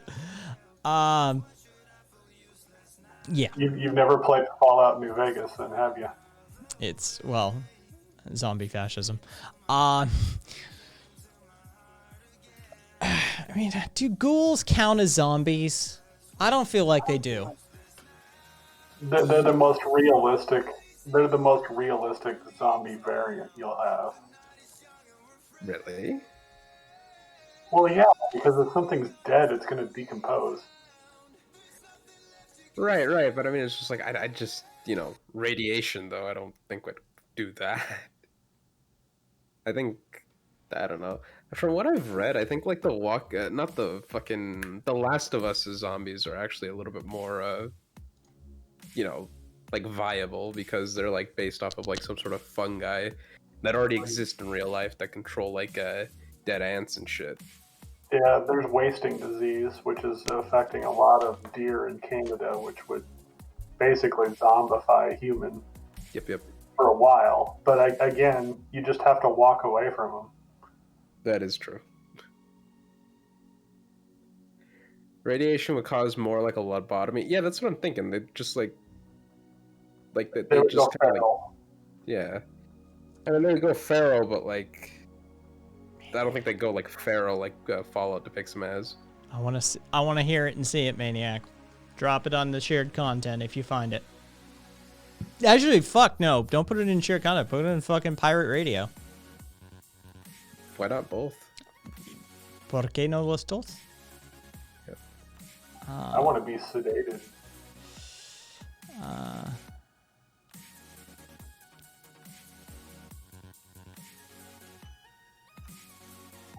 I'm trying to find the reading of Overton Window because somebody does it in like the whole thing in like a super dramatic voice, and it is just comical as shit. Wither, I don't know if you haven't how you haven't noticed, but like under the media section on the server, there's a thing called pirate radio where there's like where people post music videos and songs and stuff like that. I should post the video of my kids dancing to Pet Shop Boys Go West. You get a kick out of that. You shouldn't be sharing videos of your children. Dancing to Pet Shop Boys? Come on. The dancing to Pet Shop Boys I'm fine with. It's the fact that your children are below the age of consent and unable to consent to the distribution of their likeness on the internet. Yeah. Yes, that's why I haven't. Wither. Oh. Yeah, Wither, you scroll a little bit, Wither. Scroll.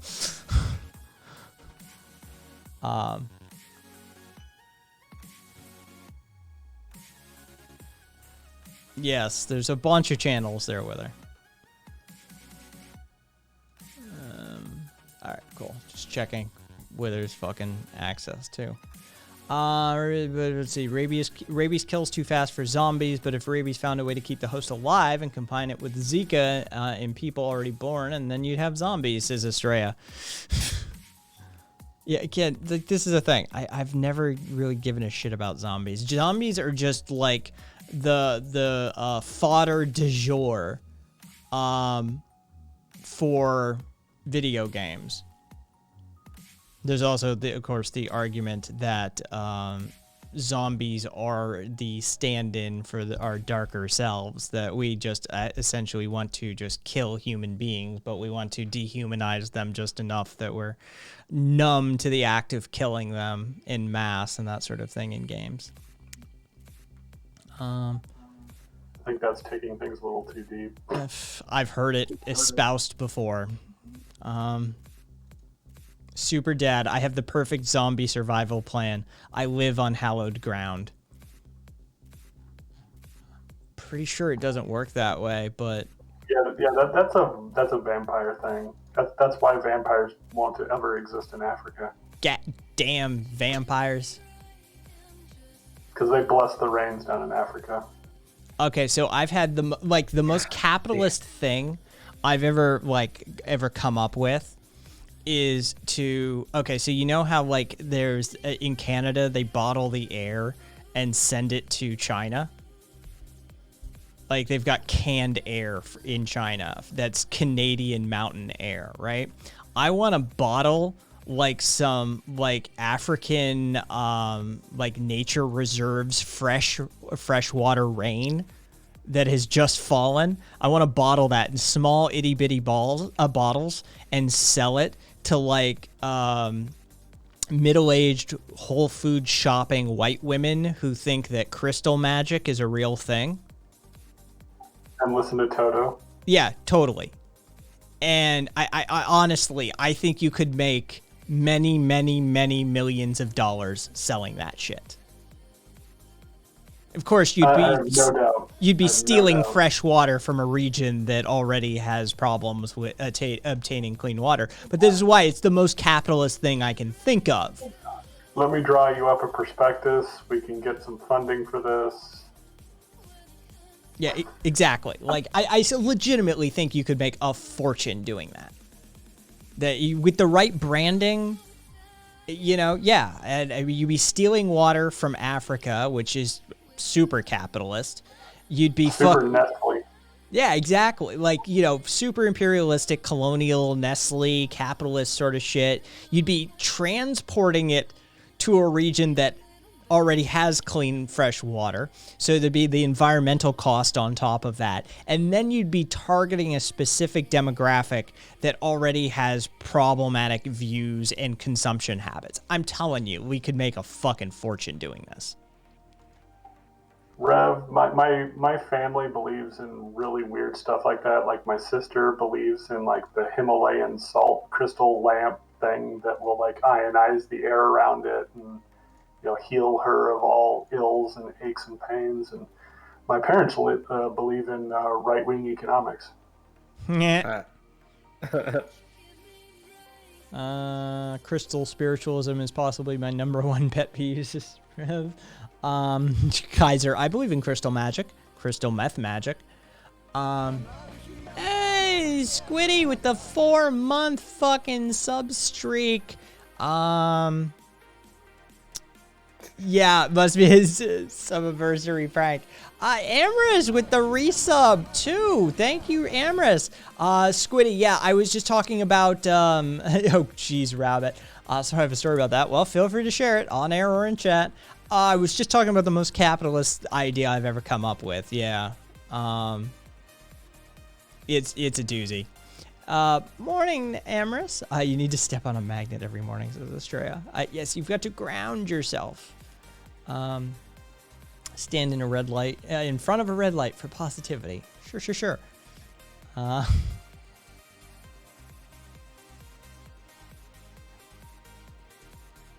why not a green light? It's to mirror the color and tone of a setting sun off the horizon, or I don't fucking know. And watching Luke disappear as he becomes one with the Force.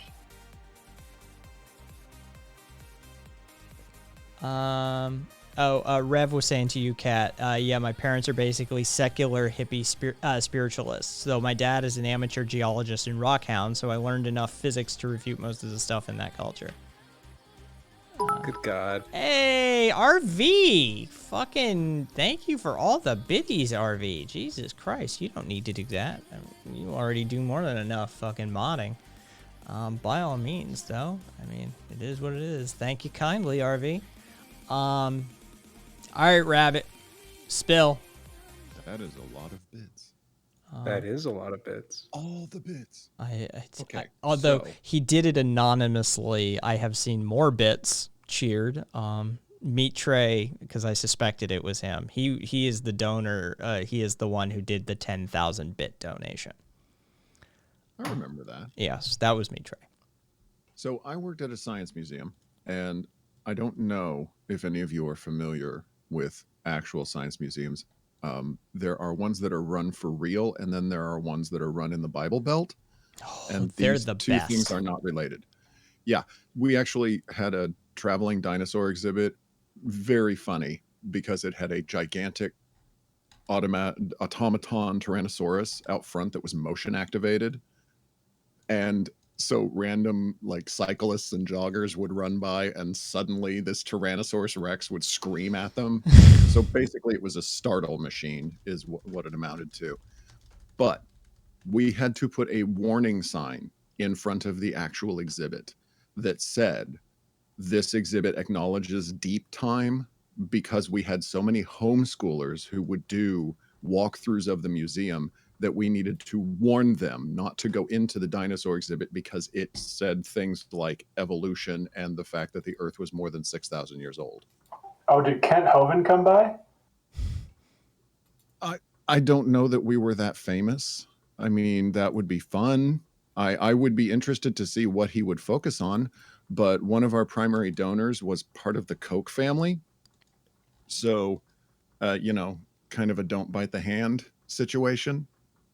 Although I did get the opportunity to see one time where we had an animal that was semi-wild that could have potentially attacked him. So anyway, that's a different story. The bit about the Himalayan sea salt was what I was thinking of, and healing crystals and shit, because our gift shop sold them. It sold those, lamps that are supposed to give off healing salt energy, or what the fuck ever that is. Ionized air. Yeah. Okay. Wither. So I'm there. That's Rabbit. And we're talking. I'm sorry. What? Oh, Wither just wanted to know whose glorious voice this was. Oh, thank you. So anyway, I'm sitting there and I do anthropology, archaeology, which means I have to know at least a little bit about chemistry. And I'm there with a guy who does paleontological oceanography. So our disciplines somewhat overlap because we're in the Midwest, which was a giant inland sea at one point, which is why we have as many fossils as we do, because it's a gigantic lake bed.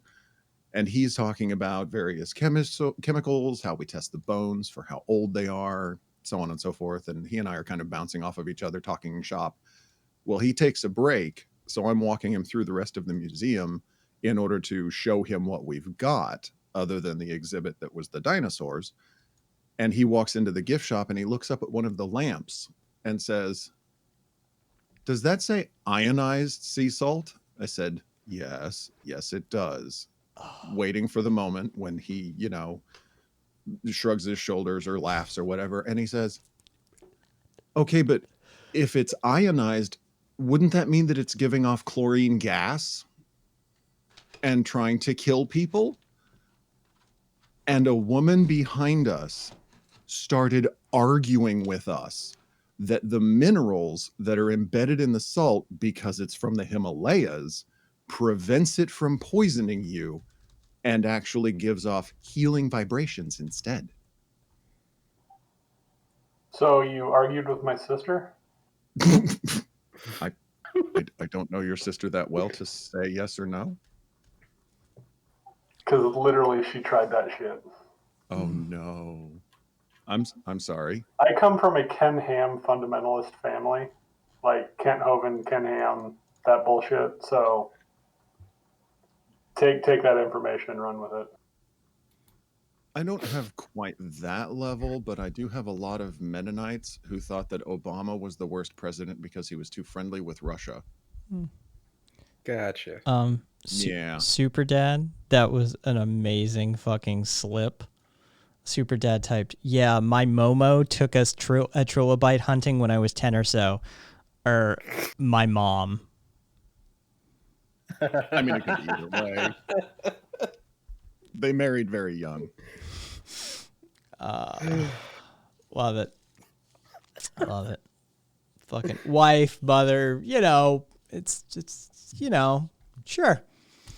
Don't worry about that. I'm sure there's no underlying psychology that could be investigated there. It would be an actual Freudian slip. That's okay, Rev. Yeah, I don't have any of that shit in my family.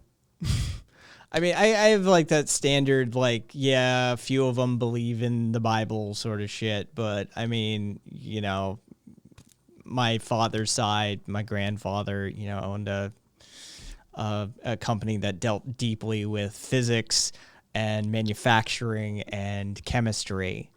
And, you know, my mom's side, sure, there were just some like deeply uneducated fucking people, but I mean, none of them like believed crazy shit. And my grandfather, you know, on my maternal side was brilliant beyond fucking belief, and he wasn't having any of that nonsense around him. So yeah, I don't have those kind of stories of my family. Well, I think as Swede could tell you, you've missed out on quite an opportunity for interesting stories to tell. Yeah, I deconverted a while ago, and my deconversion story, breaking away from that it's deprogramming yourself is hard. Yeah, can appreciate. I actually got a cult at one point. Yeah.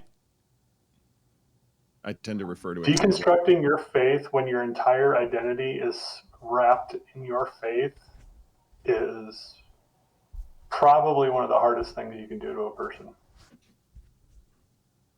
I forget whose bit it is about shitty atheists. And it's Mark Maron actually. Like, cuz Mark Maron's like not atheist, he just doesn't give a shit. Like, that's his religious position, is just like secular Jew. He just doesn't give a shit. Right. And he says, you know, let's deconstruct this. What does this look like if, you know, you won this argument? What would it look like? So there's just this happy-go-lucky Christian dude walking down the sidewalk, and out springs the atheist from the bushes. And you legitimately deconstruct his worldview, his ideology. You successfully undermine and convince him. And he just, what happens at this point? What, he just starts breaking down in tears in front of you, saying like, oh my God, you know, it just, there was, at least I had something, and now I don't know anything. I have nothing. What do you do then? Do you just skip away happily, like, you know, while this dude's in tears? Yeah, he just this brutal takedown of fucking just annoying atheists. Yeah, like the only time I'll get up in somebody's face about it is when they want to like start inserting it into like the education system, or like when they're pushing it outwardly. Yeah. If you want to believe, I don't care. You know, I will never challenge my parents' belief. It's just not worth it. There's no point. Okay, that's a fun one. My church made us walk around the land pretending we were pilgrims with carts and clothes and everything. Somehow I was also sick for that part. Whoopsie. Okay. That reminds me of you ever see that video of the young black guy recapping or recounting to his friends about the time that, like, in middle school, they made them go pick cotton as a field trip. Oh my god. Oh yeah. Wither, I don't think religion really is a life choice, especially if you were born into it. And there's not much of a choice there. Now, the way my wife and I are raising our kids, it will be. We'll be like, yeah, if you want to go to church, go. But A racist field. All right, here. This is 2.5 minutes. You're gonna love it. A racist field trip I have ever been on in my fucking life. They took us to a fucking cotton processing place. And there was a big ass cotton field out in the middle of fucking Raymond, Alabama, in the south of Montgomery County. We went there, and me and 28 other little nigglets in Miss Harper's 3rd grade classroom, they took our asses out there in the middle of the fucking August heat and said, hey, y'all, they gave us bags and shit, like little cute little plastic bags. With a cotton puff person with a smile on his face, and they're like, "Hey, y'all go out there, have fun, pick as much cotton as you want." And so my stupid ass went. You know, I went. My mama signed off on it and didn't think about it. And I went to the fucking field trip. Out there in the field, just having a good old time. We were singing songs and shit in the middle of the motherfucking field, picking goddamn cotton in the middle of the fucking heat. And then, you know, I'm thinking, because it's a field trip, they told us you can pick as much as you want. Hey, you get to keep the fucking cotton. You can keep it. So I was like, yeah, I'm going to keep it. And we go to get back on the bus. They're like, all right, kids, turn your bags in. And they take our asses inside and took all the damn cotton that we had. And then told us to get back on the fucking bus. So me being a little rebel, I took a handful of cotton, stuffed it in my pocket, and went home. Then my mama came when she was doing laundry the next night. She was like, what the fuck, is this cotton in your back pocket? I was like, yeah, where the hell did you get unprocessed raw cotton from? Well, yesterday on that field trip, they took us to a cotton processing plant, and we got to pick cotton all day long. My mama came to the school, and I swear to God, that shit went down. She locked this woman in a room like, how dare you jive-ass motherfuckers take my kids and all these other ashy little Negroes to a fucking cotton field in the middle of the summer. You fucking soulless bitch. She fucking checked me out of school. I didn't go to school for 3 days behind that shit. She said, I don't want to have to look at that bitch. She was pissed at everybody. Yes, that was the most racist shit I've ever gone through in my life. I didn't even understand what was wrong until the next year. I didn't even understand. I just thought we were just gonna go have some fun in the field. So fuck that shit. That was fucking sharecropping if I ever seen it. Fuck that shit. Yeah, that video is like internet royalty at this point. It's been shared so many times.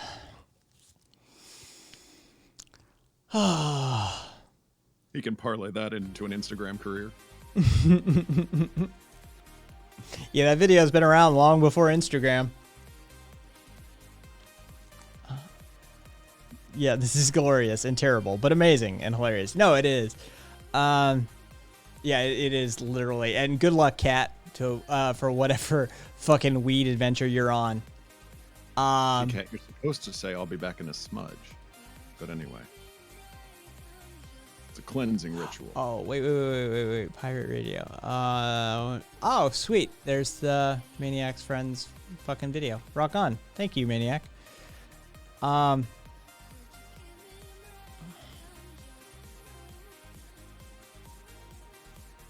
you're adorable. Oh, could Rabbit, can I request, can you do that condescending talking down thing to whoever this person is latest in chat? Sleepy Joe Biden? Yeah. Why the fuck you have a smug ass face when you probably couldn't solve a simple algebra equation? I know all of those words, and I know them in English, but then you assembled them into a sentence, and they stopped making sense. So I would like to ask, if you would be so kind, to resubmit your work and consider trying to make an actual argument, because I don't know what an algebra equation would have to do with just sitting in front of a camera.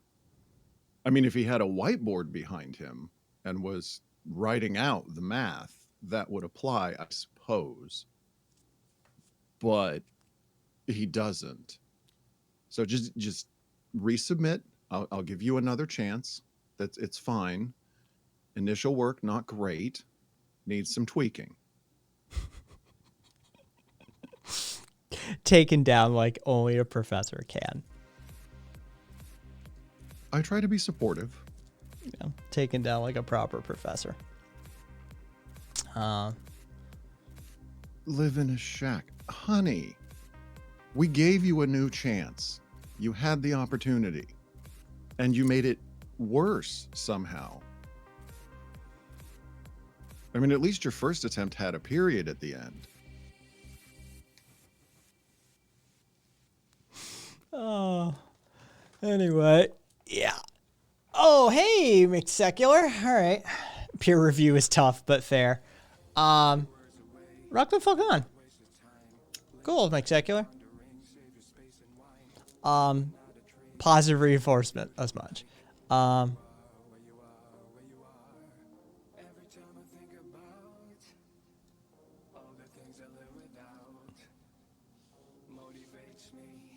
a Sure. professor at Glendale Community College.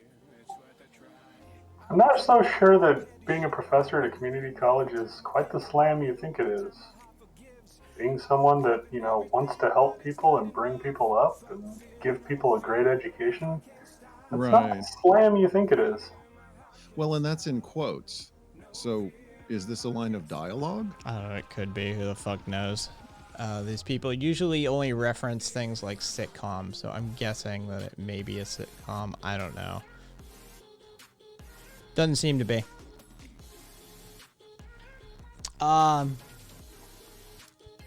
Yeah, and McSecular, by all means. Community is a sitcom. Yes, that's what I thought it might be. But they're Greendale, not Glendale. Yeah, Community is Greendale. Do we know where GCC is? Is that a thing? Yeah, that's California. Oh, okay. Or Arizona, wouldn't it be? I mean, Glendale Community College is both. I'm looking. No, it's both. It's California and Arizona. Take your pick. Oh, they have Canvas. Oh, that's just unfortunate. I hate Canvas. Yeah, I find it fascinating. Hey, Ace of Spades, thank you for the follow. I find it fascinating hearing all the, cause, the last time I was there, though, if I do go back for a poli-sci degree, God help me. The last time I was there, none of that sort of software existed, right? Even wasn't a thing. It is fascinating listening to people or reading what people have to say on Reddit about the varieties of school software that people are using and how awful they all are. Oh yeah, they all suck, but they all have their unique disadvantages. Like you can post videos and shit. I almost always post to YouTube and just give them the link because it's more stable and they can watch it on other devices. Most of our stuff isn't even optimized, so if you look it up on your cell phone, it gives you the full website on your tiny little cell phone screen. That's about right. Yep.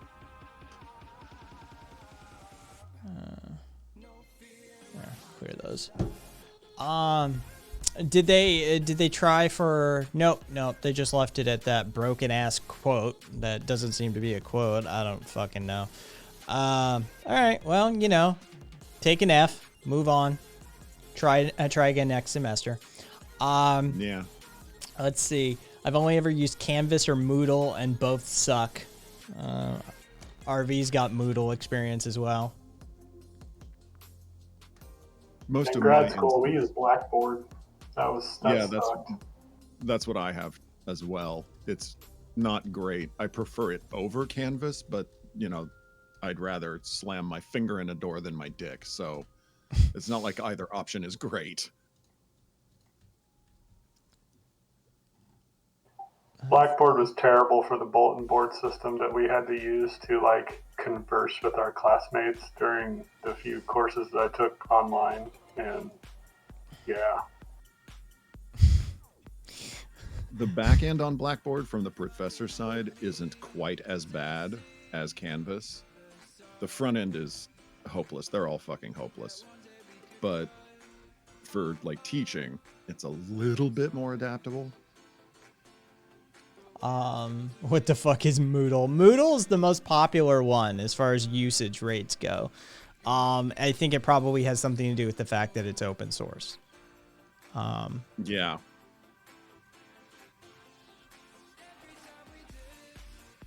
Hey, Karina. Blackboard's pretty shit, but I don't have any experience with anything else, says Netflix. And Superdad said his daughter hates Blackboard. Which is completely justified. If you think back to like an old bulletin board system, think, say, LiveJournal, that's how it has things like discussions set up. And if you want to message your other classmates, you have to specifically tell it that you don't want to include the professor in those messages. Oh, shit. So I constantly get emails from students who are talking to each other, which on a couple of instances has provided me insights that I didn't necessarily want to see, but you know. Karina, thank you for the tier 2 resub for 3 months. With a 3-month streak going. The topic is right now academics shitting on the management software that they're saddled with using. It's been a long stream of dunking on idiots and chuds and wannabe know-it-alls. And yeah, sort of just vibing at this point, as it were. Canvas is... Swede. No, let's see. Swede, did you ever have to deal with Banner? Yeah, Banner was what we used in high school. Okay. Or no, undergrad. Because Banner's really old, isn't it? Extremely. It's one of the originals, I think. Yeah, because my undergrad was 98 through 2002. Hilariously, my university was on originally a Banner system and then converted over to a Blackboard system, but they left the Banner system in place for all of the class encoding and for the final grades. So we have to manually transfer all of the grading for the semester from our Blackboard data set over to the Banner. Individually by student. We can't just like hit, collate all or anything like that. It has to be manually export to Excel, import from Excel. I was going to say, and your university has no IT department apparently. I have decided that what they do with the IT department is they train the first years. Okay. That seems to be, and they are also the people who handle renting projectors. Oh, lovely. Squid said their university has a mix of in-house software for content upload and interaction, and then Zoom or Blackboard for the lectures and tutorials, and surprisingly, it works remarkably well. They use Zoom for their lectures? Zoom or Blackboard. Yeesh. I wouldn't use Blackboard for any kind of conference calling. It's just too damn unstable. Somebody making fun of my age. On the sidewalk guy making fun of when I did my undergrad. Oh yeah, it was a bit. I was gonna say you're old as fuck, but I'm old as fuck too anyway, so it doesn't really matter. We're all just a bunch of old fucks. And all you young, I'm happy to be an old fuck. Damn it! I almost died last year. All you young fucks, don't worry, you're already an old fuck. You just don't realize it yet. Just blink. How did you almost die? I missed that story. Oh. Last year, I suffered from what's called a type A ascending aortic dissection. Oh, shit. Yeah. Okay. Yeah, Sweet almost just didn't make it out of that one. I almost fell over in front of my kids and wife at the dinner table. Wow. And they almost misdiagnosed me as a heart attack and sent me home. Okay. How did they find it then if they'd misdiagnosed? I had flippantly said, 19 years ago I'd been tested for Marfan's, and they went, oh, we should get you over to a CT scan, and that's when they found what they found. And then, let's see here, 10 o'clock in the morning, the doctor walked in, told me what was happening to me. By 3 o'clock, the IV was going in to knock me out to repair me. Yep. Wow. So I have a zipper. I'm a member of the Zipper Club. Crack and I that have a bitch mechanical open. valve, so I am technically a cyborg. No, I don't think that's technical. You are a cyborg. Just you are. Yeah, because I think mechanical valves qualify you as a cyborg. Mm-hmm. Yeah, you're one of our robot overlords. Congratulations. Sweet. Does that mean I can institute syndicalism right away? I mean, if you want to.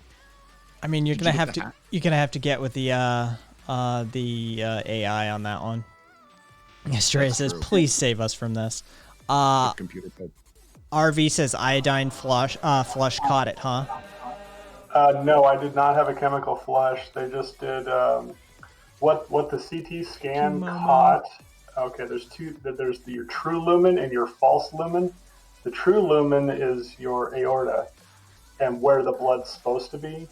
Now you have 3 layers. Your aorta has 3 layers, and when they dissect, which means they split open, the false lumen is the space in between the layers.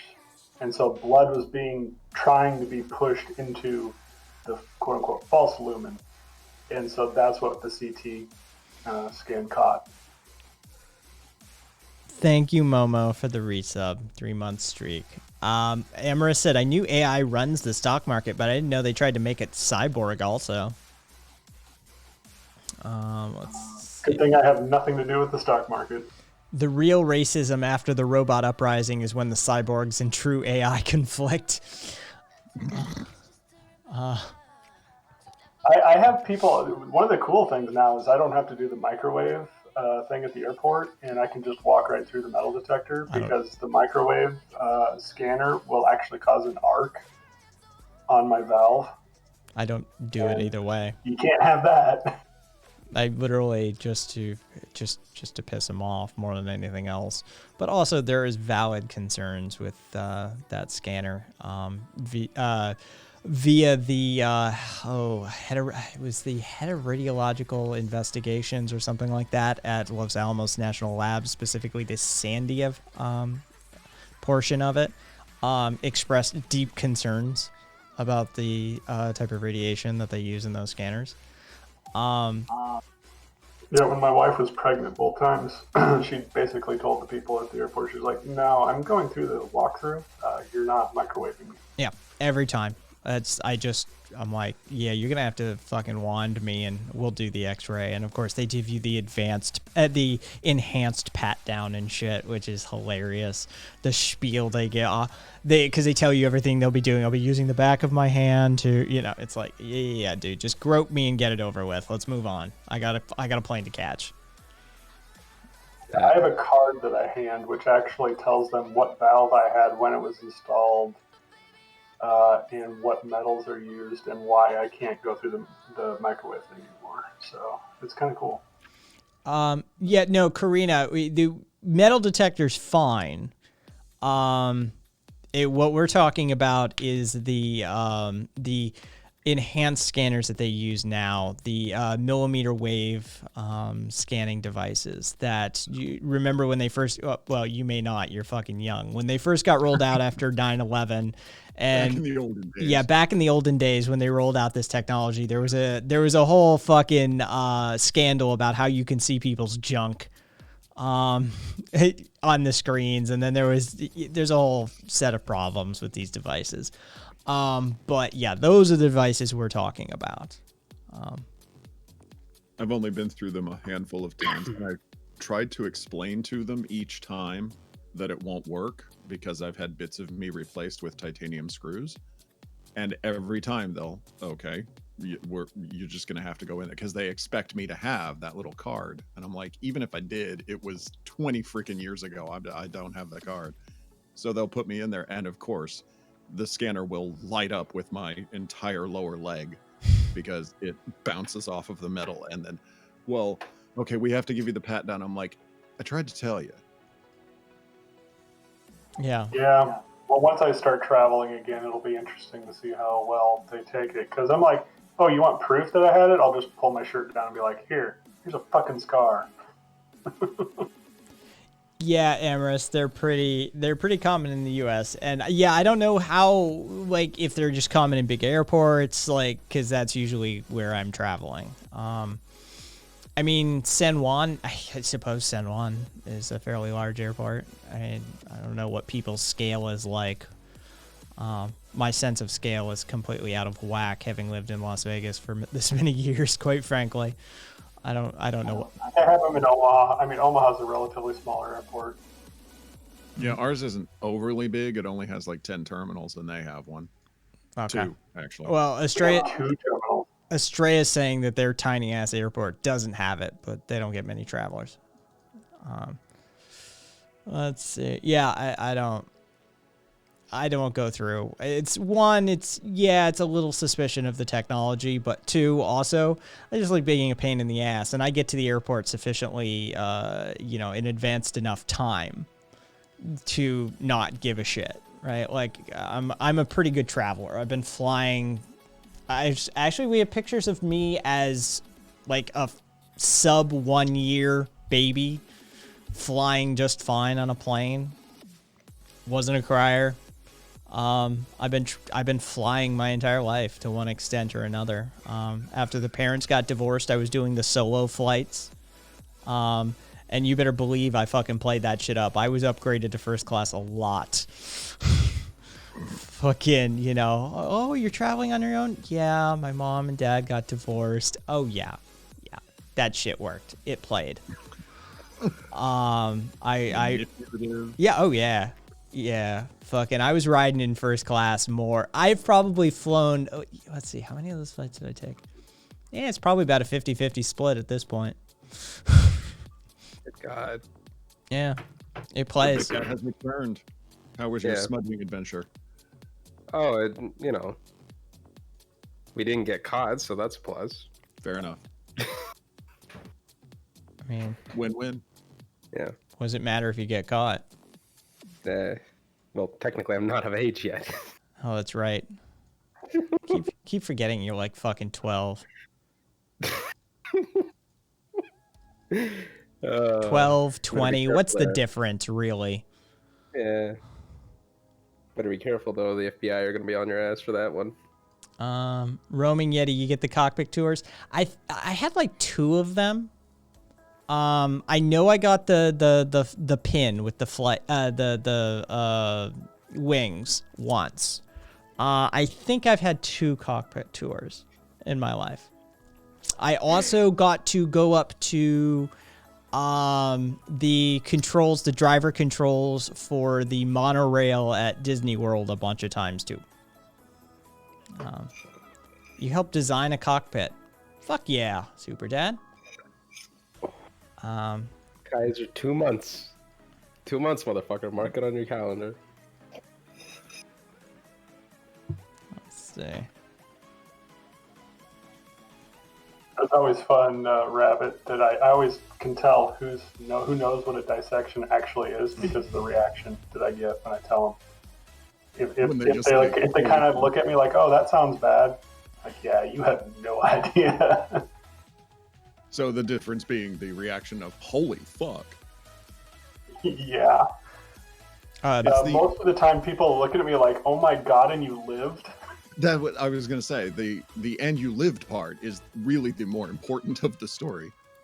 Like, many people have had aortic dissections. The fact that they're able to talk about it afterward, that's a bit more rare. Yeah, probably the most famous person who died from one would be John Ritter.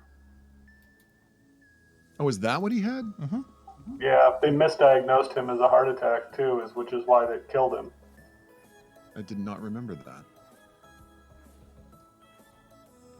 And I don't know, I don't know what Bill Paxton was having, what his reason for having a valve replacement surgery was, but he died during surgery of a stroke.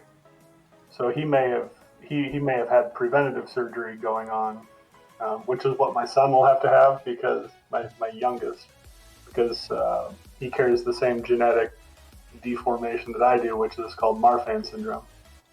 Have they done any testing on his valves so far? Yeah, he is 1 millimeter aneurysm, and they don't do a valve replacement until you're 5 centimeter dilated. But he is expressing.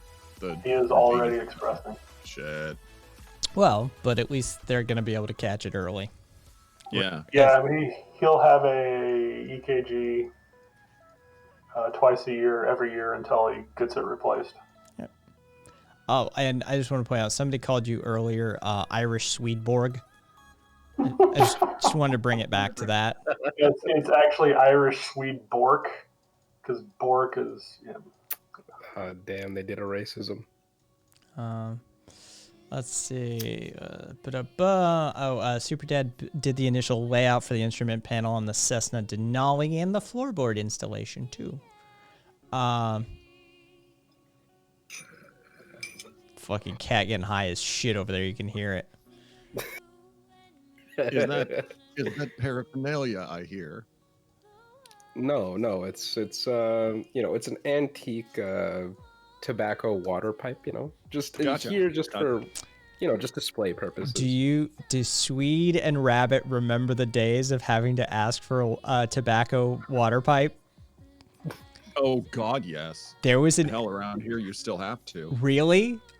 Oh yeah. Yeah, that for a long time was a very real thing, Cat. That You didn't see what our governor just said not too long ago? Oh God. Oh, what- if you legalize weed, you'll start killing your babies. I live in Nebraska. I live in Nebraska, and Pete Ricketts, son of the Ricketts, empire, who owned the Cubs and all that, That's fucking is our hilarious. governor. And he's we also have one of the greatest college football coaches of all time, but he's a crusty old fuck who needs to go away because he's like telling all the people around, like, oh yeah, we used to have players that smoked weed, and it affected their performance, so nobody should smoke weed. And so we have a god king and a rich and a billionaire asshole as a governor. Thank God he can't run again because of term limits. But oh yeah, weed'll make you want to kill your kids because Cat. reasons. Cat. What's up? If you do a weed, you'll kill a baby. How many weeds have you done? Okay, I promise I try to lock With her. away weapons. All of them. I just I am a responsible user. All of my water tobacco pipes are secured. I like Rev Roth. It's no. It's a small water fountain for the positive isotopes. Well, the stupidest part is, okay, not only when you go into any shop do you have to specifically refer to it as a tobacco pipe of whatever, water, tobacco pipe, or etc. But we have hookah bars. So, like... So do we. It's hilarious. The psychological disconnect, it's overwhelming, really. Whelming. Whelming. Did y'all Do you eat wheat thins with some cool whip? whip? Really, we're doing this? Whip. Did y'all see? Speaking of douchebags who run their mouths off, did you see fucking Representative John Kavanaugh? I talked about it earlier in the show. God, what did he do now? Not everybody should be voting. It's about the quality of the vote. Ooh. Okay. All right, you heard it here, ladies. I mean, Well, that's didn't the Republican Party put somebody up to speak at the convention who believed in household voting and that women should lose Yes. their right to vote? If they yeah, get and it married? was Oh, it was a yeah. woman. It was a woman. Yeah. Yeah. She was connected to that. If I'm not mistaken, actually, she was connected to that chick that Trump appointed into the Supreme Court. Maybe Coney Barrett. No, Yeah, it wasn't she's her, but part it was she was in her circle. Yeah. She's And, part of that Pentecostal Catholic group. Gotcha. Don't you find it odd that the 3 judges that have been that were appointed by Trump were on the Bush, were judges in the Bush, Florida case? Oh yeah. So yeah. That was Are subtle. we putting weird in quote marks? Real subtle. Yeah. But remember, people, harm reduction can't happen under bourgeois democracy. Oh, Cat's doing a meme again. No, I am. That is a fucking, that's an easy one. It's just, It's I do like that Kavanaugh had a sip of beer. That delightful measurement that we all know of. Senator, do you drink beer? What kind of beer do you drink, Senator? Pabst Blue Ribbon. Good American beer. The senator's looking at him like, what the fuck kind of question is this? Maybe he's into microbrews. the other, who's the Kevin McCarthy is the other one that runs his mouth. Can't stand that fucker either. I am a huge fan of, oh God, what's his fucking name? See, and I say it's funny and then I go brain dead. womp womp. I know. It's sad. Name the state and I'll be able to tell you. It'll come to me. He's one of those, it's one of those names like Hyman Rickover. You hear it and you're like, is that Gohmert? Louis Gohmert. Yeah, Louis Gohmert. Yeah. He is a gift that keeps giving. Well, like Laura Boebert, or Mary, or whatever Jewish space laser lady is. I can't really consider her a senator anymore since she got removed from absolutely all of her committees. Marjorie She's basically- Taylor Greene, my absolute favorite example of how fucked we actually are. I was just searching. That's why I was staring off camera. She said something crazy again recently, and I don't know. I just earmarked it somewhere, and I have no idea where it is. But she said something else that was just batshit insane. Have you seen the meme going around? It's a Star of David, but it's got like a pointer, like a laser pointer coming off of the bottom, and it's the Jewish laser military Mazel Tov. Oh God! It's my favorite one is they redid the laser configuration on the Death Star to do a Star of David. Excellent. Jesus. Yeah, Jewish lasers from space. Oh, yeah, I saw that one, Rev, that she was proud of getting 76% of her vote, but she ran unopposed. Wait, how did... A whole bunch of people probably wrote somebody else in. No, Anybody else. I really, really want to know what the write-ins were. Anybody else? I mean, like what?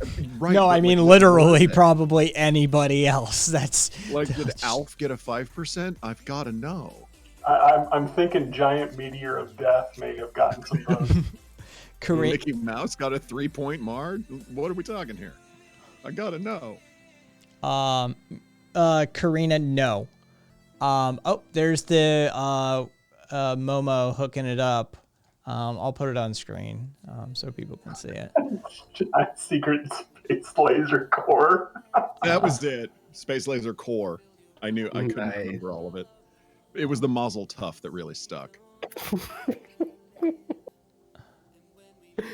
I wish I was high now because this would be fucking hilarious. Dude, this is fucking great, son. I mean, frankly, the art design on that is really good. It works. Yeah. Yeah, Karina, I feel you, son. Like, it does work. 3% went to Lucifer, according to sources. God, I hope. Yeah, that's funny.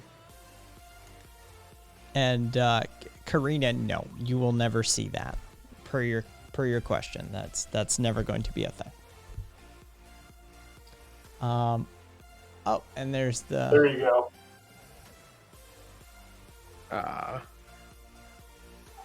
Do the Death Star of David. The Death Star of David.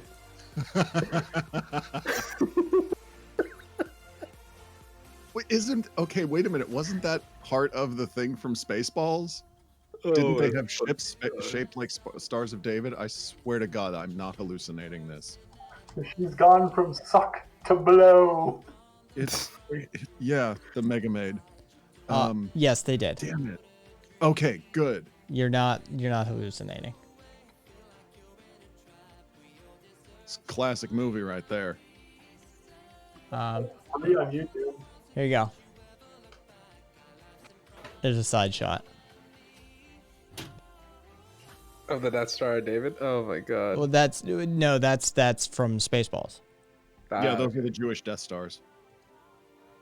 It's fucking great. Yeah, no, she is my absolute favorite crackpot of like government origin at this point. Just I adore her. Like she just needs to like somebody needs to give her a hot mic like all the time. Just let her do take after take after take. I want to hear more of what Marjorie Green Taylor has, what she's thinking, like her thought processes throughout the day. I want to know how she works through things. It would be amazing. I want inside that. Well, she's got that Instagram history. She's got vids. Yeah, the ASU. Yeah, the that's actually I think that's on the art in the art gallery with her. Yeah, I just want to hear more from the person who, you know, from the people who brought you the Jewish fire laser. Fucking, you know, I want to hear more. Imagine the cost of putting a space laser into space just to clear brush to put in a high-speed rail system. Well, it was, you know, it was more than that. It was to cause disruption and to, you know, to bring about social Marxism or a cultural Marxism. That's their talking point. It kills me. They're just rewriting the HARP program. That's all they're fucking doing. Instead of it being Tesla's weather death ray, now it's Jewish space death ray. It's like, are you kidding me? Well, we don't kid about the Jewish space death ray. Hello all. Hey. What up? I just want to first start off by saying I am very honored and love to be able to sit here with you all once again today. It is always a pleasure of mine to be able to come and hang out here on down Kai Stream and enjoy everybody's company. And hello everyone in chat. Now, that being said, do you support the Jewish space lasers? Fuck that shit.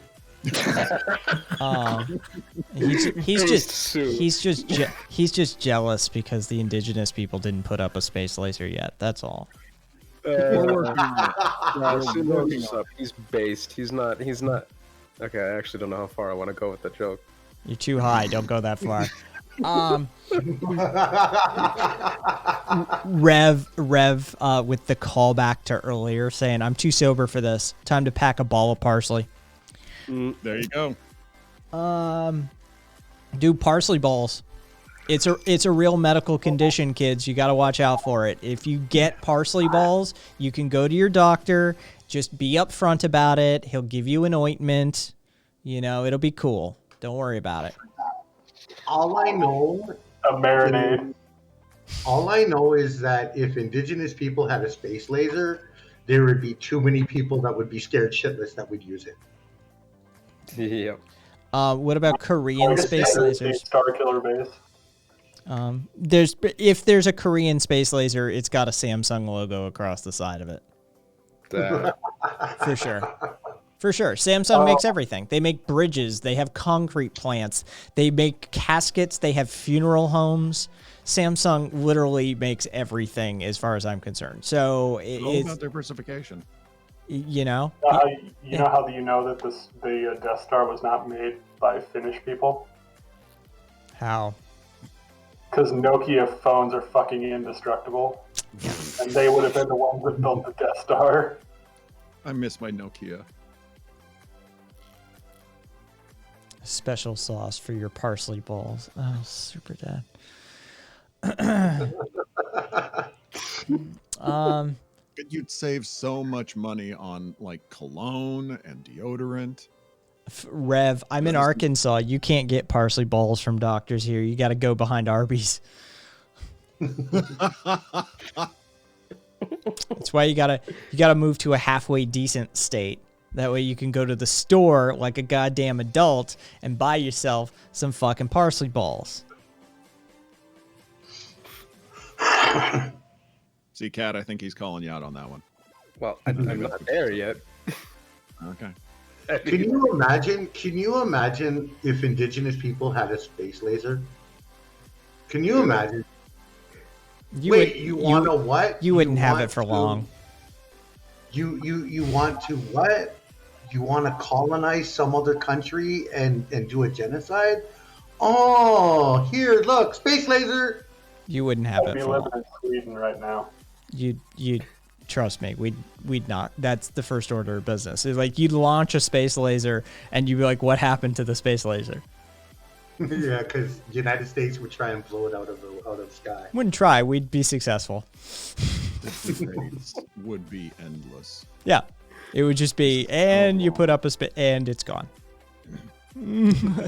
Like, and it's gone. Yeah. And the debates would be endless. Yeah, Rabbit. Debates would be endless.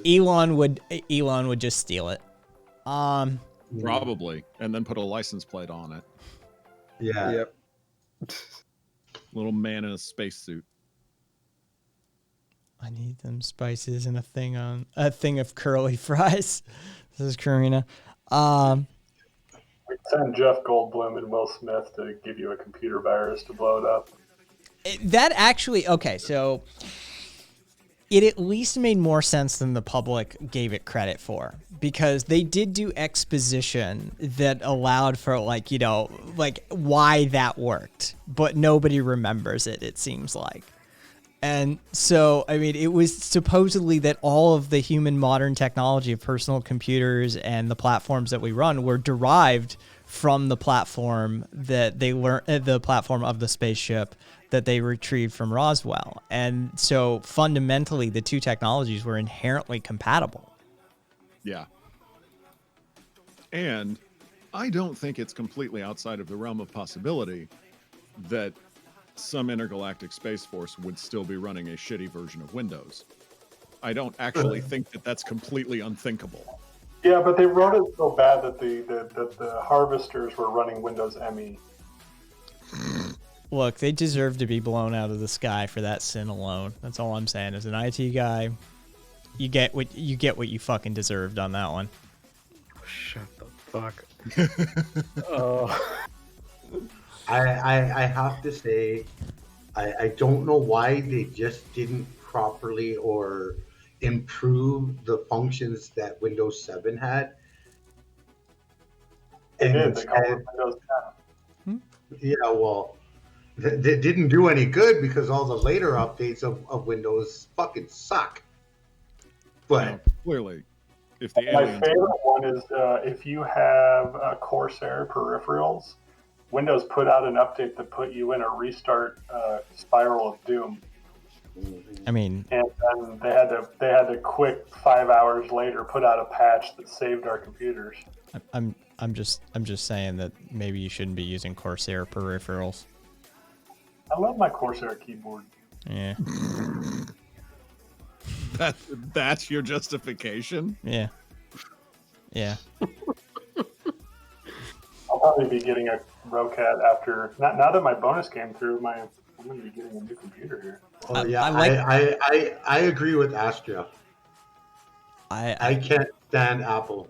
I'm sorry, I just can't. Exactly, PDX. Fucking kerfuffle. Use driverless peripherals. What are you doing? And no, that's who's the other fucking who's the other RGB gamer mouse company these days? Okay. Wait, who? Yeah. Let me go looking. ROCDST. No, hang on. Let me just. Well, you've distinctly exited my realm of knowledge. Right, Rev? Right? Razer. Or steal it like mine. Razer. Razer. Razer's fucking like mouse drivers are cloud connected. Why? Because reasons, go fuck yourself. fucking why? Yeah. That's because reasons. Like, go fuck yourself. That's all we've got for that. Yeah, They it's already look like a weapon from Destiny. I don't understand what. Okay. yeah, Logitech is what I use for my peripherals. I've got like 3 generation old MX Master here, or yeah, this is an MX Master, and then I've got my K800. They I work. don't even know what mine is.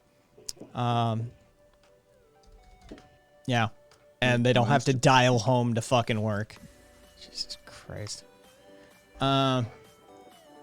Let's see, Steel Series Zoe or nothing.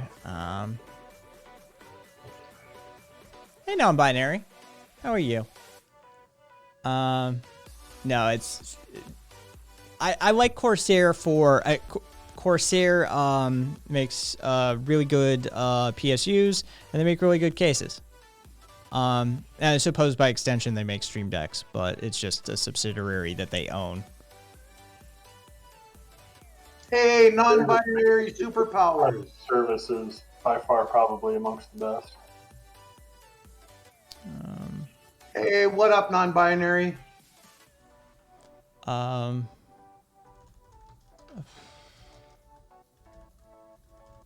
Zowie or nothing. Okay. Let's see. Is that like a militant stance? Yes. Okay.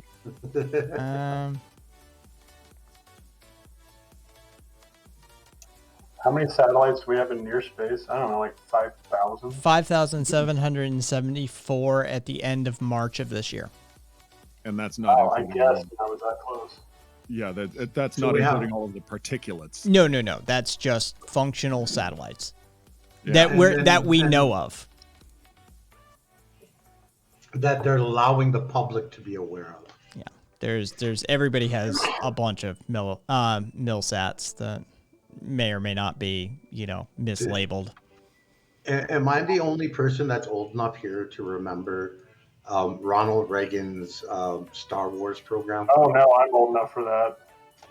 Not only do I remember Star Wars, I remember the movie with Dan Aykroyd that made fun of the Star Wars program called Spies Like Us, where the what it would eventually become terrorist cells in Afghanistan that the United States was sponsoring played a key role as a comedy bit. Yeah, that was that had to be. It was a John Landis film. Well, yes, but specifically they land in this area of Afghanistan and all of these Afghanis show up, and Dan Aykroyd's character says, "Oh my God, it's the Afghani freedom fighters. They're our allies." And the very next scene is them strung up. Like in a shitty comedy movie from the 80s, they knew that this was not going well. Non-binary question. Just small question. Just one. Very cold. My flatmate has a special friend over, so I had to sleep with a window open. It's -1. What the fuck is going on that you had to sleep with a window open? Maybe it's the smell. Yeah, I know, but holy fuck. They're having sex, Kai. Remember that thing? It's called sex. Yeah, and I is the remember. special friend like a crust punk. What are we Yeah, talking like here? what's the fucking deal? Like, a pandemic. Just I guess COVID is not as bad as frostbite. fucking get a spray bottle full of like diluted bleach water and just fucking spray them at random. Just walk in periodically, spritz, walk back out. Yeah. Sorry, guys, getting a little overwhelming in here. Febreze. Are you like in the same room as them? Like, is this Oh, that would. Yeah. like is this like literally roommate territory? Like roommate territory? Like, how close are you while they are Like college fucking? dorm? Non-binary. May I point out into a factor a little thing called wild sage? Just saying. Well, okay, hold on. I think I'm getting the image now. So, brought over a special friend, but this person is not COVID safe. So you've opened a window in order to keep airflow because they are not COVID safe, is what I'm getting from this story. Yes. Okay, this just sounds like poor planning on a variety of different levels. Yes. I vote for we remove the special friend. Just inform your roommate that there was an online vote. It was decided they gotta go. Yeah, by about 60 people. Do you have Now, a laptop with a mic? We can chat about this with them if you'd prefer. You know, just put us on speakers. We'll tell them for you. Yeah, it's fine. Yeah. Oh, that'll be great. Wait. Is this special friend someone that money had a part of it, or is this just a special friend? No, a special friend is not usually a euphemism for. It's morning now. All right. Well. Good goddamn. Do you want us to? We'll handle the roommate. Yeah, it's fine. We'll inform them. We'll fix their future planning problems. We'll fire up the Jewish space laser at him. Yeah. I mean, one stream is infinitely more potent when you've got an entire audience from a stream. And I have to tell you, non-binary, you probably could order some wild sage and stuff online, and that definitely would help kick off some of the. And quit doing that with your eyes, Kai. It's not an antiseptic. Yeah, but it does help with the smell. It does have some cleaning air pollution. Not like. Okay, wait. Not like Milo roommates? Oh yeah, that's a whole other fucking Milo Yiannopoulos. Is that okay? It was Milo Yiannopoulos. All right. Oh, you know he's not gay anymore, right? Sure, because he hasn't been in the news for 10 minutes. So that freaking No. Yeah, he said he no longer suffers from sodomy, and he's not gay. Well, I don't suffer from sodomy either because I know what I'm doing. I mean, dude, practice. Wait, is Ex-gay, yeah. Milo saying he's no longer gay? That's Squid with the direct quote. Ex-gay and sodomy free. Wait, Well, this is I what mean- Milo's up to? Yep, Milo Yiannopoulos. I'm Once sodomy free. again, that plays back to my philosophy and theory that Milo had Stockholm syndrome, being that he was raped by an older man as a young man in his childhood life, and has been living in that kind of ideology and thinking that way, which is very, very much, sadly, sometimes what happens. I don't know that it's that Just deep. saying. No, honestly, I think he's a media whore, and it's been 20 minutes since anybody cared about him. Uh-huh. So And conversion he's come up therapy with is hot something. right now. Yeah. Chat, you better fucking read. You motherfuckers. His boyfriend If is you- now his roommate, right? You motherfucker. If these motherfuckers get mad at me for having opinions about the Japanese language, y'all better say something. I need to see something. That's because your take on the Japanese language is correct. It's so true. wrong Fuck, so and I evil will die on that hill. that it will destroy the world It's or not something. It's not our fault they fucked it all up.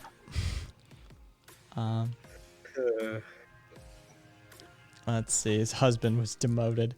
Yo, there's a bunch Yeah. actually, Marcus, where sodomy is still technically illegal in. It's a whole fucking thing. It's not only still illegal in my state, but they specifically have a constitutional amendment in my state that is a violation of the. Oh God, which fucking court case was it? The one that said that you can't have any laws that specifically outlaw homosexuality. I can't remember the name. It's one of the court cases about 13 years ago, and the name is unpronounceable. As they are. Right, but it was actually a lawsuit from Texas that made it to the. Oh, Supreme it's the butt fuckers butt fucking case. Yeah, and the yeah. Texas law and the Kansas law specifically were the ones that were cited as violating the ruling. And I don't know if Texas ever fixed theirs. I don't think so. But Apparently, Marcus says it's Lawrence versus Texas. There was a case before that, though. I think Lawrence is the butt fuckers butt fucking. If you don't know what I'm talking about, it's literally a Doug Stanhope routine about how there was, there were butt fuckers butt fucking, and there was another butt fucker who used to be butt fucking the current butt fucker who's with his boyfriend who's butt fucking him then, and he got jealous, so he called the police and reported a burglary. He reported a breaking and entering, and there was a little bit. And the cops bust down the door and find two people butt fucking, and they arrest them under Texas sodomy laws, which are still fucking legal at that point. And it was not only upheld as a conviction, it was upheld at the appeals court level. And this is the case that then goes on to overturn or undermine or overturn sodomy laws in a nation at a nationwide level at the Supreme Court. Yeah. Let's see. Hang on.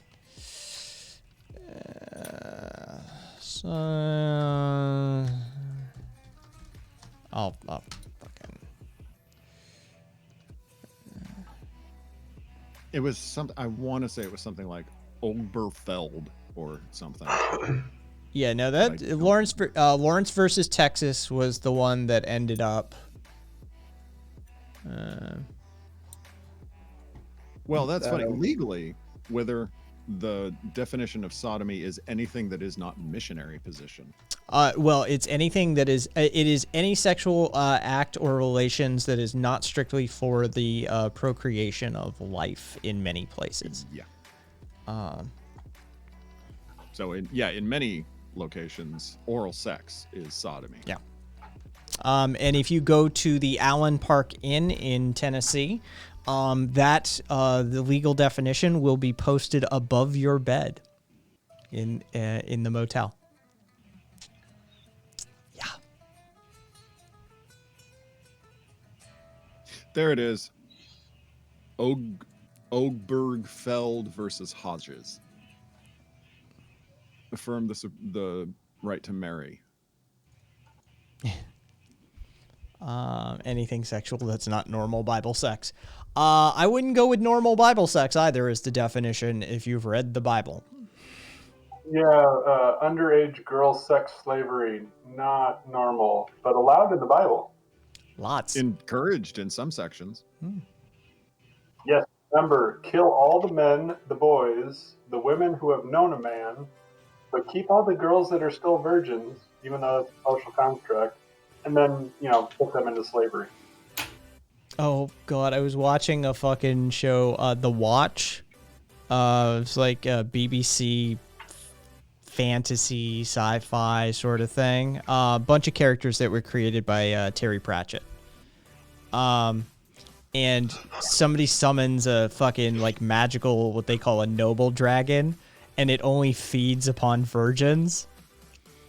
And so it becomes this sort of, running joke point as to who's getting eaten. And, it was just a really subtle way of calling out some fucking losers in their society.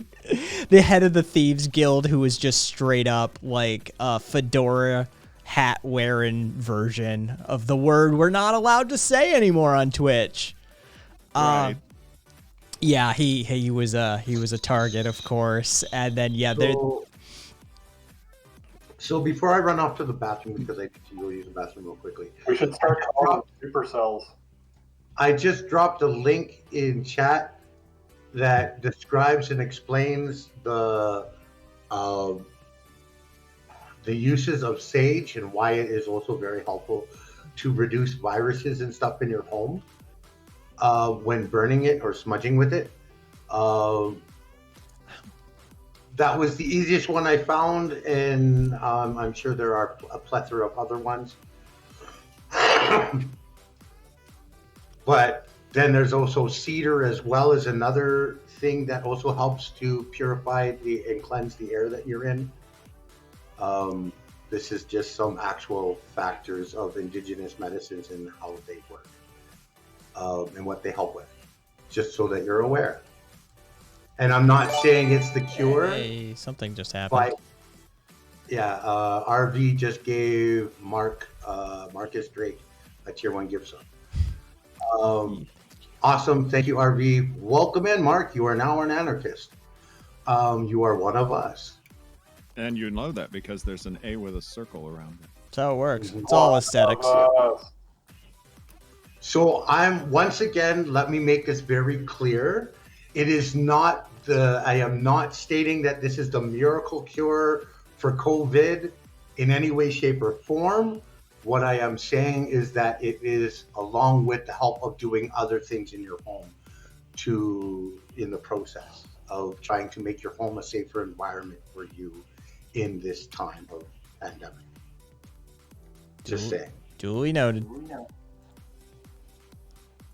You should have the sound of The Greater Good from Hot Fuzz as a soundboard.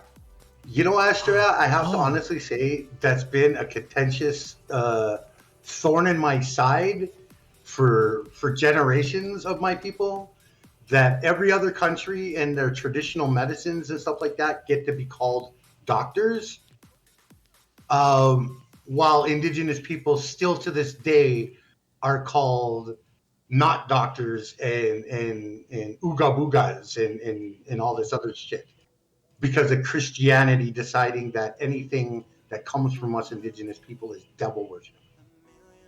So yet time and time again we prove over and over again the very important factors or the beneficial factors of our indigenous medicines and our practices, and it's still downplayed and not respected. Yes, you can. Like any other cultures. Yes, you can. But that's what you really want, Estrella, is to boil it into a tea. And yes, it'll help detox you, and as well as cedar tea. There's a plethora of different indigenous medicines that help with all different kinds of things. But once again, I strongly suggest that if you're going to be taking in or drinking in indigenous medicines, to try small bits first to make sure you don't have an allergic reaction. And this way, I am in no way, I have to, by my own people's, what's the word I'm looking for?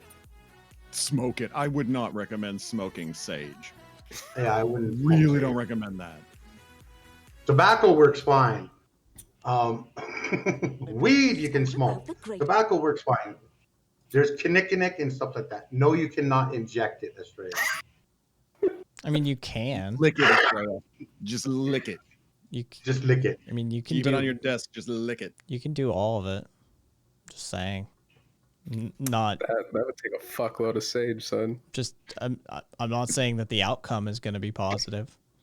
That's true. I want to see it now. I want to see someone like roll a J with fucking sage in it. You'd be fine. You know, get the tea going right there for when they eventually start coughing, and then just having the fucking drip like just going in their left arm as they're smoking it. Yeah. Oh, well, the smoke you could do it. Oh, and by the way, about the greater good. How can this be? Fucking got that lined up. The greater good. Crunchy sage? Is that like... You can fry it. Like a cereal? Raw sage. Be right back. That's white sage. Rabbit crunchy sage is white sage. I would think of all of them as crunchy if they were dried correctly. I was just thinking, is this like a cereal flavor now? Because we've already had parsley balls. Parsley balls. I can't believe that dude misspelled Bell's palsy that badly. It's smelling it like, okay, it's a different thing between like trying to smoke it and like inhaling some of the smoke coming off of burning sage or smoldering sage. There's a huge, big difference. They could have shotgunned it. No. No, That's no, bad this marketing. this is just, it's just, oh God. I'm trying to say it without getting frustrated. Uh, the way in which we do things is very sacred to our people. Yeah. So I get that a lot of people may not understand that. That's fine. But please try not to disrespect other people's cultures. Just saying. Like, I'm only sharing this with you because I care enough about all of you that I want to try and help you all as best as I possibly can. That's because I do love you all enough to do that. If I didn't, I wouldn't say fuck all. I'd just be sitting here going, oh yeah. No, there's nothing that could actually extra things that could actually possibly help with it at all. No, sorry. But because I do love you enough, I do want to help you all. What didn't you hear, Wither King? How Sage can help you? Or that I love you? Like, I'm sorry, I didn't mean to close down the whole entire fun moment, but with my dead seriousness, but No, you're good. I think I'm just I think high as weather's shit right fucking now, with to you, be right? honest. And Cat. Well, yeah, Cat is stoned. So Yeah, I'm stoned to fuck. I'm just vibing with the conversation wherever it goes. I'm creating an audio clip. you're creating an audio clip of what I was saying? No. Oh, okay. no, he's pulling out the clip from Hot Fuzz, I believe. Yes. Trying to isolate the greater good. The greater good. Hey, thank you for the follow. I'm not sure who did it because I'm not even in the window. MAGA love forever. No, did I? Oh, no. Oh, MAGA love forever. I love it. I absolutely adore it. Fucking 100%. Wait, MAGA Love Forever. Wasn't I talking with you over with Maya's stream earlier? They haven't said anything in chat yet. They just followed out of nowhere. Alright. Copy. New. Now we need to boost the shit out of this. They said not me, but I'd love to, Sue. Yeah, they just been listening in. They just came to see me? Aww. Lord Amras. Sorry. Yes, that is very true. A lot of modern medicines is researchers looking at traditional healing methods, trying to understand why they work and extract the chemical responsible for it. Yes. And sadly, then they turn around and make it into a profitable thing and make a huge profit on it. When our people have always believed that these medicines were given to us by the creator, however you may understand them or don't, to share with all human life on the planet and to help humans not make a profit off of it, but actually help humans to heal.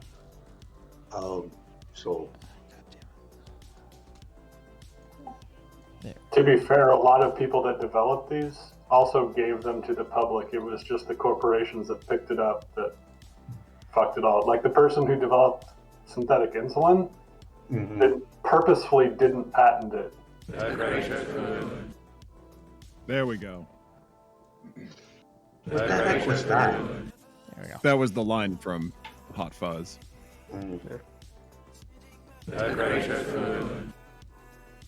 It's Not bad. Willow. Rev, it's Willow. White Willow bark. Now the key is, what do you want to have as the trigger for that? Yeah, red willow bark is where aspirin comes from. And these are like same things. Yeah. Oh, it's being highlighted. That means their account is brand new. One of my plugins automatically highlights these new account names for me. What's your time on that? Like 1 day or what do you?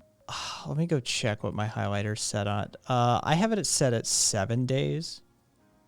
Okay. Just because I'm a suspicious fuck. I get it. It's just the suspicion that I have with some of the bots is, you know, the ones that say, you know, your account was created, you know, 3 days ago. And I'm like, okay, I don't know that that's suspicious. Mine was created a certain number of days ago. So. Yeah, well, that was an hour ago.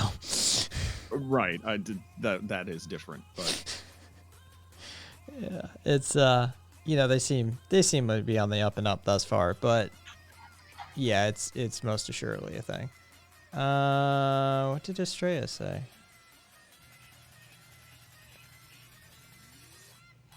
Mega Princess?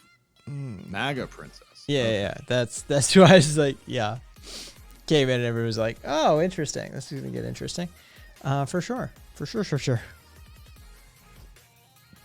I don't know that insulin is a tragedy. Now, there is naturally occurring insulin that comes from plants. Also, they actually call it the insulin tree. What is that? I think one of the few ones that actually you can actually understand why it's expensive is Theraflu. Because it takes like a month of distilling, what is it, star ants? Star anise or whatever it is to make like one dose. Interesting. Yeah, it is. Brazil. Yeah. There we go. It is star anise. Or I believe it's pronounced star anise. Fiery Costus. Um, or the spiral flag. It takes like a month to make one dose. IVIG is also one of those. That you could at least argue it. It's still bullshit because it's like $15,000 a dose. But the argument is that it's more expensive, not not that it isn't time consuming or difficult to acquire. IVIG, intravenous immunoglobulin, is, I mean, active components of human immunological systems, right? Like it's not a thing you synthesize. It's a thing you collect. It's like blood plasma. It's in that category of thing that it's not something we get to manufacture. So I at least understand that. Wish I could get my fucking land my hands on some, quite frankly, because I think it might help me out, but we won't go down that road. Now, of course, the trade-off for putting all those people in centrifuges is baby oil. Nice. All we need to get you is that adrenochrome. Exactly. I'm telling you. And then let's see, what's the other one? Remdesivir costs $3 to manufacture a bottle or a dosage run, which is I believe maybe 2 a day for 7 days, something like that. And then they charge anywhere from $2,500 to $3,500 for it. Yeah, I mean, I'm lucky that all 5 of my medications are all. I have warfarin and metoprolol and some of these others, and they're all. I don't have to pay anything because even if I did pay cash for them, they would be $5 a bottle. At most, My without primary insurance. medication. So. Sorry. My primary medication is from a flower that in most areas is considered a weed. So. Or dandelion? Well, they'd have a hard time trying to sell people on the idea that you needed to pay a lot for it.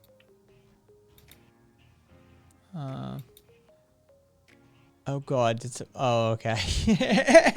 Estrella posted a recipe for parsley balls from Big Oven. Nice, Is that Estrella. actually, what's the base? Wait, what? I was just reading. What's the base? It's 100 grams of parsley, 200 grams of any white brine or like feta cheese, some egg whites, some pumpkin seeds, some cornmeal to coat, peppermint leaves, and white pepper. Fry off. Ooh, that would be tasty. Parsley balls. Oh shit, I forgot. I need to make it. Okay, hang on. Before I forget, there needs to be a parsley balls emote. Clearly. Yeah. It'll likely end up on the Discord. But yeah, we need a parsley balls emote now. That's just part of channel lore at this point. Amazing how these things come to pass. Yep. How much does Remdesivir cost to develop? Chances are we paid for the majority of it, and it's already paid for itself. Remdesivir, development cost. Let's see if it's available. You lefties and your labor theory of value. It was need us. to quickly state this. Are you talking labor theory like Adam Smith, or are you talking Marx, which is special value theory? I was talking Smith. I would have to quickly state also back to retracking quickly, thanks that I'm back from the washroom now, so I don't have a whole lot of rush needed. The reason why we indigenous people go out of our way not to try and claim anything as a cure is because of this inability that European education system and governance seems to not allow us to get any actual classification equally to anything else that the European educational system does not fully control. So therefore, anytime we bring forth anything of indigenous traditional medicines that may help or may very well be the answer to a lot of people's problems, it's usually somebody goes around trying to delete every single video that points that out, unless it's a non-indigenous person coming out with it. Which is really fucked up, but sadly, that's the case. I can't tell you who asked this. Non-binary. One, it's room temperature shelf stable. So it costs basically you can FedEx this shit. Costs nothing to transport. Which one am I talking about? Remdesivir. Okay. I don't know the total development cost, but I can tell you that $70.5 million of that development cost was taxpayer funds. Yeah, surprising how often that happens. Yes. So, you know, take it for what it's worth. But yes, it looks like we they're claiming that they're going to spend $1 billion on manufacturing and development as they ramp up production and distribution around the world. Development costs are done. The development costs are already over. Like the R&D costs have already been paid for. Yeah. And as to whether they'll be spending $1 billion spinning up new manufacturing lines for this compound, press X to doubt.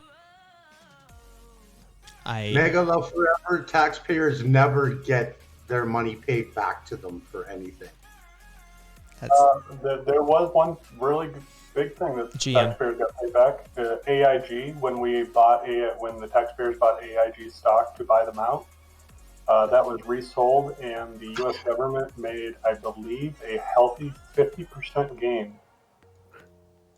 Mm-hmm. Doesn't that presume, though, that you have to go through the housing bubble before then? Details. Right. Okay. All right. Just making sure. I mean, the massive economic collapse that preceded the purchase of Non-binary. Details. throwing that out there. Non-binary. Those costs are marketing. One of the So larger percentages goes to marketing. Taken a pharmaceutical company public myself, ChemPharm, KPMH, or KPHM. If the most of the cost, okay, so most drug development actually starts in a garage, and the cost is actually the myriad of steps that it takes to actually buy the companies that are developing it through the various FDA stages. And so the cost isn't actually in the labor itself. The cost is actually in the venture capital purchasing prices that happen on the various stages. So when ChemPharm was originally still private, their hope is actually to sell to Shire because they were doing prodrugs in Shire. And they were hoping to get a buyout, and that would have, $7 billion cost for a prodrug because they paid $7 billion for the company. And so, whereas there was probably only maybe $6 or $7 million worth of development cost,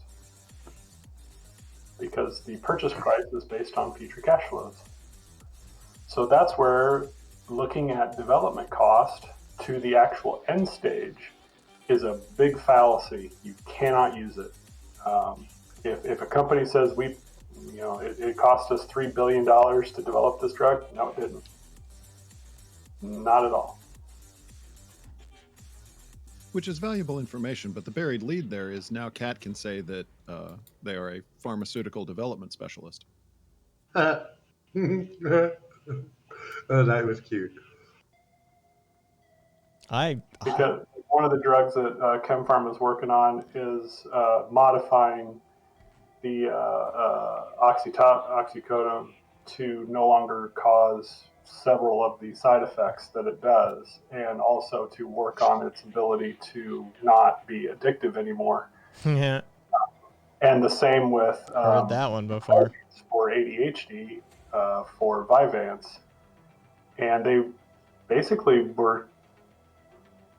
they got through FDA stage 1 and were basically proof of concept and everything else, and were ready to go into stage 2 toxicity trials.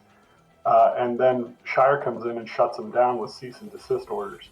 So now you have a company that comes in and shuts down development of new. I mean, we've already been through this before of how capitalism stunts development, but you're going, like, Shire could have bought that and then had 9 more years on the patent.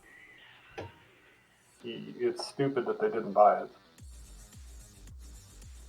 It is remarkable how bad, multinational corporate conglomerates are at actually making good business or money.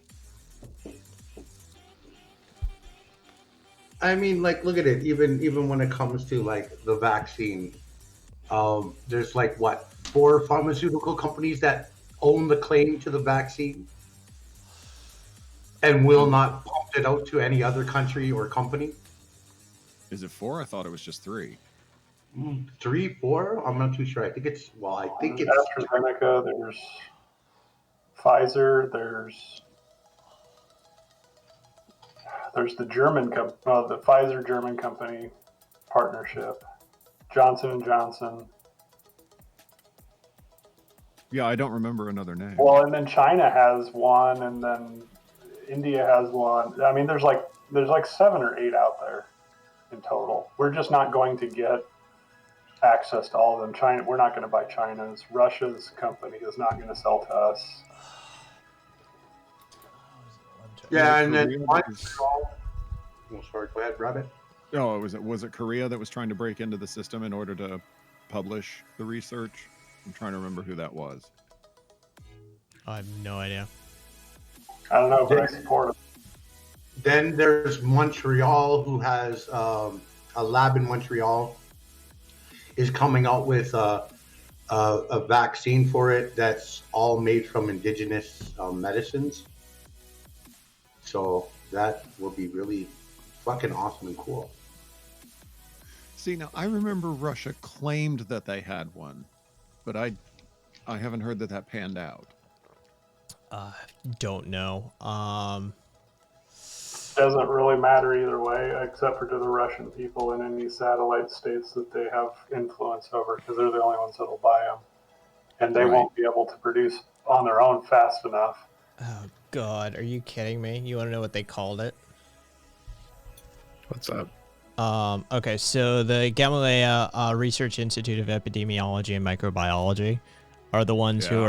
are developing the Russian COVID-19 vaccine. They call it Sputnik. Yep, Sputnik 5. Oh, These motherfuckers. they are never going to let that one go. Yep, No. Okay. called it Sputnik. Good to have a long memory, I guess. That's funny. Yep, they call it the Sputnik 5 COVID-19 vaccine. Oh, Russia. Don't ever change. Why don't they just call everything "I just can't quit you"? Why? I mean, come on. For fuck's sake. It looks like AstraZeneca is actually involved with it. And that's the one that just got pulled because of concerns about blood clots. Oh, is it that one? Okay. No, I think it's a. I think that's the other AstraZeneca one. They seem to be having their fingers in multiple pies. It could be If this. you want more food, you got to stick your dick in more pies. Yep, that's the way it works. Hey, Adia. I hated that movie. 80, I do believe I failed you. I was in high school during that movie era, so I mean, it would have been probably funny to me in some degree or another, but I don't exactly remember it with like, it was just another shitty movie. I remember laughing at the Austin Powers movie at the time.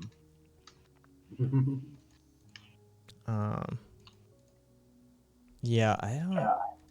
There we go. All right. I thought the South Park movie was funny. South Park is funny. That's because South Park is funny.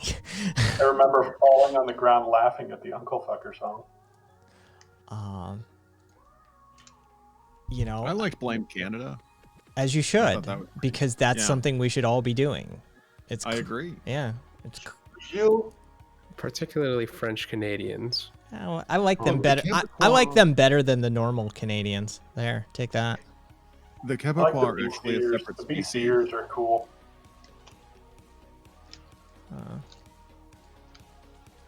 Yeah, they're more fun. All right. I'm Rock 8383. Are you radical? Oh yes, that's radical. all right. So we're gonna He's do. so radical. He's totally tubular, dude. Yeah. We have Splinter, we have far out, Raphael, man. we have Donatello, we have Leonardo, and Michelangelo. All here. I don't know if this is gonna read correctly, but I have like. All right. Resize document. Let's do this. All right. Oh no, I'm I'm already terrified. Hey, Ace. reset. Hey. Hello, my ace. All right, so stretch that from the center, and then Greetings, madam. How are you this evening? Morning, wherever the hell you are. I forget. parsley balls. Okay. Welcome to the Anarcho Bidenus stream. Yes. All right, let me get these uploaded. So radical, we're vaguely centrists. Emoji upload, and we'll see if it reads correctly or not. I don't know. Where we will promise you a minimum wage that should have been instituted 5 years ago and is no longer relevant. Should have been fucking instituted 25 years ago.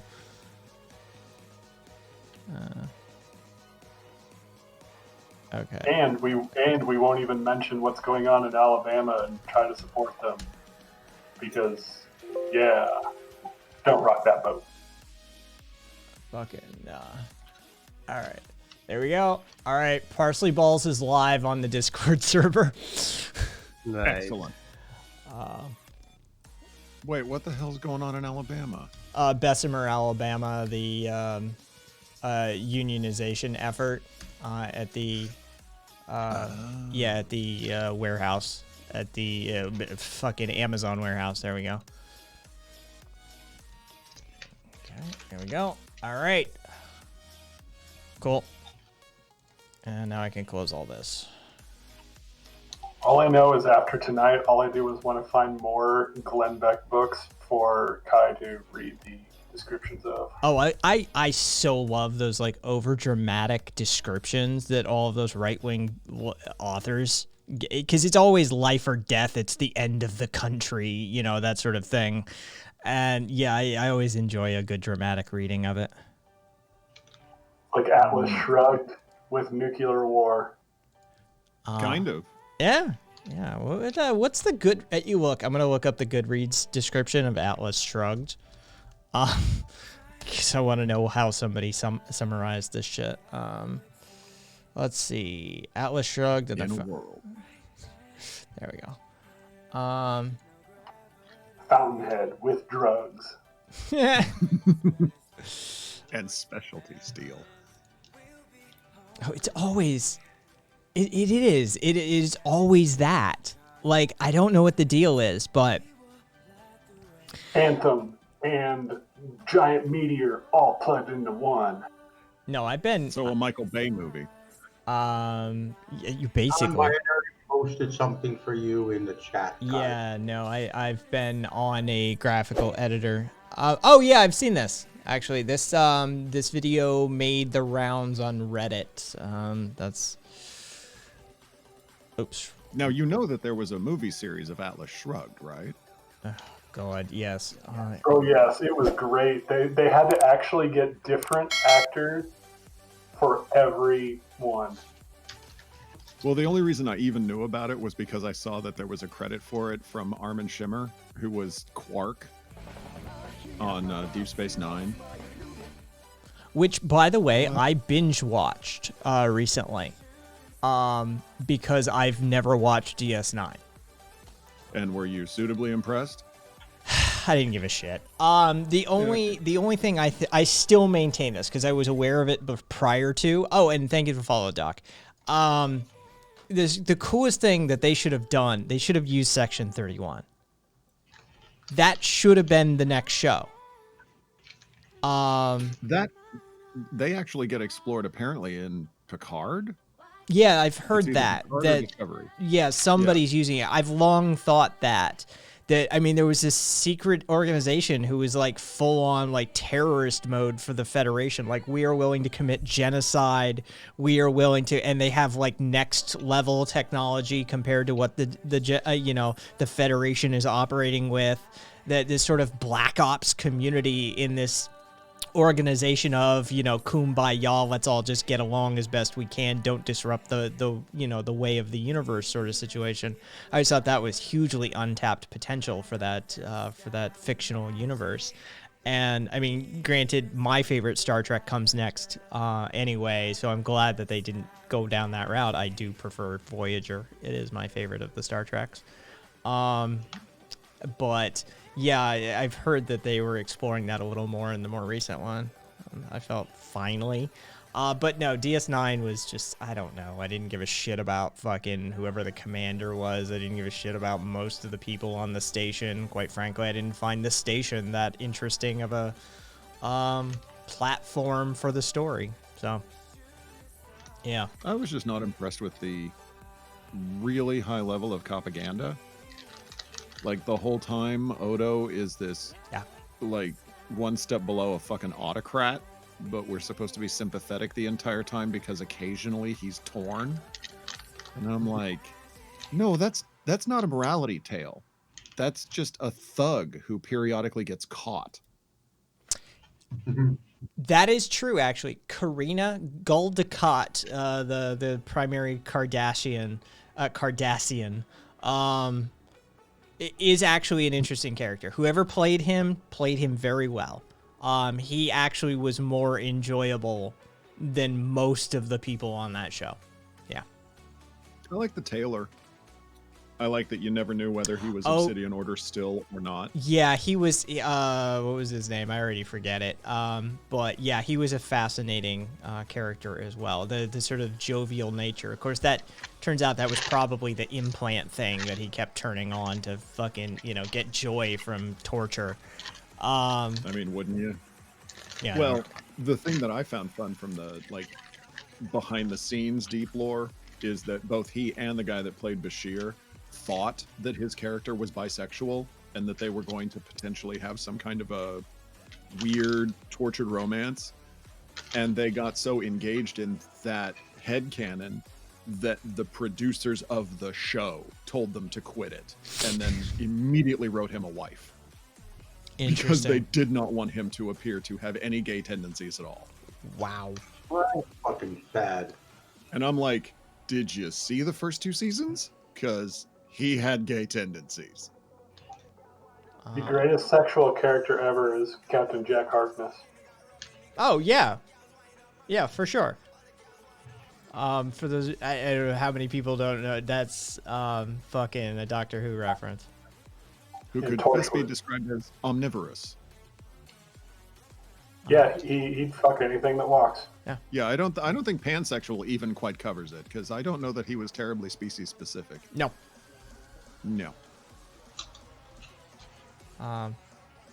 Yeah, he also the face of Bo. Yeah. Well, he is the face of Bo. Yeah. I But yeah. managed to embarrass myself in front of his husband. But the master's assistant he was going after too. Went after everyone.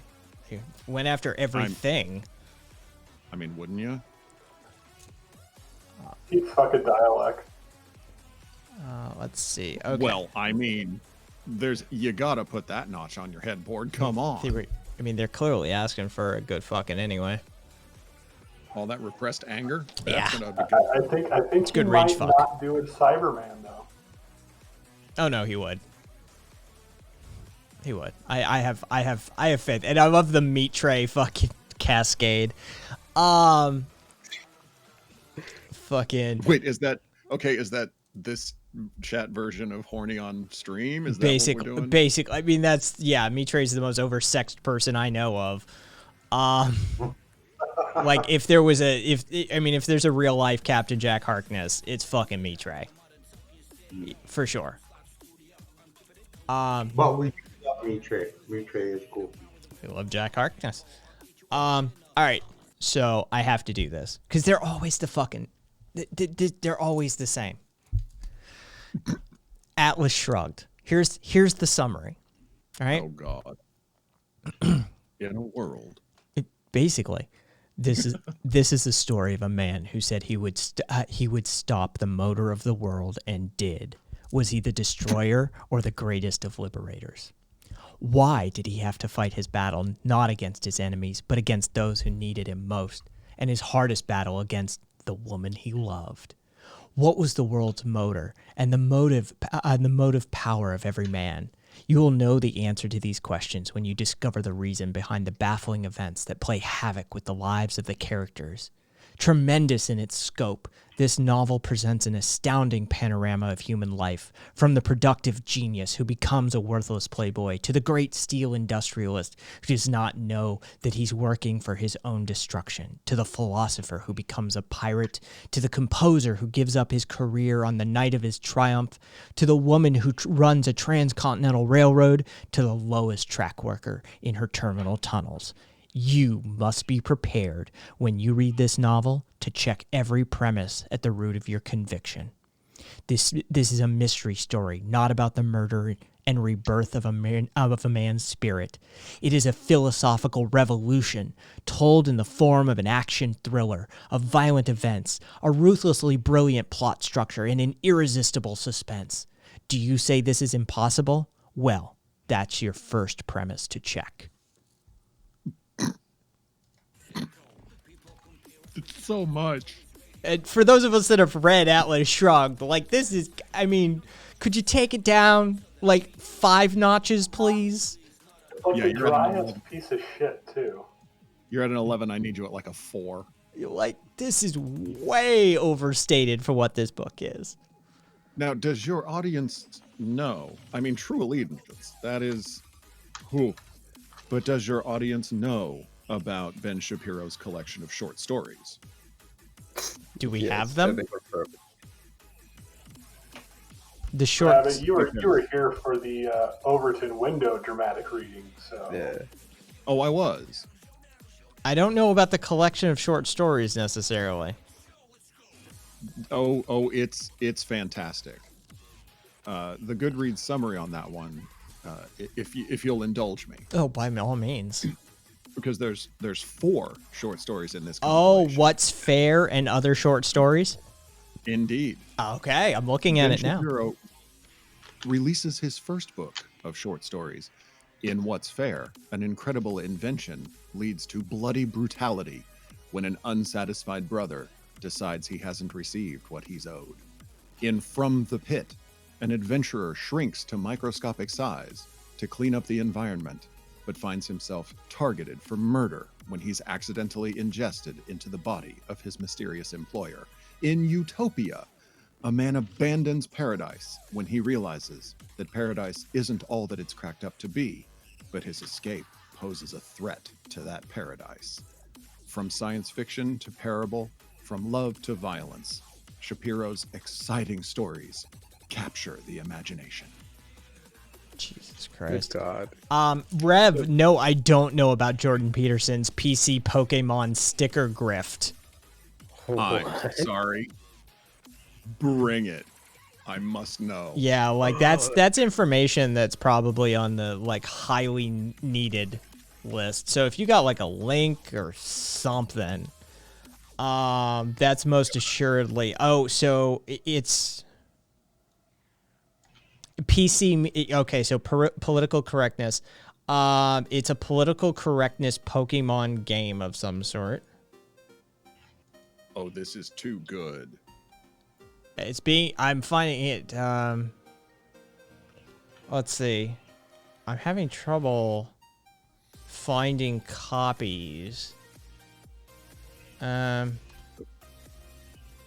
seems like the eBay page got pulled. The fucking YouTube video for it got pulled.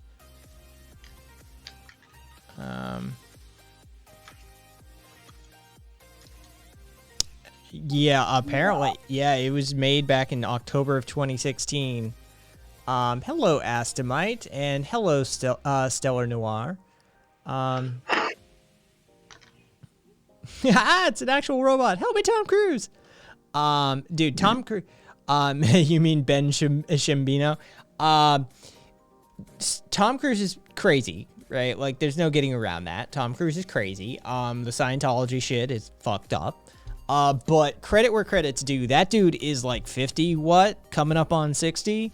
And the shit he does to prepare for movies, like, that dude's a real action star. Like, for reals. Yeah, he could have been human if the Scientologists hadn't gotten a hold of him. Yeah. I mean, that guy puts a lot of fucking effort into doing the shit that he does. And has the scars to prove he's earned his place as an action star. What he did to his ankle alone on one of those building jumps, because there's a close-up slow-mo of that.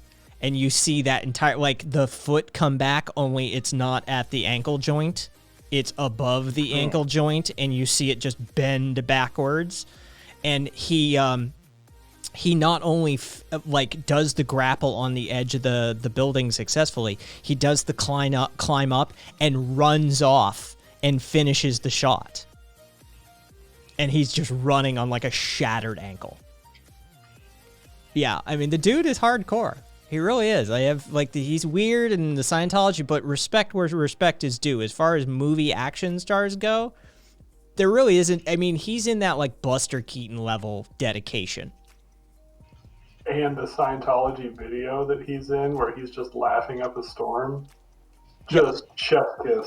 Oh, they've tried to pull that so many times. Streisand affected its way into the internet's just plenum. There's no getting away from that. Yeah, Keanu Reeves too. Keanu puts in the work. I would have to say though, Tom Cruise puts in more work. He really does. And Tom Cruise can emote. Yes. Keanu Reeves is the literal he is the literal personification of the neutral mask. Understanding comics, read it. It's super useful just for interpreting certain things. But yeah, Keanu Reeves is essentially what's referred to as a neutral mask. He is designed in like a test tube in a laboratory somewhere for you to place yourself in his place. He is intended to be just a stand-in for yourself. That was the way Bella was written in the Twilight series. Yes. Total proxy. Yep. Except for Bill and Ted. He had an actual character in Bill and Ted. Yes, he did. He really did. And seeing him go back for the newest movie with a shaved beard, dude, Keanu Reeves looks weird when he's shaved. He really does. He looks super weird. Yeah. He's a treasure. Changed my mind. No, I agree. I like the dude. Okay. He seems super nice. I did find the rules for the Peterson Pokemon game. And apparently he was eventually going to develop an app for this, but what you're supposed to do is graffiti politically correct posters, stickers, whatever, with your sticker pack, and then you take a picture of it, and then eventually the app was going to collate all of those photos and create. So it was going to be kind of like a low-rent version of Pokemon Go. That's a shame. I would have loved to have seen it actually reach fruition, just so I could make fun of it. Right. Yeah. So what was up with why is Keanu Reeves a question mark? I don't know Is he a question mark? I think it's more than asterisk, so he's just a wild card. Yeah, he's kind of a cipher to me. I'd At say least the way he's been characterized. I'd say he's an X. Just a variable you insert something on top of. I mean, I thought he was excellent in the remake of Day the Earth Stood Still because he's supposed to play an alien who doesn't understand human emotions. Which was it was a role designed for him. It's like Professor X and Patrick Stewart. Like, friggin' typecasting. Yeah, like this motherfucking role was written for you, bro. He's also one of the nicest humans ever if you read the stories about him. He is. That's the thing. That's why I was saying, I have no problem with him. He and he dealt with probably as much loss as you can. Was his wife and sister and all died all around at the same time. Yeah, he's got a fucked up story, and he just wants to be kind of be left alone. He gives most of his money away these days. Like he's set for multiple lifetimes, and he just gives it away. Like I think on the next Matrix, most of his salary is actually going to go to the staff of the movie itself. Yeah, he's super chill dude. I got no problems with him, other than what he actually is. I mean, that's the thing, is like you have to. Daniel Day-Lewis, he is not. All right. Yeah. Well, I mean, you just separate the two. Yeah, exactly. That's don't look for artistry here unless it's in gun fu or something like that, which again has its own merit. Don't get me wrong, but I mean, as far as an actor goes, yeah, he is the definition of generic. But Christian Bale was much better at gung fu in Equilibrium. That was an awesome movie. Yes, that was a good movie. Yeah, I mean, it was Fahrenheit 451, just rewritten. But it was fancy enough. I think from what I understand, Keanu Reeves is like really, literally humble compared to the factor that he's like really rich. Oh no, everybody who's ever met him says he's just a super nice dude. Like if you run into him he takes the subway and shit like that. Like you literally can just be riding a subway in New York and you could be sitting across from Keanu Reeves. Like he rides his motorcycles because he's got a motorcycle company that builds custom fucking choppers, but he, he'll be riding his motorcycle and he'll just stop at a convenience store, and he's just a normal dude trying to live a normal life. He once stood outside of a donut shop and bought everybody donuts when it was his birthday, and if he bought you a donut, you had to sit and chat with him for a little while. Yeah, he's just a chill, nice dude. To be honest, where the fuck do you find movie stars like that? Well, generally you don't, because it's sort of the whole movie star thing. Well, Keanu Reeves has also been lucky, let's be fair, because there are people out there that, let's be real, female movie stars and stuff like that face a whole different level of danger, stalkers and everything else, and some of these other people. So, there's a reason some of them are stuck up and kind of private. But and to be perfectly honest, he's kind of really lucky as an actor. There's far better actors. There's, far better action stars. He fit a niche. The right people liked him, and he got the right roles. Yeah. He was a great Neo, and he's a great John Wick. Yeah. Have you ever seen the pitch meeting for John Wick?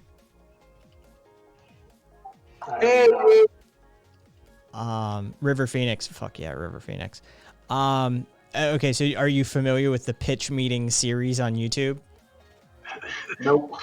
It's really funny. It's just one dude playing like a producer, and then the writer who's pitching the meeting to him. So it's just cutting back and forth between himself, giving reactions. There's a guy that does that on TikTok for Hallmark movies. Nice. And the pitch meeting for John Wick is, he sets it up and he's like, and then they steal his car and kill his dog. And the guy's like, it cuts to himself, but the producer, he's like, we're going to kill people, right? He's like, oh yeah, lots of people. Yep. Welcome to the entire point of the John Wick series. Somebody killed a dog, therefore lots of motherfuckers have to die now. Let's see. Yeah, it makes sense, Estrella. Oh, wait. Is this is it? Somebody actually has... Oh, somebody has the... boys, girls, and interested others. I said a couple of days ago, or last week, that I was going to produce 3 videos on political correctness, and that the third one would be about tactics. So that's what I'm doing this morning. I'll probably produce a number of relatively short videos on tactics, because I think that might be a more effective way to disseminate them. And so by tactics, what I'm trying to figure out is how the rhetoric surrounding these issues can be translated into effective action at the individual level. So I'm hoping that people who want... What's Kermit doing giving a Zoom lecture? Just curious. Giving a Zoom lecture on memes. On the SJW feminist memes, no less. Sure. Thank you. Who found this? Who tracked this the fuck down? Lord Amorous. Thank you so much. Devil Boy. Okay, but Keanu Reeves in a dog collar. River Phoenix in a dog collar.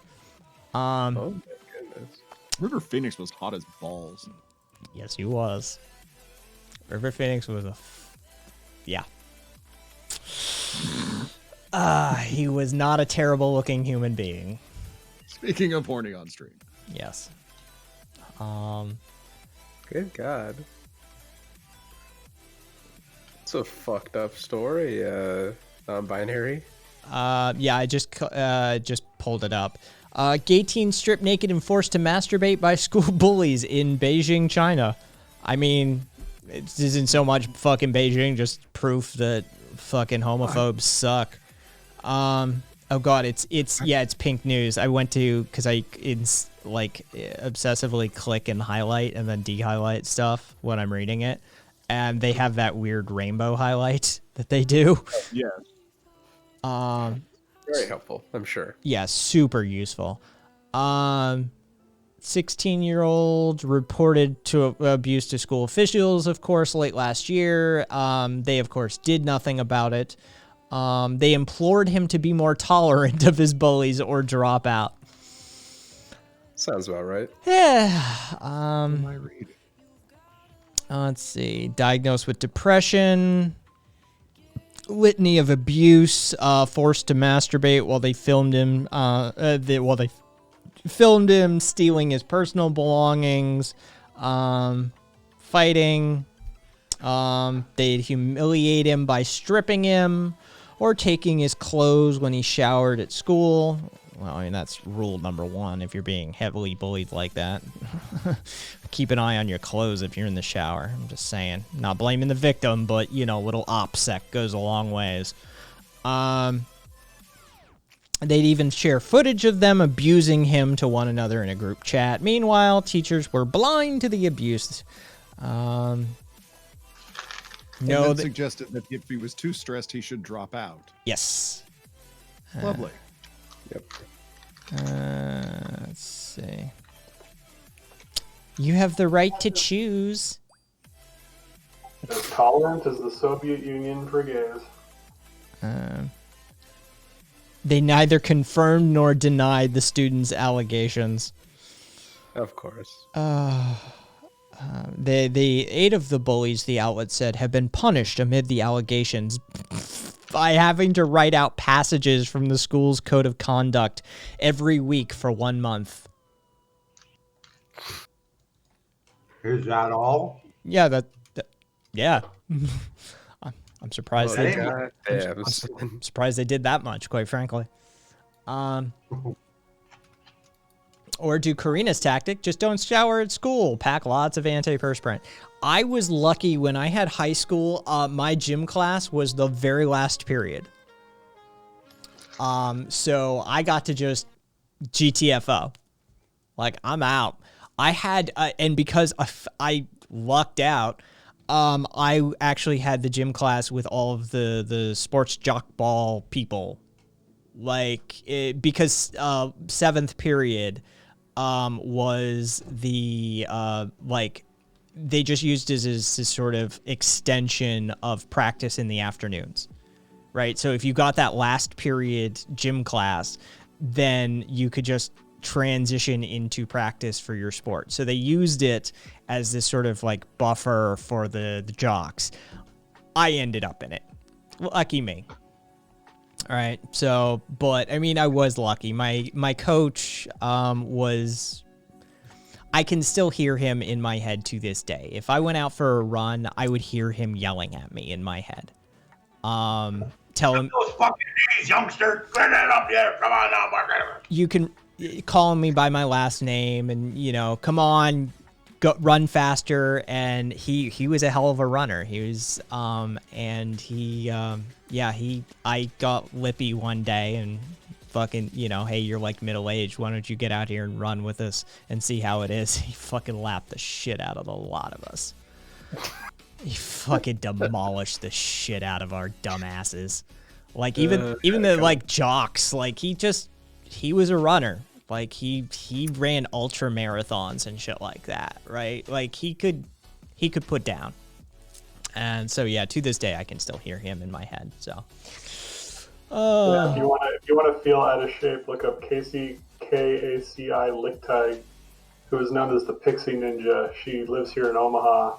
She's like 5'1" and maybe 95 pounds and runs ultra marathons and runs at like a 7-minute pace consistently for 40 to 50 miles. It's just insane.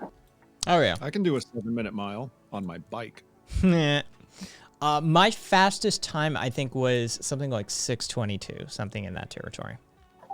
Oh, I used to, like, my fastest ever was 16:50 something for a 5K. That's so I was really good. 550-ish, 540-ish. Yeah, that's a sub 6. I could run at one point. Good or bad coach? No, very, very good, Estrella. I mean, you know, at the time, I didn't understand what was going on, but years later, it clicked. He was a very good coach. Raslane, Oregon people seeking public records. All two have to sue. Let's see. Government retaliate by suing him, among other things. All right, so there seems to be that there's a thing happening. Let's see. Now, I do have a somewhat off-topic question. EFF. It's one of my charities I donate to, actually. Kat, why did I just watch two old men rabbit punch each other for a minute and a half? It was funny. What the? Okay. It's funny, dude. I don't know what to tell you. There isn't a deeper reason here, son. All right. Was it relevant to fucking anything? And the answer is no. No, I just wanted to see who in chat would, be daring enough to click, and let's see. I found out. Hey, Corey. Yeah, we talked about. Sorry, I didn't see you there, Corey. Yeah, we talked about the whole Milo Yiannopoulos fucking bullshit. Fuck. Oh, I laugh while taking a hit and blue burning hot weed all over myself. Cat has the reefer madness. I do. See, kids, this is what they were warning you about. Oh, it wasn't a lie, son. He did the weed, and now it's destroyed his I just don't have any white women near me. That's why I ain't acting up. Fucking dude, that Ralphie May bit about fucking like when he, oh god, I miss Ralphie. About when his wife was going out with like her ride or die girlfriend, and they were taking the kids and the dogs, and like we're gonna go hiking in the LA hills, of course, and that sort of thing. And I can still to this day hear him do her voice, and just she woke him up at like 5 a.m. on his day off as a road comic, right? And she's like, I just want to let you know you can sleep in. He's like, bitch, what do you think I was doing? No, I just wanted to let you know what we were going to do. And you could just stay home and you can smoke your weeds. I still hear that line to this very day. You can smoke your weeds. And yeah, he does. He fucking gets out. I rabbit.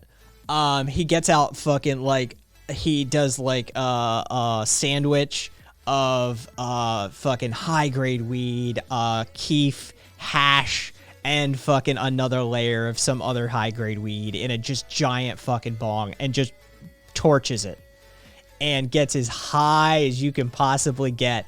And apparently she comes busting through the door like 30 minutes later when he's high as a fucking kite. And apparently her girlfriend's dog had a heart attack while they were out hiking. And she just looks at him and goes, are you high? And she goes, are you stoned? And he says, it's a biblical whore. She said, well, get it together, fat man. You have to take care of the kids. Oh, yeah. I still hear that sort of shit in my head. Estrella, I never got into running. Yeah, rip Ralphie. He was literally twice the comedian of most stand-ups. I miss that dude. He was funny as fuck. Just naturally funny. His cadences were amazing. I miss him.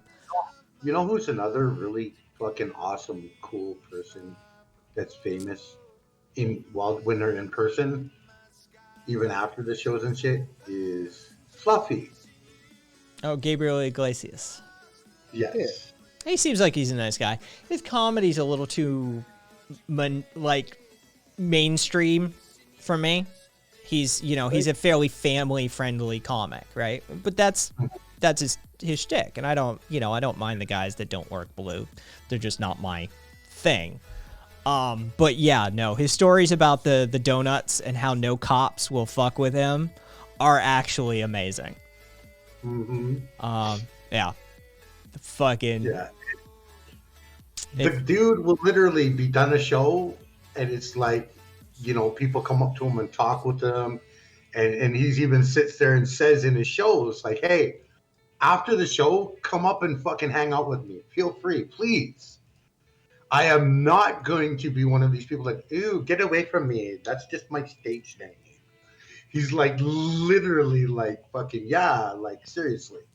You make it possible to me to be able to support my wife and my adopted child or my son-in-law.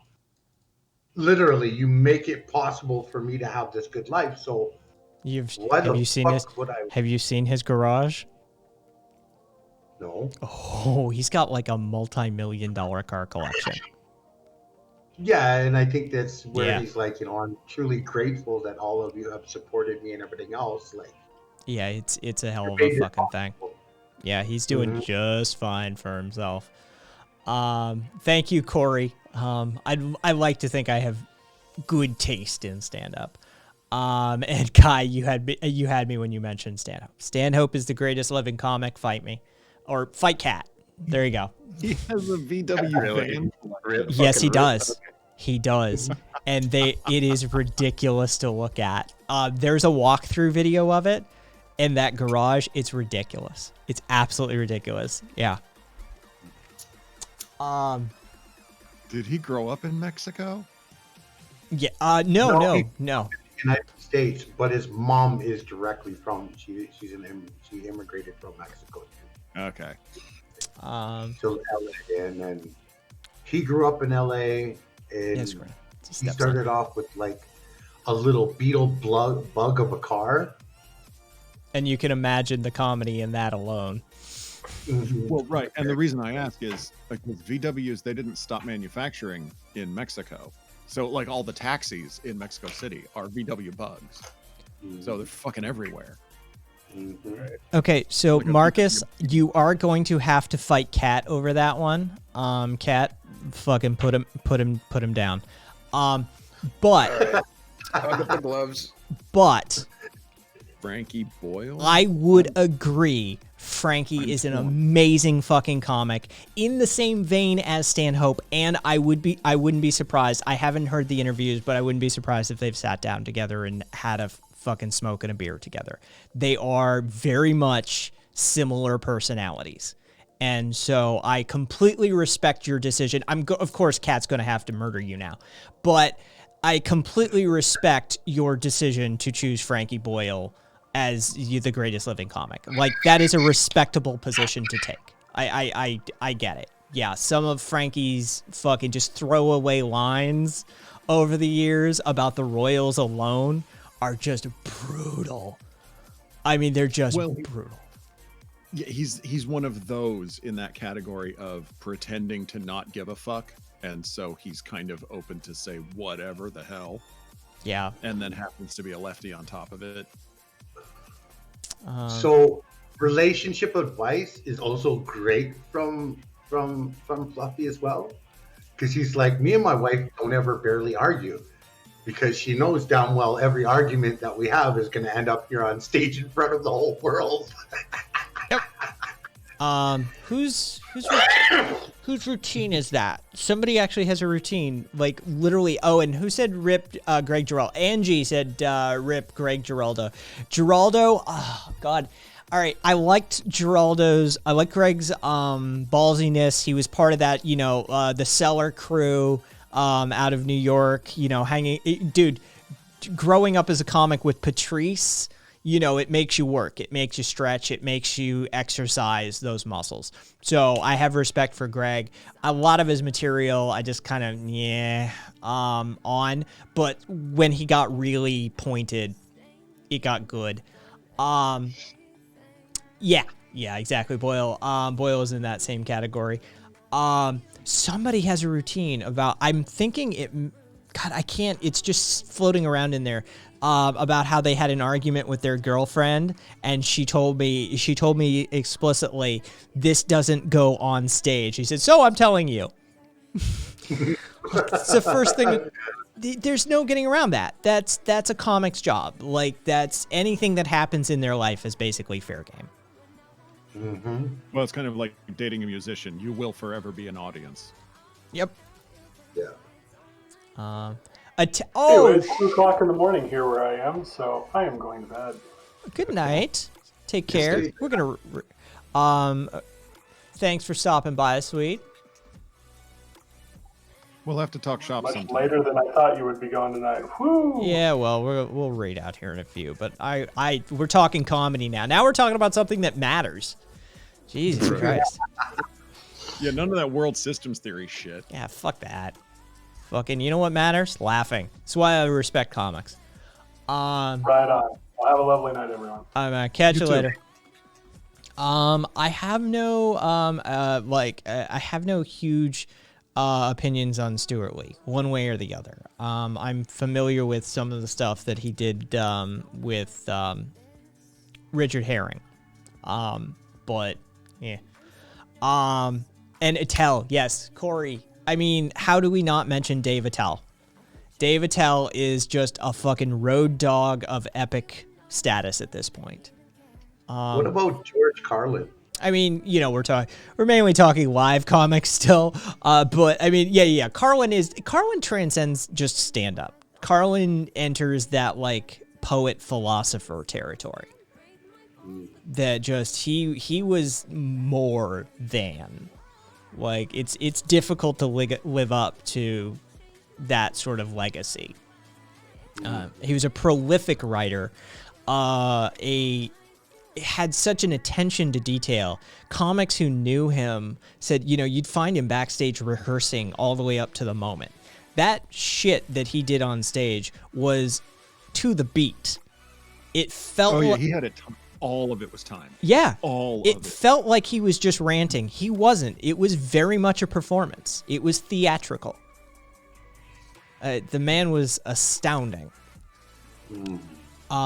Yeah. Jim Brewer's story about the working at the Sears paint department and the Muammar Gaddafi missile strike is legitimately one of the most badass fucking stories any comic has ever told. Talk about being able to get yourself out of trouble with a funny fucking story. The Jim Brewer Sears paint department story is epic. Big J Okerson used to tried to have sex with me in real life, says Angie. A few years ago in Montreal. If it was Dave Attell, I probably would have, just because I loved Insomniac so much. I respect it, Angie. I respect it. Yes, Marcus. Well, earlier on, he was very much a stand-up. And if you go back to, holy shit, if you go back to when he was clean cut and wearing a suit, a suit, it was a whole other ballgame. Carlin lived through so many eras that there was just, but once he sort of went full on hippie, and things got political, that's when we started to see the makings of George Carlin as we would come to know him. Yeah, he embraced the shit out of that hippie philosopher thing. Rev, that story had me laughing so hard I choked and couldn't breathe for a while. I'm telling you, I can never do it justice. You have to, if you have not heard Jim Brewer tell the Sears paint department story, it is the most astounding telling. You have to listen to this story and be like, holy shit, it's not apocryphal. It happened. This is the thing. Going into this, you're going to be like, well, this is bullshit. It's not bullshit. It is the craziest fucking story any comics ever told. Wait, is Angie Canadian too? Don't know. Angie, are you? Okay, so non-binary, bringing it down, fucking Jesus Christ. Way to read the room, non-binary. Trans person is murdered. One trans person is murdered every 7.2 days so far in 2021. And then a listing of like number 10, Diamond Cree Sanders, a 23-year-old black transgender woman who was shot to death in Cincinnati, Ohio. On March 3rd, Diamond was described by a family member on social media as beloved. An obituary shared with her family described many loving memories. Quote, she valued her family and enjoyed spending time with them. As a child, she would say, I love my whole family, the obituary states. I'm just laughing at the absurdity of that back-to-back. The juxtaposition of that was a whole fucking thing. Roger Stone is begging for money on Parler, apparently. Of course he is. You know, all that has to happen is that he gets himself an OnlyFans account, and he'll make all the money he needs. Your Bitcoin and crypto donations will help the Stone family as we fight the endless battle against the fake news media and politically motivated prosecutors still angry, blah, blah, blah. It actually starts off, this new effort to destroy me by the Democrats and their pals in the corrupt news media could not come at a worse time. Having lost our home, savings, insurance, automobile, and unable to earn a living writing and speaking, first because of a 16-month gag order by the judge, and then because I was deplatformed by Facebook, Twitter, and Instagram. It has been difficult to sell my books or launch my upcoming podcast. Okay, now I need to hear the fucking Roger Stone podcast. This dude's crazy. Like, have you ever seen like Roger Stone's like full back tattoo of Richard Nixon's photorealistic face? I can't say that I have. Oh yeah. No. You could always donate $1, and then like the message that you put in it is, can't you just pull yourself up like you're from your bootstraps like everyone else? Oh, it's not full back. I'm sorry. It's shoulder blades. But it is fucking stupid as shit. Here we go. You know, all that's missing from the summary that you just read is where he uncovers the plot and becomes the hero of the story. Okay, so Roger Stone, unironically, RV, he's got some issues. I've seen it. Unironically, has a picture of Nixon's face tattooed on his back. Wait, do people not know this? Yeah, apparently not. So, let's see. This is the same tactic the feds used on General Flynn. They drain you financially to pressure you to plead guilty, or in my case, bear false witness against the president, which I refuse to do. Once again, I must fight the deep state's lies and their latest efforts to destroy me. There it is. I knew he had to be the hero at some point. I urgently need your help today just to survive. I did not fold when Mueller's goons pressured me to betray the president by providing false testimony against him. I won't fold now, but I need your support. But he needs money. We're struggling to pay for rent, groceries, gasoline, prescription medicines, and the premiums for the little insurance we have left. Now they want to subject me to another witch hunt before I can get back on my feet. Your Bitcoin and crypto donations will help the Stone family as we fight the endless battle against the fake news media and politically motivated prosecutors still angry about my pardon and seemingly preparing to railroad me yet again. Please assist me in my vital fight for freedom. I will read and respond to all messages on the stupid link for this with a personal thank you note. If you'd like to receive my Friends of Stone emails, please add an email address with your message. God bless you and God bless America. Roger Stone. Okay. Like, I kind of want to... Yeah, like, I kind of want to donate just to fucking get the message. Like, to send him a message and then get one in response, right? Like, I kind of want to fuck with him. He needs a top hat with goggles. Oh, yeah. What's the minimum amount you could donate? I don't know. It's some fucking, like, it's not even a clickable link because it's some screenshot. Hold on. Of course. Let me try and... What is this? I think that's like an Estonian link or something. Of course. Why do all of these guys sound like a bit? Because we've been desensitized. Oh, Jesus Christ. Hey, Marcus. Fucking. Oh yeah. How? Yeah, everyone donate to Squid. You should be. I call bullshit. Bet he'd be able to afford my roof repairs without making a dent.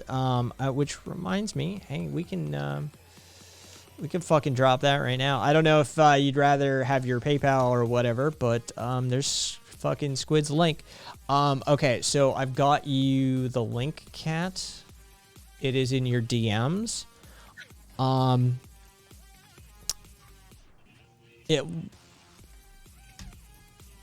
It looks like you could do $1. But it's all crypto. Like, it's all crypto. Yep.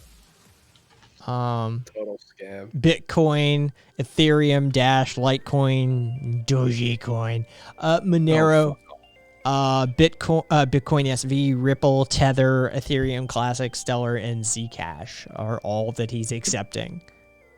No, it keeps. Wait. No, never mind. Yeah, no, those are just social links. Yeah. That right there is a man with scruples. Yes, 100%. All right, wait, hang on. Sorry. Angie's not Canadian. Just went to Just for Laughs. I went to a comedy festival in Montreal. It had to be Just for Laughs. Starts getting fishing equipment for Kai.